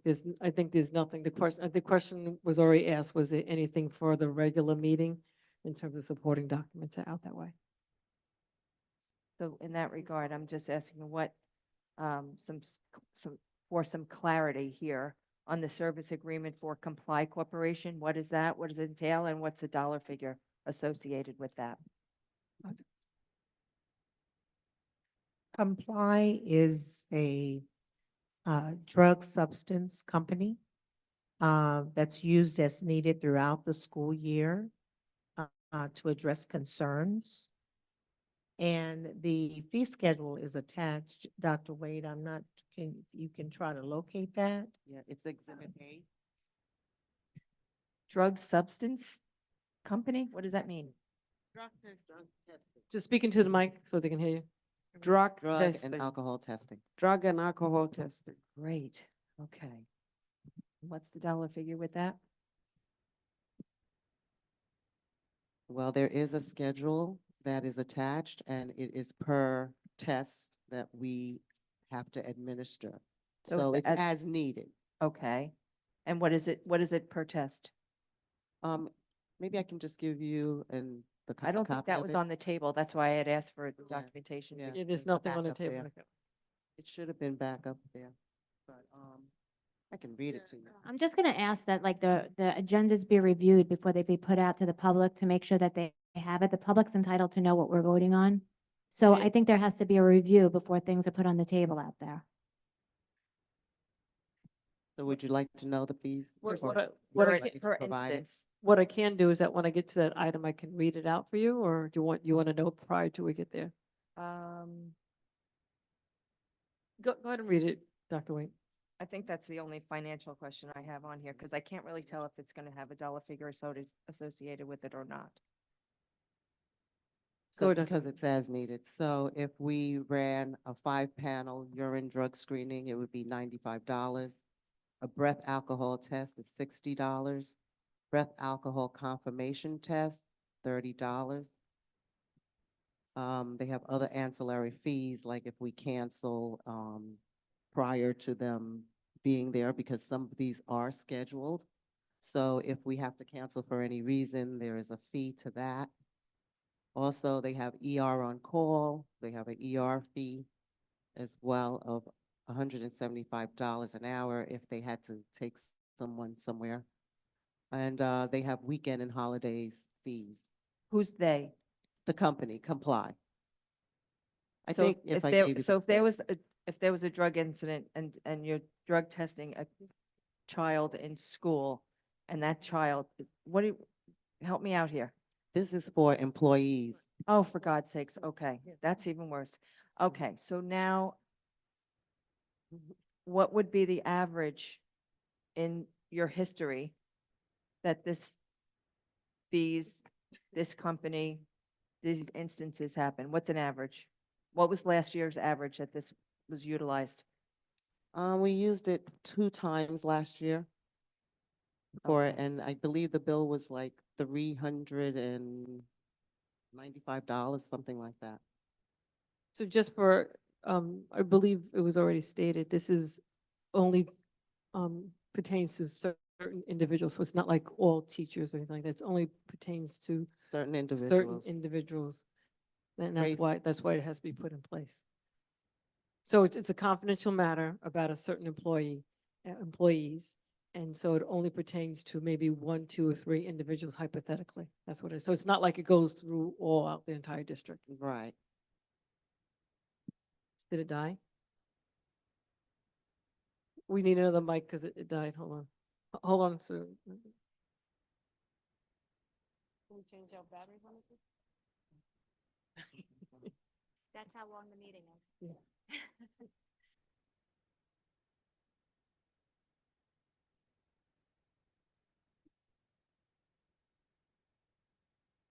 All right.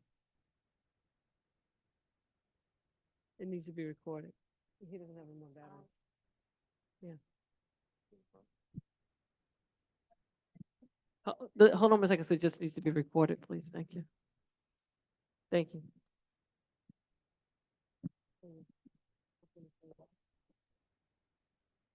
Essentially, what I'm saying is every time I usually ask a financial dollar amount just to keep check and balances, is it would be great if you had, number one, the backup, and even on the backup, it doesn't necessarily always give the figure or anything like that. So I probably wouldn't have come up here for $300. I can assure you. So that said, a little snippet of a little key or something to explain what the charge is would be quite beneficial to the average reader to know what we're doing here and how much it costs, and give it, any knowledge is power, knowledge is good, as we all know. So the little things make a great deal. And I'm just, I do agree. I think that I do agree with I've what you're asked, saying.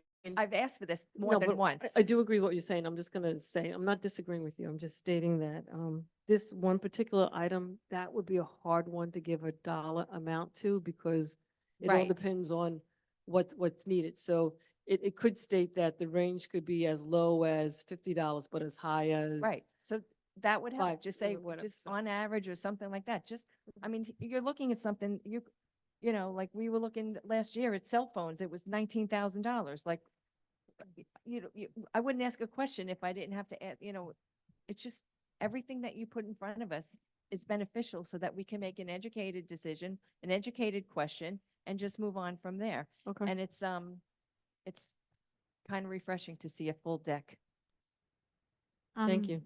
Board President, can we put the costs on resolutions that, going forward? I know this one would be hard, but in general, or a not to exceed fee. Did your mic die too? Oh my God, it's too late. All the mics are dying. So that has been a discussion, and the consensus of the board prior was that we would implement that in August. So it is forthcoming. The dollar amounts on the resolutions, as well as a not to exceed amount, which has been a rich discussion among the board in the past. Thank you. Can I have a motion for agenda item 2C1, please? Motion. So Wendy is first. Leslie Kretz is second. Any questions regarding this item? So just so you know, council just let me know for agenda item 2C2. It is, and council just clarify for me, it's 2C1 and 2 is basically the same, so we do not have to vote on 2C2. So just go ahead. That is correct. So 2C1 and 2C2 cover the same matter. 2C1 provides for the board retaining its right to pursue claims with respect to the amount that it would receive under eminent domain from the Department of Transportation. 2C2 gives a full release of claims. Council is recommending 2C1, retaining your right with respect to the amount received by DOT under eminent domain. Okay, any questions regards to 2C1? Did your mic die too? Yes. Yeah. Yes, so this is with regards to the culvert under Merrick Road and the raising of Merrick Road. So, and then we have some modifications at the parking lot entrance to the high school. So I just wanted to question, do we have a good understanding of how this is going to impact the operation of the high school over the duration of that construction? With regards to entrance in and out of the parking lot and buses in and out of the parking lot? Yes, I thought the construction was like a year and a half.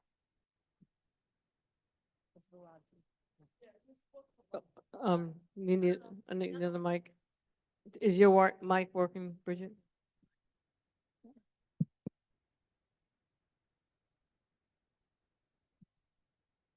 There's going to be some disruption, but they were not able to pinpoint exactly what was going to happen. Of course, New York State Department of Transportation has the eminent domain. So when we argued about it, there wasn't much that we could do. So I don't know. It's going to take a long time. We asked them to try as much as possible to schedule some of the construction to a time when school is not in session, especially when it involves heavy machinery. And of course, they promised us that they will do their very best, but that nothing is guaranteed at this point. So I would like to table this because I think that we should talk a little bit further with New York State DOT and with the community. Because I'm questioning, how are the buses going to get in and out? Are we going to have to use Westlake Drive? Are we going to have to use the neighboring town Hidden Lakes parking lot to access? And that's concerning. So, I make a motion. to so table. I think legal is trying to say something. Yeah, so you have a specific time frame Right. Yes. in which you can accept this payment by Department of Transportation. And this is another choice where you have really no choice. The Department of Transportation has the statutory authority to exercise eminent domain with respect to this property under these conditions. And the only issue is whether or not you believe the offer is fair for the amount of the property that they plan to take by eminent domain, as is their statutory right.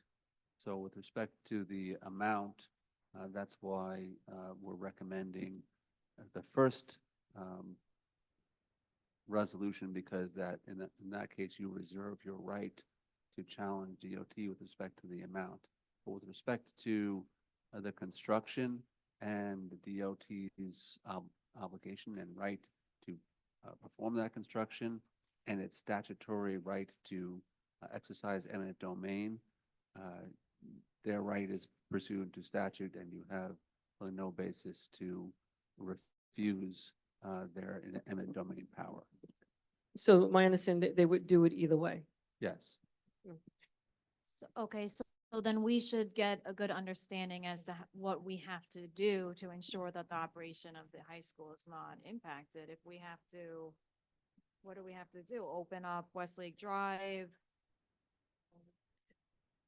Your mic is not working.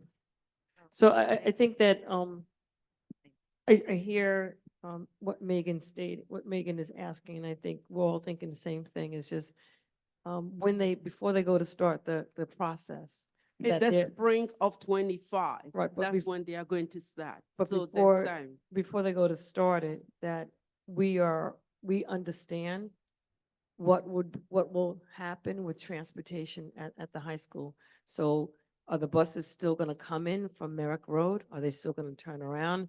Will the operation of with the work on the road start maybe at, like, say, 8:30 and only go from 8:30 to 1 o'clock? So therefore, the buses dropping off and picking up and dropping off won't be impacted. So it's things like that. So therefore, they don't have to go around Avon Lake and come in that way. So is that something that also can be addressed? So therefore, we as a board will know, because either way, New York State's going to go ahead and do the work, but how can we be prepared, and how can the community be prepared or the work that's going to take place. We did discuss that when we met with them, and they are aware that the drop-off and pickup time, like afternoon, when the buses are pulling out, it's about 20 minutes. So they can stop work to get the buses out. And then in the morning, they can stop work to get the buses in. So in as much as it's very, very difficult, they know the challenges that we face, and they are ready to work with us to accommodate it. I have a couple of questions. If you have to use those that West Lake and East Lake, have we like notified the village, because they have those roadblocks up there, so that the village is aware that this might impact them? Because I think they're the ones that have authority over that cement block. And the second question is, we had received a letter from an attorney for the condos next door. Have we at least given the courtesy of a reply to them, whatever the reply is? Like, I don't know, have we asked council to send a letter or a letter from the board saying this is happening one way or the other, just to explain it to them? Because I think, have we done that? Because I think it's really important that we So we respond have to We people. have to review that with the Board of Education. Okay, so do you know about the letter that we received? We're preparing a memo to the board Okay, with that information and analyzing your options with respect to that request. okay, yeah. Whatever the answer is, I just think it's important that we answer Yes, people. we will provide you with both Great. the letter and your options. Okay. And then about the money, it's $43,000. Yes. We have the ability to negotiate that? Or who does it? The business official says, it's- hey, give us 100,000? Like, why don't I go for 100,000? Like, why wouldn't we do No, that? so you have the option of bringing a claim with respect to that amount. Then we But, have to pay lawyers to bring a claim, right? You have to pay lawyers and you have to pay architects. Okay, got it. And if you lose that claim, you may end up paying more. All right, any other questions regarding this item? We have to vote it. Yeah, right. All right, so all those in favor? Aye. Aye. Aye. Motion carries 7-0. So I can just table? John, just table 2C2? It would just be withdrawn. Okay, I make a motion to withdraw item 2C2. Second. So Carol is first, Wendy is second. All those in favor? Aye. Aye. Aye, motion carries to withdraw. I do have one thing that I just want to ask the board. I know that there was a question that came up from Caroline about attending a law conference that takes place in July. And so if someone wants to attend, there's a virtual law conference by NISBA on in person one on July 23rd, and there's a virtual one on the 25th and 26th.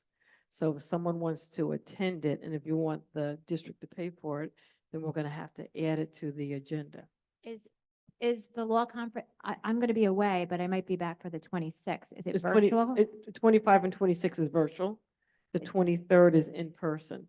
So what I'm proposing is that we amend the agenda to add the item that maybe 4 people can attend either in person or virtual, because if not, the district, we wouldn't be able to pay for it. And if all don't go, then that's fine. Yeah. I'm just making a Yeah, suggestion. can we do that? I would have to just check the times and, yeah.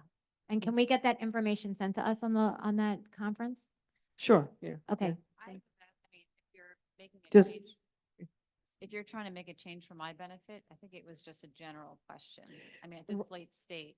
I don't Right, think- so the thing, I was just bringing it up, I'm not saying that we have to do it, but I'm just bringing to everyone's attention that this is what's coming up. And if someone wants to attend, then we would have to put it on the agenda.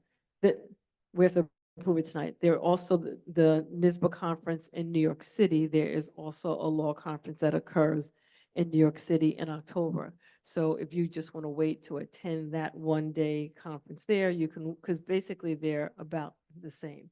So it's just, and that's in October. So I'm just putting out that way. Because if not, then you would have to just pay for it yourself and not being reimbursed. There's no harm in doing it It's now. just- If so you I'm just- approve it and nobody goes, nobody goes. If you Exactly. approve it and they want to go, they can go. Right, Right. that's all I'm putting out that way. All right, so I'm just gonna make a motion to amend the agenda to add agenda item 2C3, which is the attending of the summer law conference, either virtual or in person. The virtual amount is $210. The in-person amount is $325. And maybe if we want to say not to exceed like $1,500 or something to that amount. So therefore, maybe 3 people or 4 people can attend. Are we okay with that? All right, so attending the summer law conference, virtual or in person, right? The virtual is $210. The and the in-person is $325. The virtual is $210 for both days, and the $325 is for one day. Is the virtual per person, or could we have 3 people just do it virtual in one room? So to answer your question, we probably could have 3 people in one room. So Yeah. no one's gonna pay attention. So just if we approve it, at least it's there. And then we don't have to use all of that. So no one's gonna be looking in and to see. So yes. All right, so can I have a motion to amend to add that item? Leslie Chris is first. Second. Caroline is second. All those in favor? Aye. Aye. Can I have a motion to approve agenda item 2C3? Because I amended it to add it. Now I'm voting on it. So moved. All right, Chris is first. Second. Caroline is second. All those in favor? Aye. Aye. Motion carries 7-0. Okay. Now I'm up to agenda item 3A1 and 2. Can I do those together? Have a motion for agenda item 3A1, please. So moved. Chris is first. Leslie is second. Any questions regarding this item? No questions? Okay. All right, all those in favor? Aye, Aye. motion carries 7-0. Can I have a motion for agenda item 3A2, please? So moved. Caroline is first. Second. Chris is second. Any discussion on this item? Yes, I'd like to speak about this. I think your mic is dead. Let's move closer. Is it? There you go. No, there we go. Sorry. Okay. Okay, so this is for the Building Level Leader Program. It was a program that was started in 22-23, and it cost the district 75,000. It will cost us 75,000, next year, this upcoming year. To read the job description, it's, the building level leader provides assistance for program coordination, implementation, and staff development in his or her subject area. The leader is responsible for certain aspects of school management as they relate to the department. The responsibilities of the leader are delegated from the building principal and the assistant superintendent for curriculum. That's the district's description. To me, it seems like a luxury item that the district can't afford yet. Hopefully we will once we turn the corner a little more. It was started in the year when we ran up the $3.6 million deficit. And though I'm sure that its intentions are good and its potential is good, we should just not approve it this year.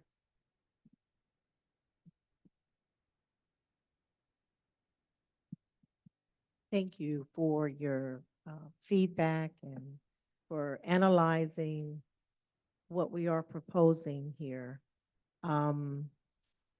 This is an agreement that we are proposing with the ATA to support teachers and their responsibilities in the building.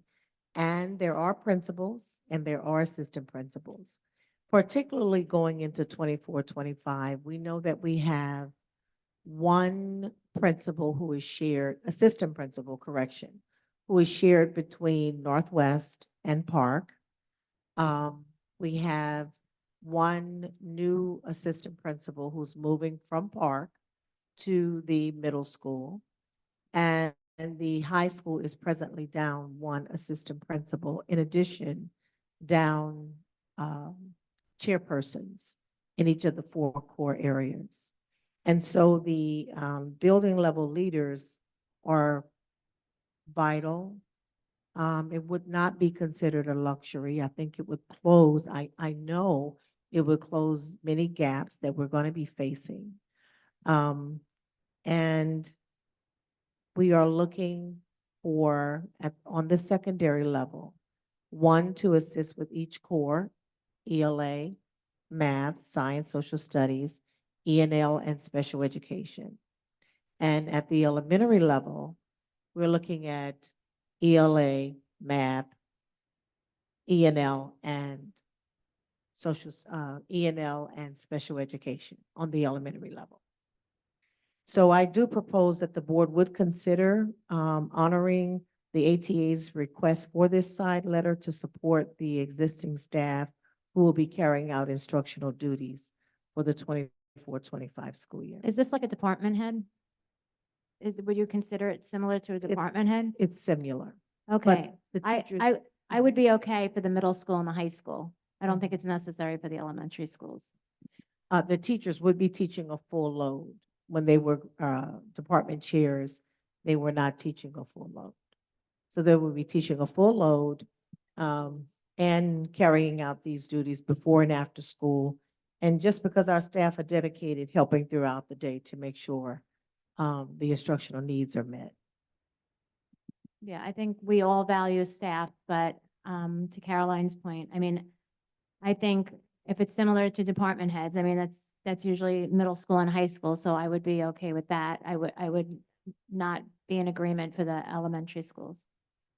Okay, thank you. Let me ask Dr. Lang just to weigh in on it a little further, and then Ms. Buatsi to talk about the financial disparity between the department chairs and now building level leaders, the cost difference. Yes, Your mic's dead too.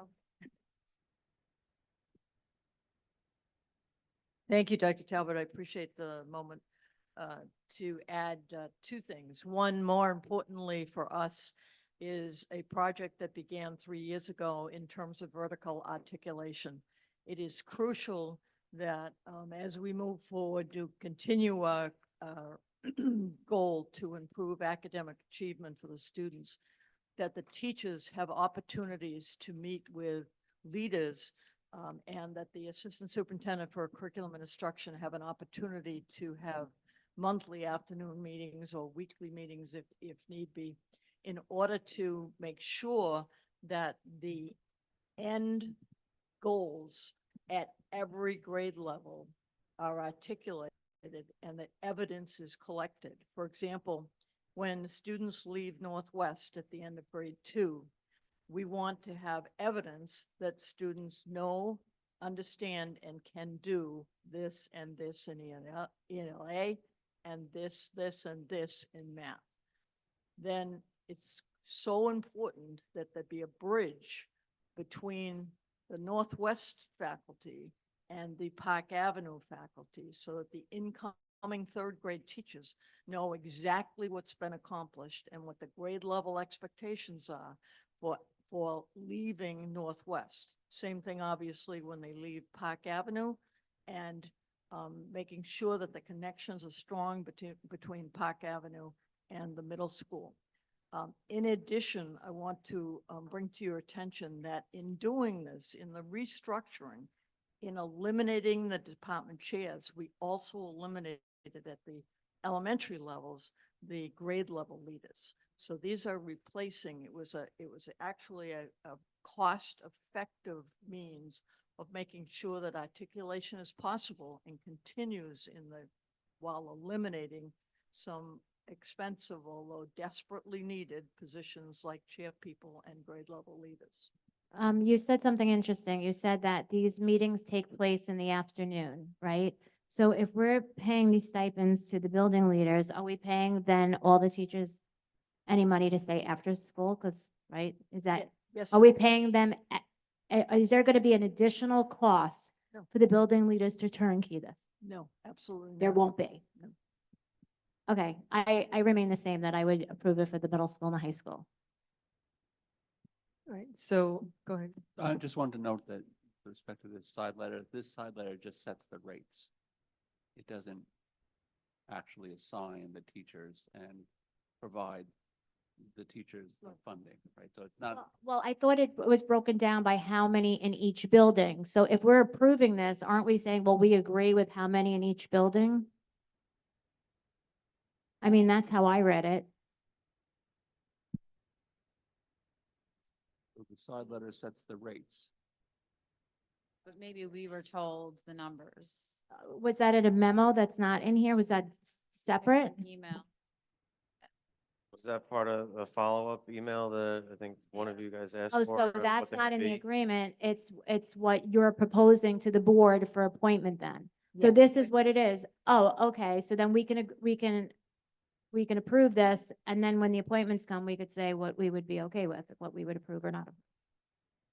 Well, of course, you always have that liberty, but the proposed plan is to have the 6 at the middle school, the 6 at the high school, 4 at Northwest and 4 at Park, in order to provide the structure and framework and system that we're looking to put in place. So per the board's approval, tomorrow the postings will come out. And then there will be the applications, the recommendations by the principal in order to have them in place before the start of school. And then I think to your point, what you're saying is that once it gets on there, makes it to the par, then as a board, each board member can make a decision whether or not they're going to approve for those buildings. I understand. I would just like to say, because it's hard to say no. Put your- It's hard to say no to anything really, but my inclination is just to look for trends date-wise. Like I think of the year 2022, 2023 as when things got off the rails. So I look for, well, what was new that year? What did we maybe add that year that we didn't have prior? And this program jumped out at me because it was something we added that year. So being as close to, a deficit as we were just told that we were, technically we still are. Yeah, I understand what you're saying. I just feel that there's other things that we have pulled back on. And I just feel that the academics of our students are going to be impacted already. And I feel that if we pull this all back, then what will we be doing for our students? So that's just my feeling on it. And I think each person has a different, perspective on it. I mean, my Could we- biggest concern is just like student to teacher ratios. If I feel like, we need something academics wise, it's more teachers in the classroom. This to me sounds like an administrative program, which I'm sure I don't understand all the nuances of, Right. but student to teacher ratio to me is very frightening looking ahead to September. Yeah, I'd rather bring back teachers. We all would rather bring back teachers if we had the funding to do it, so. Go ahead, Maria. If this were to get approved tonight, could we ask that the principals provide the board with updates of the performance and effectiveness of this program and the level, the leaders? How often are they meeting? How are they getting evaluated? How is it performing? A report, like, sure. Of course, the board could have that liberty to ask for how are we assessing programming and personnel, and we would be more than happy to provide that. The principals do work very closely with these individuals, and there's an ongoing measure of progress. There are benchmarks that they're all working collectively to achieve. Is there a formal evaluation? I could not say that there is. I would suggest that that would be something we would have to talk with the ATA more about in terms of this role. But there is progress monitoring, feedback, and those teacher leaders who take on these roles are really self-starters, initiators, and are really dedicated to just fulfilling their responsibilities and closing those gaps. I just want to understand this better. So the building leaders are already teachers in the building. Yes. So they already have their classes and they're teaching a class. And the building leaders are going to meet with the teachers after school ends. When is this happening? So the meetings that Dr. Lang was referring to. At all times. In some buildings, we have, they're called professional learning, circles that, periods devoted to professional development built into the schedule. In other buildings, we have the PLC at the beginning of the day, and in several cases, that at the end of the day. So the opportunity for the teachers, the building levels to meet with teachers are outside of their teaching duties. This is in addition to their teaching duties. So they would be presenting to their colleagues the results of an item analysis or the results of, How often do they meet? yeah, they could meet 5 days a week. if they Okay, but wanted. in reality, how often did they meet last year At least 3 days a week. throughout the school year? For the PLCs, absolutely. Okay. All right.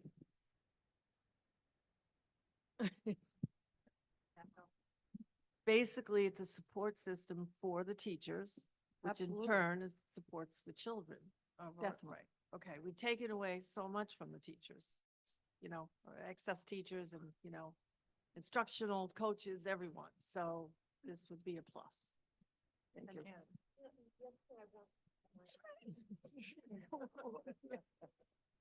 The other thing I just wanted to point out, that there has always, even prior to us having this financial deficit, there's always been support and alignment for the teachers, and it's been effective for years. So I really believe that we should keep something in place. I wouldn't say that added to the deficit, because like I said, there's been support and alignment in one title or another for many, many years. So I really believe that we need to keep it.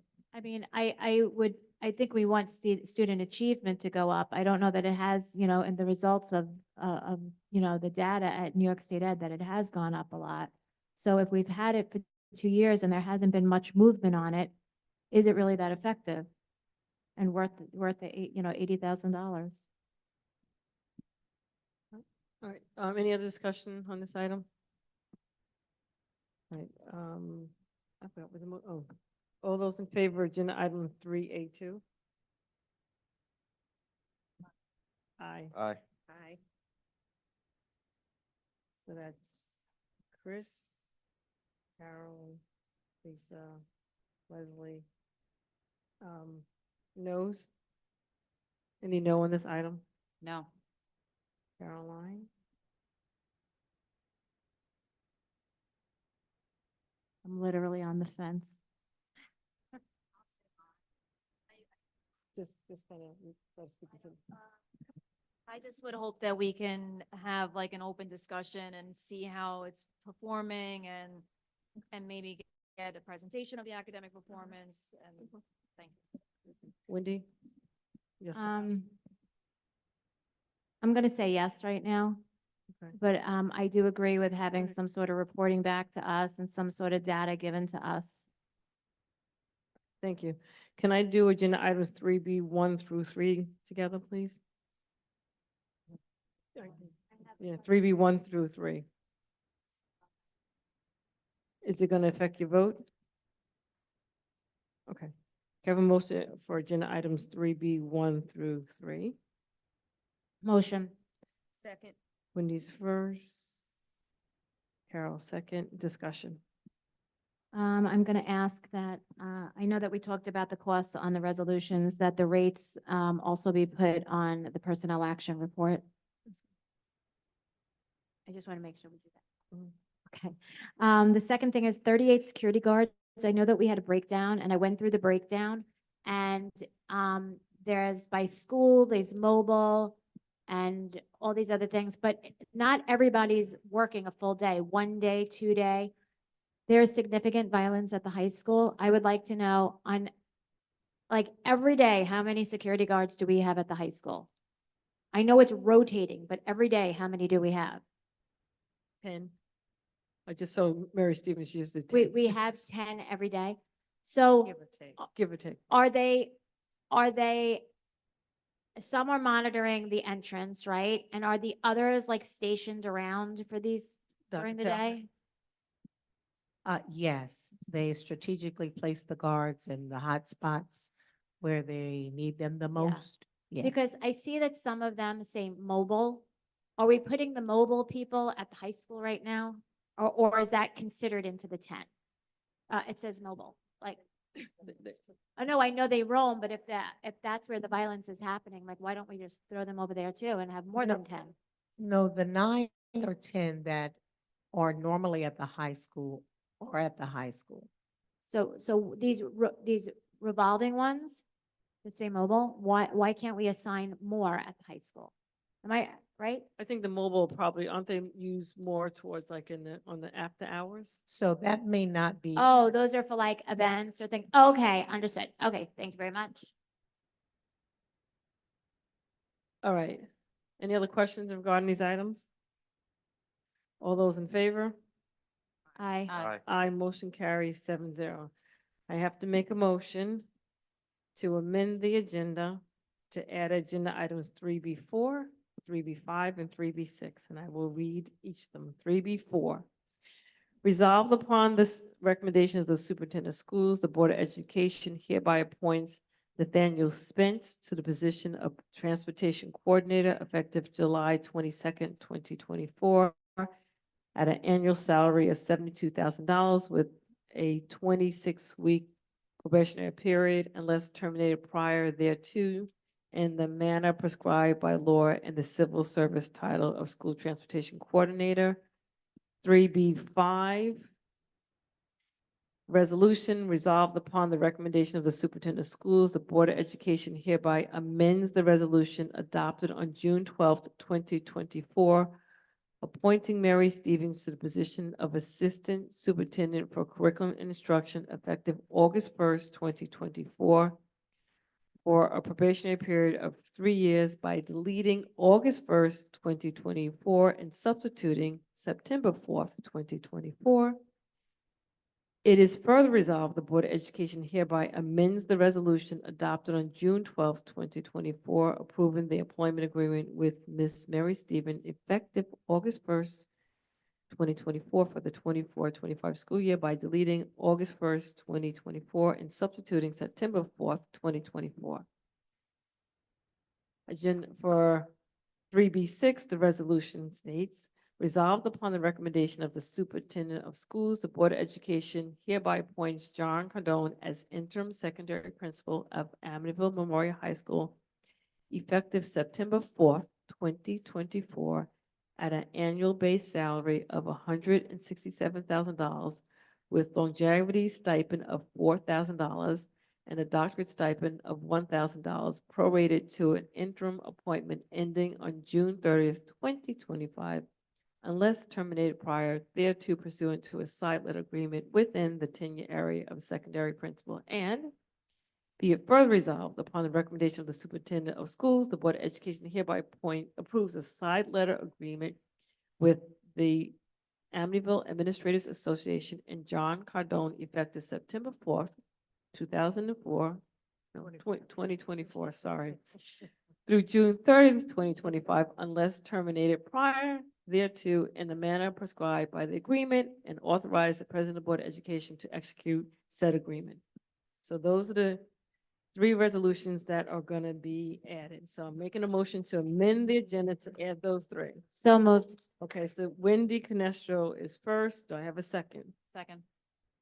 Caroline is second. All those in favor? Aye. Aye. Can I have a motion to approve agenda items 3B4, 3B5, and 3B6? Second. Leslie Kretz, Carol Seehoff, all those in favor? Aye. Congratulations. Congratulations. Thanks for hanging so long with us. That was a long way to your appointment. So, Nathaniel, if you just want to stand, this is Nathaniel Spence. Welcome. And John Cardone. Yes, John.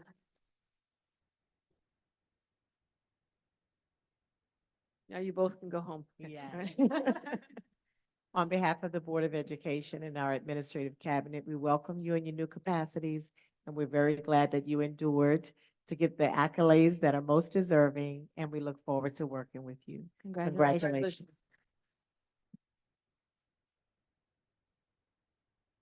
Can I do agenda items, 3C1 through 3 together? Sure. Can I have a motion? Go ahead. On the use of facilities, I think there's, it should say through December. All right, so, is it gonna change your voting on it? No. Okay, so can I have a motion for agenda items 3C1 and 3C2, please? So moved. Wendy's first, Second. Chris is second. Discussion on these two items. Yes, on facilities use, I just want to bring something up. So a parent contacted me, a young parent. They put in a facilities use form in April. They checked back in May, and I guess the facilities department was waiting to see if the budget passed or not. They then checked back in June to see if it was approved. I guess it's a travel basketball team and they practice at the park, different parks, and they wanted to use the facilities indoors for their games. They received an email back saying that the district is no longer approving any new organizations. Their roster is 75% Amityville. The schools belong to the community. So So- just for clarification, is that the MAC organization that you're referring No, to? well, no, it's called, hold on, I wrote it down. It's called City Rocks. I think it's called City Rocks, but they do have a MAC team, but it's not MAC. It's Okay. called City Rocks. But the concern that I want to bring up, But so to- Wendy, just one quick thing. It's not, it's none of the things here. So that's correct, but I want to bring it up. But can we address what's here first and then we can bring that, because it's not gonna, my question for you is this. This isn't going to affect my vote, but I want to talk about this a minute. Right, but talk about that like later on at the agenda, because it's not part of the use of facilities at this point in time, because that item is not on, that's not part of the use of facilities right now. So my thing is definitely speak about it, definitely address it, because it's an issue that needs to be addressed. But it's not part of a voting portion of what's on the agenda right now. It's not an agenda That's item. my Sure, point. no problem. So definitely bring it up. I'm not saying don't bring We it have up. all the but time in the world. I know we're gonna be here for a while. Anything else regarding these two items? I don't know where my backup is right now, but I think that there was a markup in the back of the files that the basketball was from September through December, but the resolution said the entire year. So I just wanted to make sure. I have too many. You're talking about the 3-point play basketball? Yes, 3-point play. There was the use of facilities application is marked up in the back for September through December. And then the resolution said for the entire school year, so I just. We'll show her, do you wanna show? I see. Oh, okay. September 6th to June 13th. That's 20, yes, so that's what she's saying for the But entire then- school oh, year. Yeah, but then it's written, requesting through December. Did you see that? It's handwritten. Yeah. No. No. On the 3-point play use of facilities application, It's handwritten. yeah. My handwritten copy states September 6th, 2024 to June 13th, 2025. You guys see this? Do you have something different? This is what they're talking about right here. It's not me.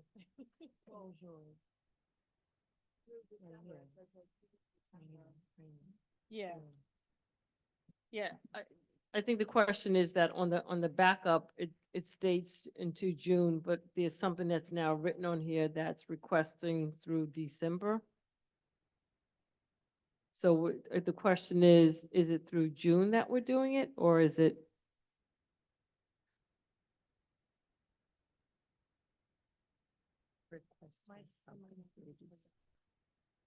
Yeah, so that's the question. Is it, what is that? The clarification that we're looking at is, yeah, I'm not sure. we're not too sure of And it. maybe we could just somebody can clarify with them. Yeah, just to And if we clarify, need can to we, amend we it, can, we'll amend it and just go from there. yeah, like. Yeah, that looks like something else. All right, so. All right, so it's, if there's any, if by chance it has to be changed, it will be updated and we'll make the necessary changes. can somebody, who would call here? Oh, we have a director of facilities now? No, Can what they call? happens is it falls under, Miss, I think Mrs. Miss Blatzy, I believe. Okay, that's it. great. All right, so we Thank can you. follow up on that one. All right, any other questions regarding this item? All right, all those in favor? Aye.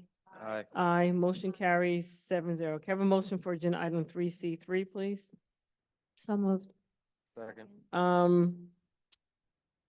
Wendy was first, and I think I heard Chris second. Discussion on this item. Yeah, I sent a question this morning to Dr. Talbert. I didn't get any answer, though. It looks like, Next. Is yours going? can you hear me? Okay. I'm gonna try and talk quick. This BOCES agreement, is this for like, when they sent out for whatever, the beautician, like, for the, I don't even, it's so late, I don't know what the name of it is. You know what I'm talking about? No. But it's really late. Talking about different vocations? Vocational, thank you very much. Okay, is that what this is for? Because it said there was 152 students for approval. I thought that last year it was like 255, and I know we overspent by like, what was it last year? That was I was looking for, Your mic, the mic, please. if it works. Yeah. It doesn't work. No, the mic. Last year it was in the 22-23 school year. That's when it increased from 117 to 139, but last year it was 151. So we're at the same number. Very close. Okay, yeah, I think it's very valuable to the students. Yes. Thank you. I didn't know if it was a decrease or not. That's what I was trying to find out. Okay. Thank you. Any other questions regarding this? Right. All those in favor? Aye. Motion carries 7-0. Can I have a motion for agenda item 3D1, please? Motion for 3D1. Leslie? Second. Chris? Questions? Questions? Yes, questions on this. To find the treasurer's report, it had on the superintendent line that there was expenses of 22,000 for July. What was the expenses for $22,000? This was before Dr. Talbot was hired. That, The was two- that covering Dr. Fail for that month? Exactly. Okay, great, thanks. Any other questions?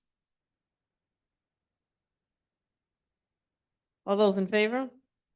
Aye. Aye. Motion carries 7-0. Can I have a motion for agenda items 3E1 through 5? So moved. Second. Carol first, Winnie second. Legal, you have reviewed all the contracts?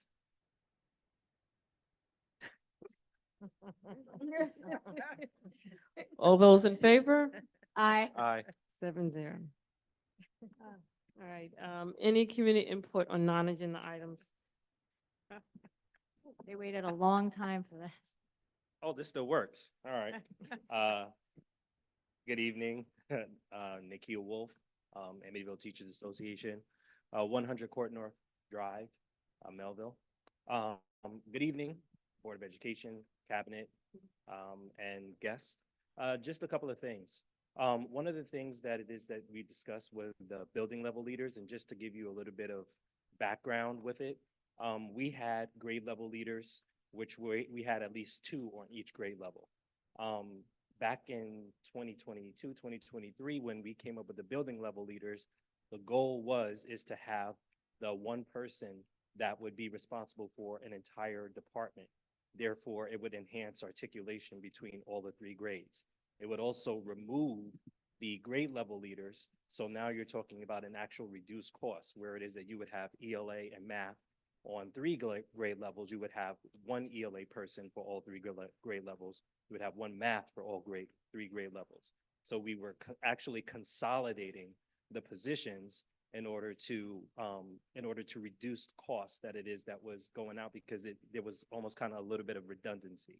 So that was the reason why it is that we moved from building level leader, moved from grade level leader to building level leader. That was the rationale behind that. So the $75,000 that it is that you mentioned, if you look at exactly what it is that grade level leaders cost, that was actually more. So that is actually being removed. and being replaced. So that was the reason why it was proposed. The other thing that it is that I wanted to mention is that we last had our negotiations meeting back in May, and we're just trying to figure out whether or not we were going to be getting any dates or anything else in terms of where it is that we were moving forward. Really haven't met since our last time in May, and I thought that we were going to be looking at some dates where it is that we could have additional conversations. I know. Pass the mic. Just pass my mic. Here. Okay, thank you. All right, so he said he's going to reach out tomorrow too. Yes. Okay. Okay, I'm gonna be real quick. On geez, now I can't think. The first meeting that you had tonight, the reorganization. 7B through E, did I miss that? Because I don't, you just did 7A. Hold on, I have to take breath.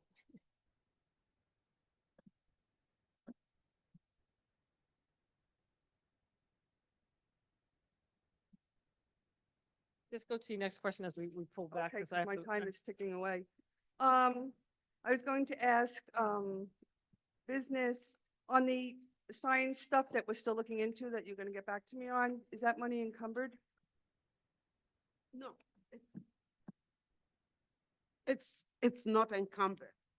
I mean, I did further research. What I actually took the invoice and double check it,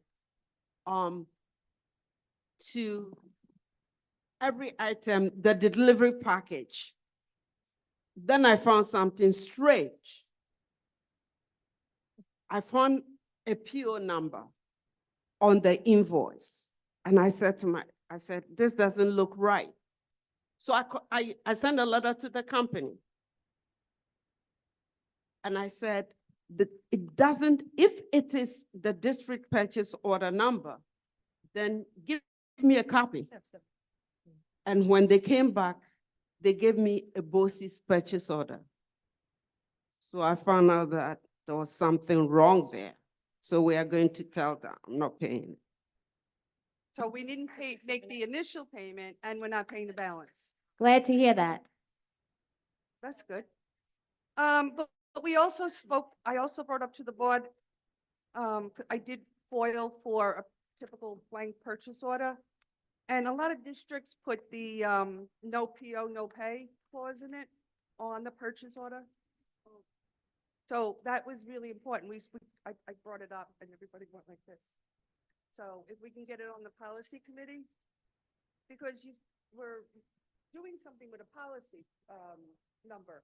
It just done. Just recently, right? You just did it the last an hour ago? You reauthorized the policy? We did just for the purchasing policy. and the Purchasing, which code of one? conduct. I don't remember the number off the top of my head, but Okay. it's something that we still have to look at again this year. So Okay. we'll do it. We'll be Didn't doing it. say which one, so I couldn't Oh, I reference don't, the correct I don't one. remember the number off the top. I don't think the number is written on there, no. All right, so we can maybe include the no That's fine. PO, no pay clause that a lot of districts use. It'd probably have to be in the policy. The only other thing I have, I asked you that, the foiling. I wanted to ask about a standard, I'm in the process of foiling right now. And to get a reply, I was told that the reply was given to all foils. You will hear our decision on or before such and such date, which is like August 6th as of 2 days ago.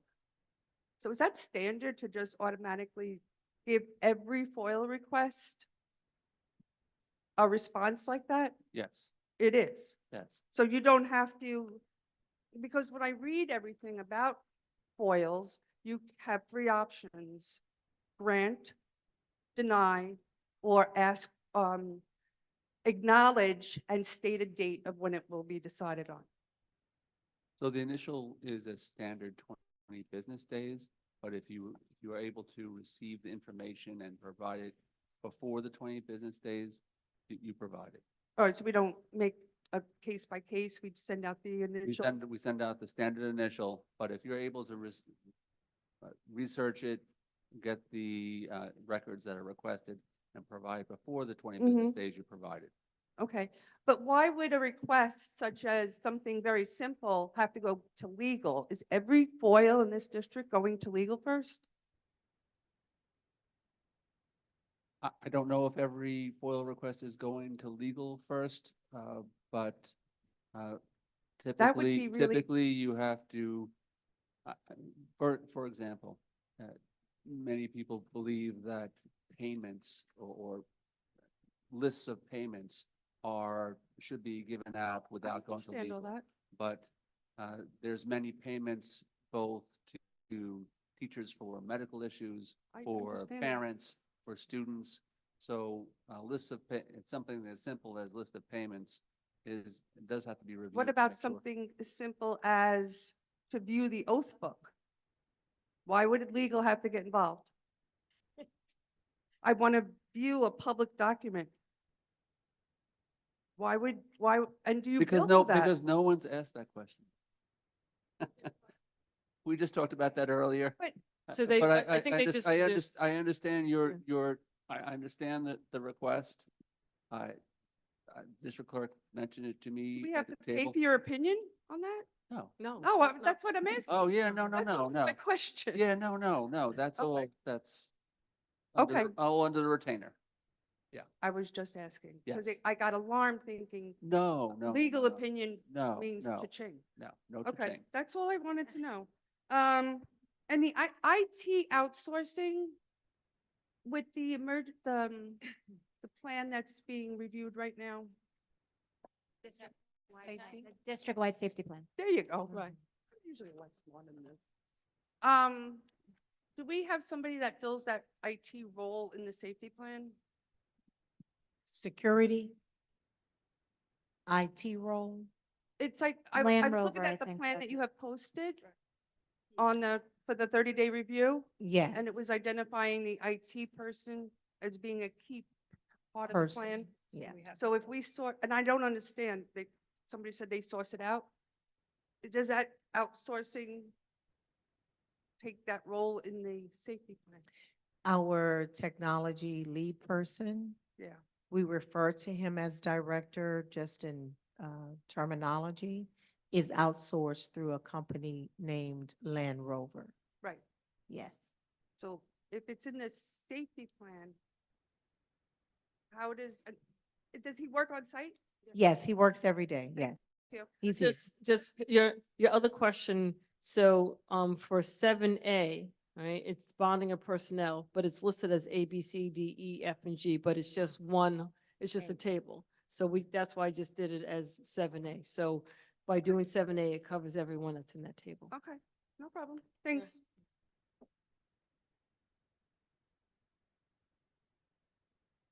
Hi, Robert Fly again. Two questions.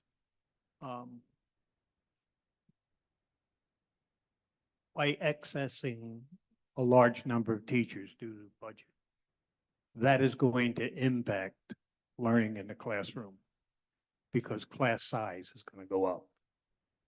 I would like to have by September a average of class sizes at each level.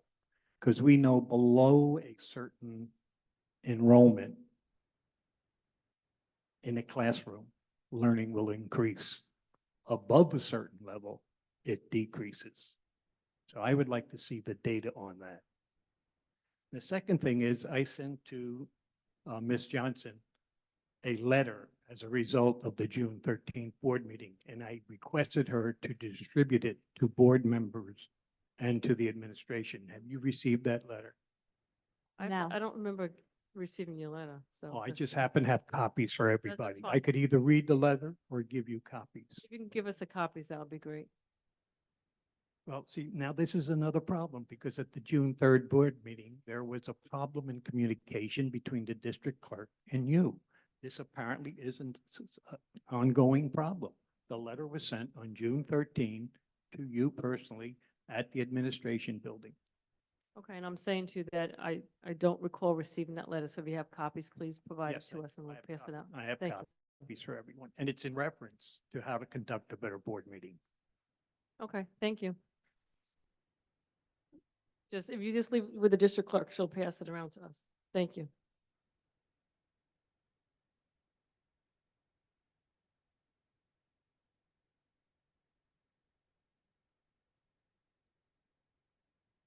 Good evening or good morning. I don't know if it's midnight yet, but Jacqueline Stevenson. So I just wanted to talk a little bit about something that might help save a couple pennies. Being that I have 3 children in the district, 1 in Northwest, 2 in Park Avenue, they bring home on a daily basis tons and tons and tons of flyers. A lot of them are duplicates. Telling me that Thursday is best friend day, wear a green shirt. The next day I get the same flyer. Next day, flyers about, the menu. They get duplicate menus, the school menu. So I'm just wondering, I don't know who would be in charge of this, but I know you're moving from Class Dojo to Parent Square. And is there a way that teachers can be encouraged to utilize Parent Square more for electronic flyer distribution, and thereby reducing the amount of flyers that, physical flyers that are sent out? I also know that Parent Square, you can utilize Parent Square for permission slips. The teachers that my kids had last year, I don't think they used that. For scheduling parent-teacher conferences. So is there a way that that can be encouraged on the teacher level, and as well as encourage the parents to utilize it? Just a suggestion, like I said. No, thank you. I think Dr. Talbot's made a note of that, that request.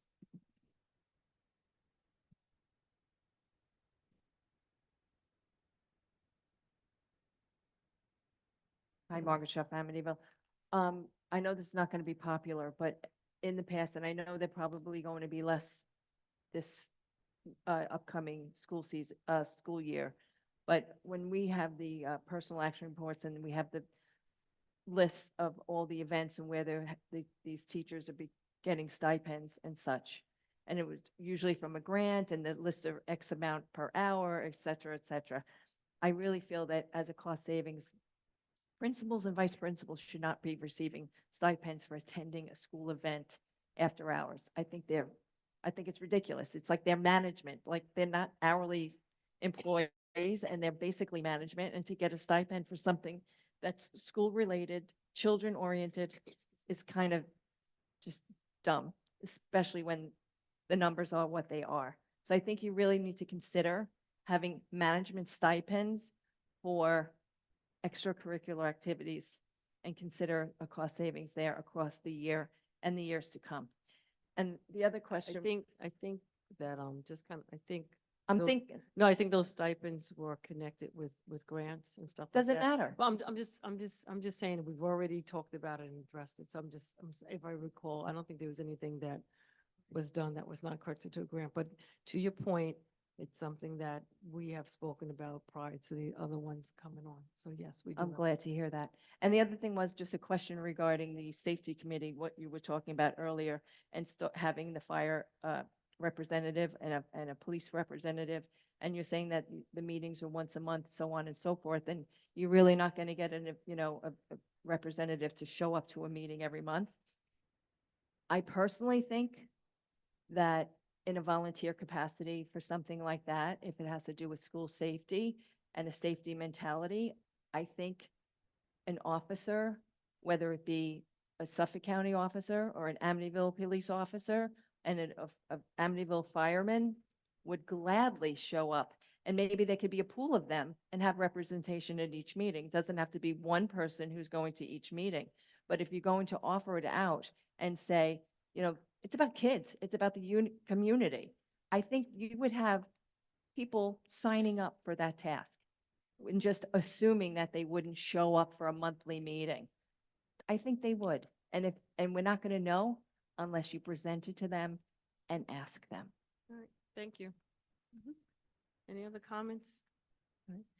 Seeing none, can I have a motion to adjourn the meeting? No, and- I have a oh, few things, please. sorry. I'm sorry, I'm going to be really No, I'm quick. sorry. I'm sorry. You're right. Now I'm sorry, legal. Dr. Talbot, do you have anything for the board? Okay. I promise I'm going to be quick. I want to bring up this facilities thing. So it's called City Rocks. They have 75% Amityville roster, and they were denied. Am I still there? Okay. They were denied because they said we're not accepting any more new organizations. But we have to recognize that the schools belong to the community, the residents pay taxes on it, and that with new, and it was a young parent. So young parents are gonna have kids coming in, more organizations will be formed. I would like this reviewed, and I don't think that it's fair that we're approving some and not none. These are Amityville children. They have a right to use our facilities. Like, I don't know why we would say yes to some and no to others. So I just asked that we just get more information on it. It's because called I- City Rocks, No, if I'm just somebody saying, can look I'm- into that. yeah, I'm just asking if. No, I'm asking Dr. Talbot. I'm just so asking, you but know. I'm asking that if there could be more information provided about this particular application, what happened, so therefore we're all informed exactly. what Okay, happened. great. But if I can just respond, to my knowledge, no organization has been denied use of facilities. I certainly would encourage you to have them give us a direct call, and we would be more than happy to speak with them and to see what they're requesting. There was like an email chain that you could forward, There was- whatever, yeah. I remember there was an email chain, it came to me. It was we did not know whether, you see, because it's very difficult to verify whether indeed the attachment, the list of names that roster. they give, the roster is really Amityville residents. And so, and it's the address of the organization was not. I don't think the organization is in Amityville, but I Correct. think. That I was think- the problem. I think the coach of whatever that team is Correct. from Amityville. So that particular team's children or players are from Amityville. So if you can get more information, Yeah. that'd be Correct. great. So, but they That'd be still great. should be approved. I mean, if they're Amityville kids. Yes, but we have to look at it. Okay. Just- yeah, great. if you can give us all the information, that'll be helpful. Okay, I'm just gonna tell them to contact you. Just a couple other things. I think that it would be prudent for the board to receive monthly lawyer invoices to see their billable hours, since we have such an enormous, council bill. We do. We do get a monthly. We get, I haven't seen them. You'll get them. Yeah, we do. Okay, because I've been on since May. I haven't gotten anything. Okay, I would like those forwarded to me, please. Student schedules, when will those be ready? A lot of districts, take care of this the end of June. When will the parents receive schedules and classroom teachers? So our schedules are still underway. We just recently met with building administration. They're 3/4 the way there. We should be ready well before school starts. I mean, I would hope that it would be, no later than mid-August. Teachers have to prepare their classes and parents have to prepare, getting their supplies and so forth.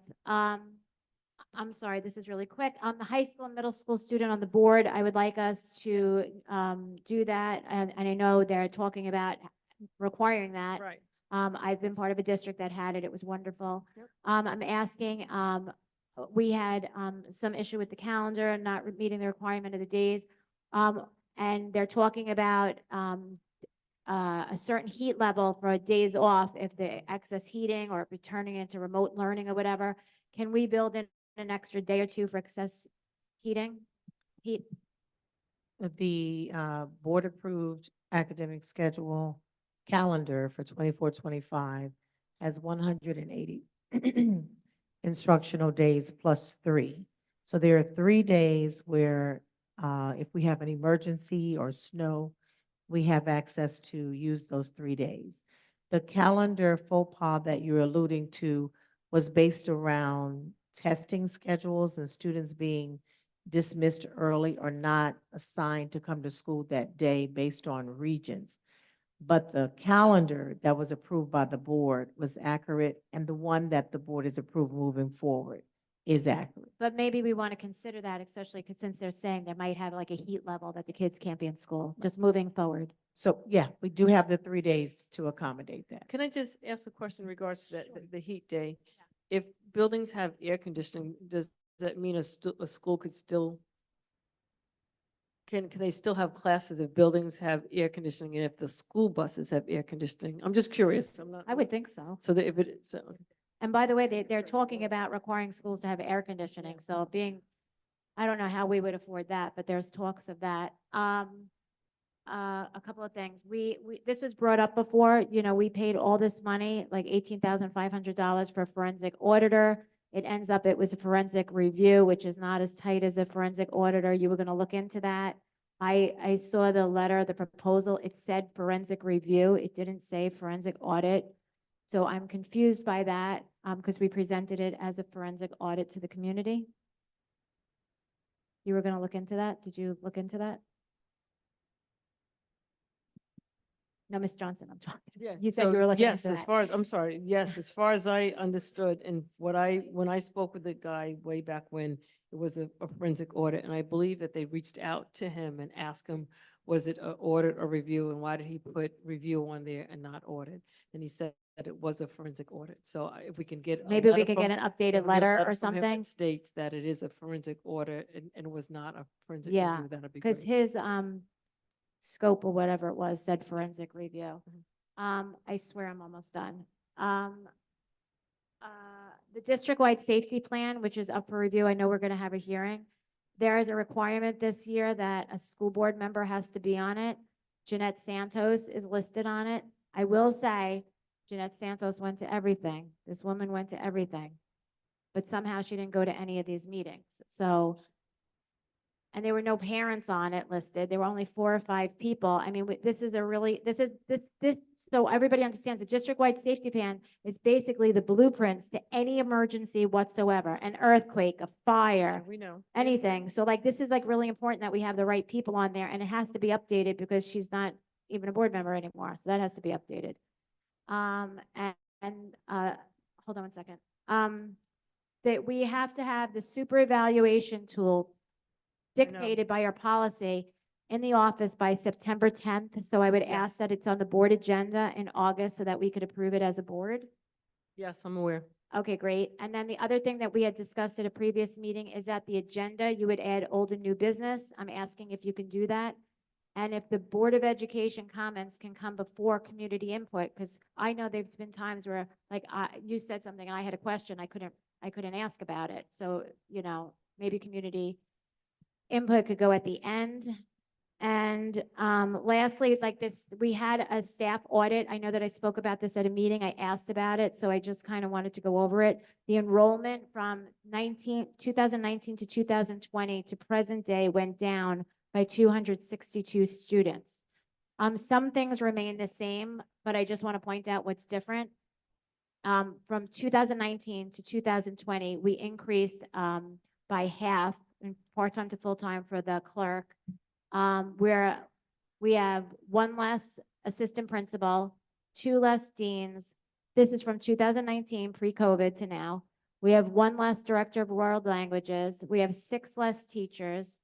We have 7 more custodians, maintenance grounds. We have 2 less security.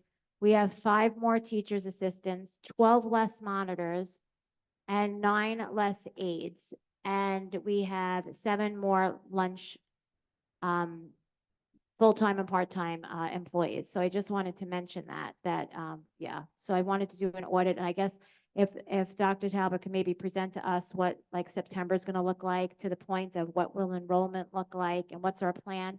And the only other question I have is regarding aides, special ed aides, and meeting children's IEPs. Are we ensured that we have enough aides to accommodate those IEPs? I know we accessed a lot. Did we ensure that we have enough to meet the IEPs? So that's something that, yeah, I'm sure that it's something that they're looking at. I'm trying to, so that's something that's being addressed and everyone will have, yes. Okay, and then, just the last thing, one of the trustees asked about the mascot update, and I think from what council sent over, it was, they went against it or something, and then they got admonished, the district, whoever did that, right? They didn't win with the commissioner, That was a while ago, the one. but I think you just recently sent it. There's another one, yeah. So the mascot update with the warrior name and everything? So from- we'll provide that in executive session. Yeah. At the next one, we have updates. Oh, okay. So outside counsel is handling that. Oh, okay. So we have received an update. We'll provide that update to the board. in And executive then session. can we update the community? That's up to the board, certainly. Okay. It's the board's, I'd like to have that discussion first in exec session. Okay, great. This is my first meeting ever past midnight in any capacity. Can I have a motion to adjourn? I'm One sorry, go ahead, quick Chris. comment. On the Infinite Campus app, I'm able to look at my children's teachers' assignments for next year. You have to like look at their report card for the next school year, but it does show their teacher assignments. That's for elementary or the middle school or I anything? got one high school, one middle school. So in the high school, does it show all the different classes? Yeah, I could show you when the meeting's over, but yeah, it shows like all their teachers for each class, Oh. as if you're looking at a report card just with no grades. And it's for the next year? Yeah. Oh, so then maybe we could push it out to the parents that it's available. When it's ready. Oh, Yeah. it's not available? I Oh, don't- maybe he. I don't just know if wanted it's to- finalized. Maybe because you're a board member. Maybe. All right, can I have a motion to adjourn at 12:09, please? Oh, yes. Motion. Second.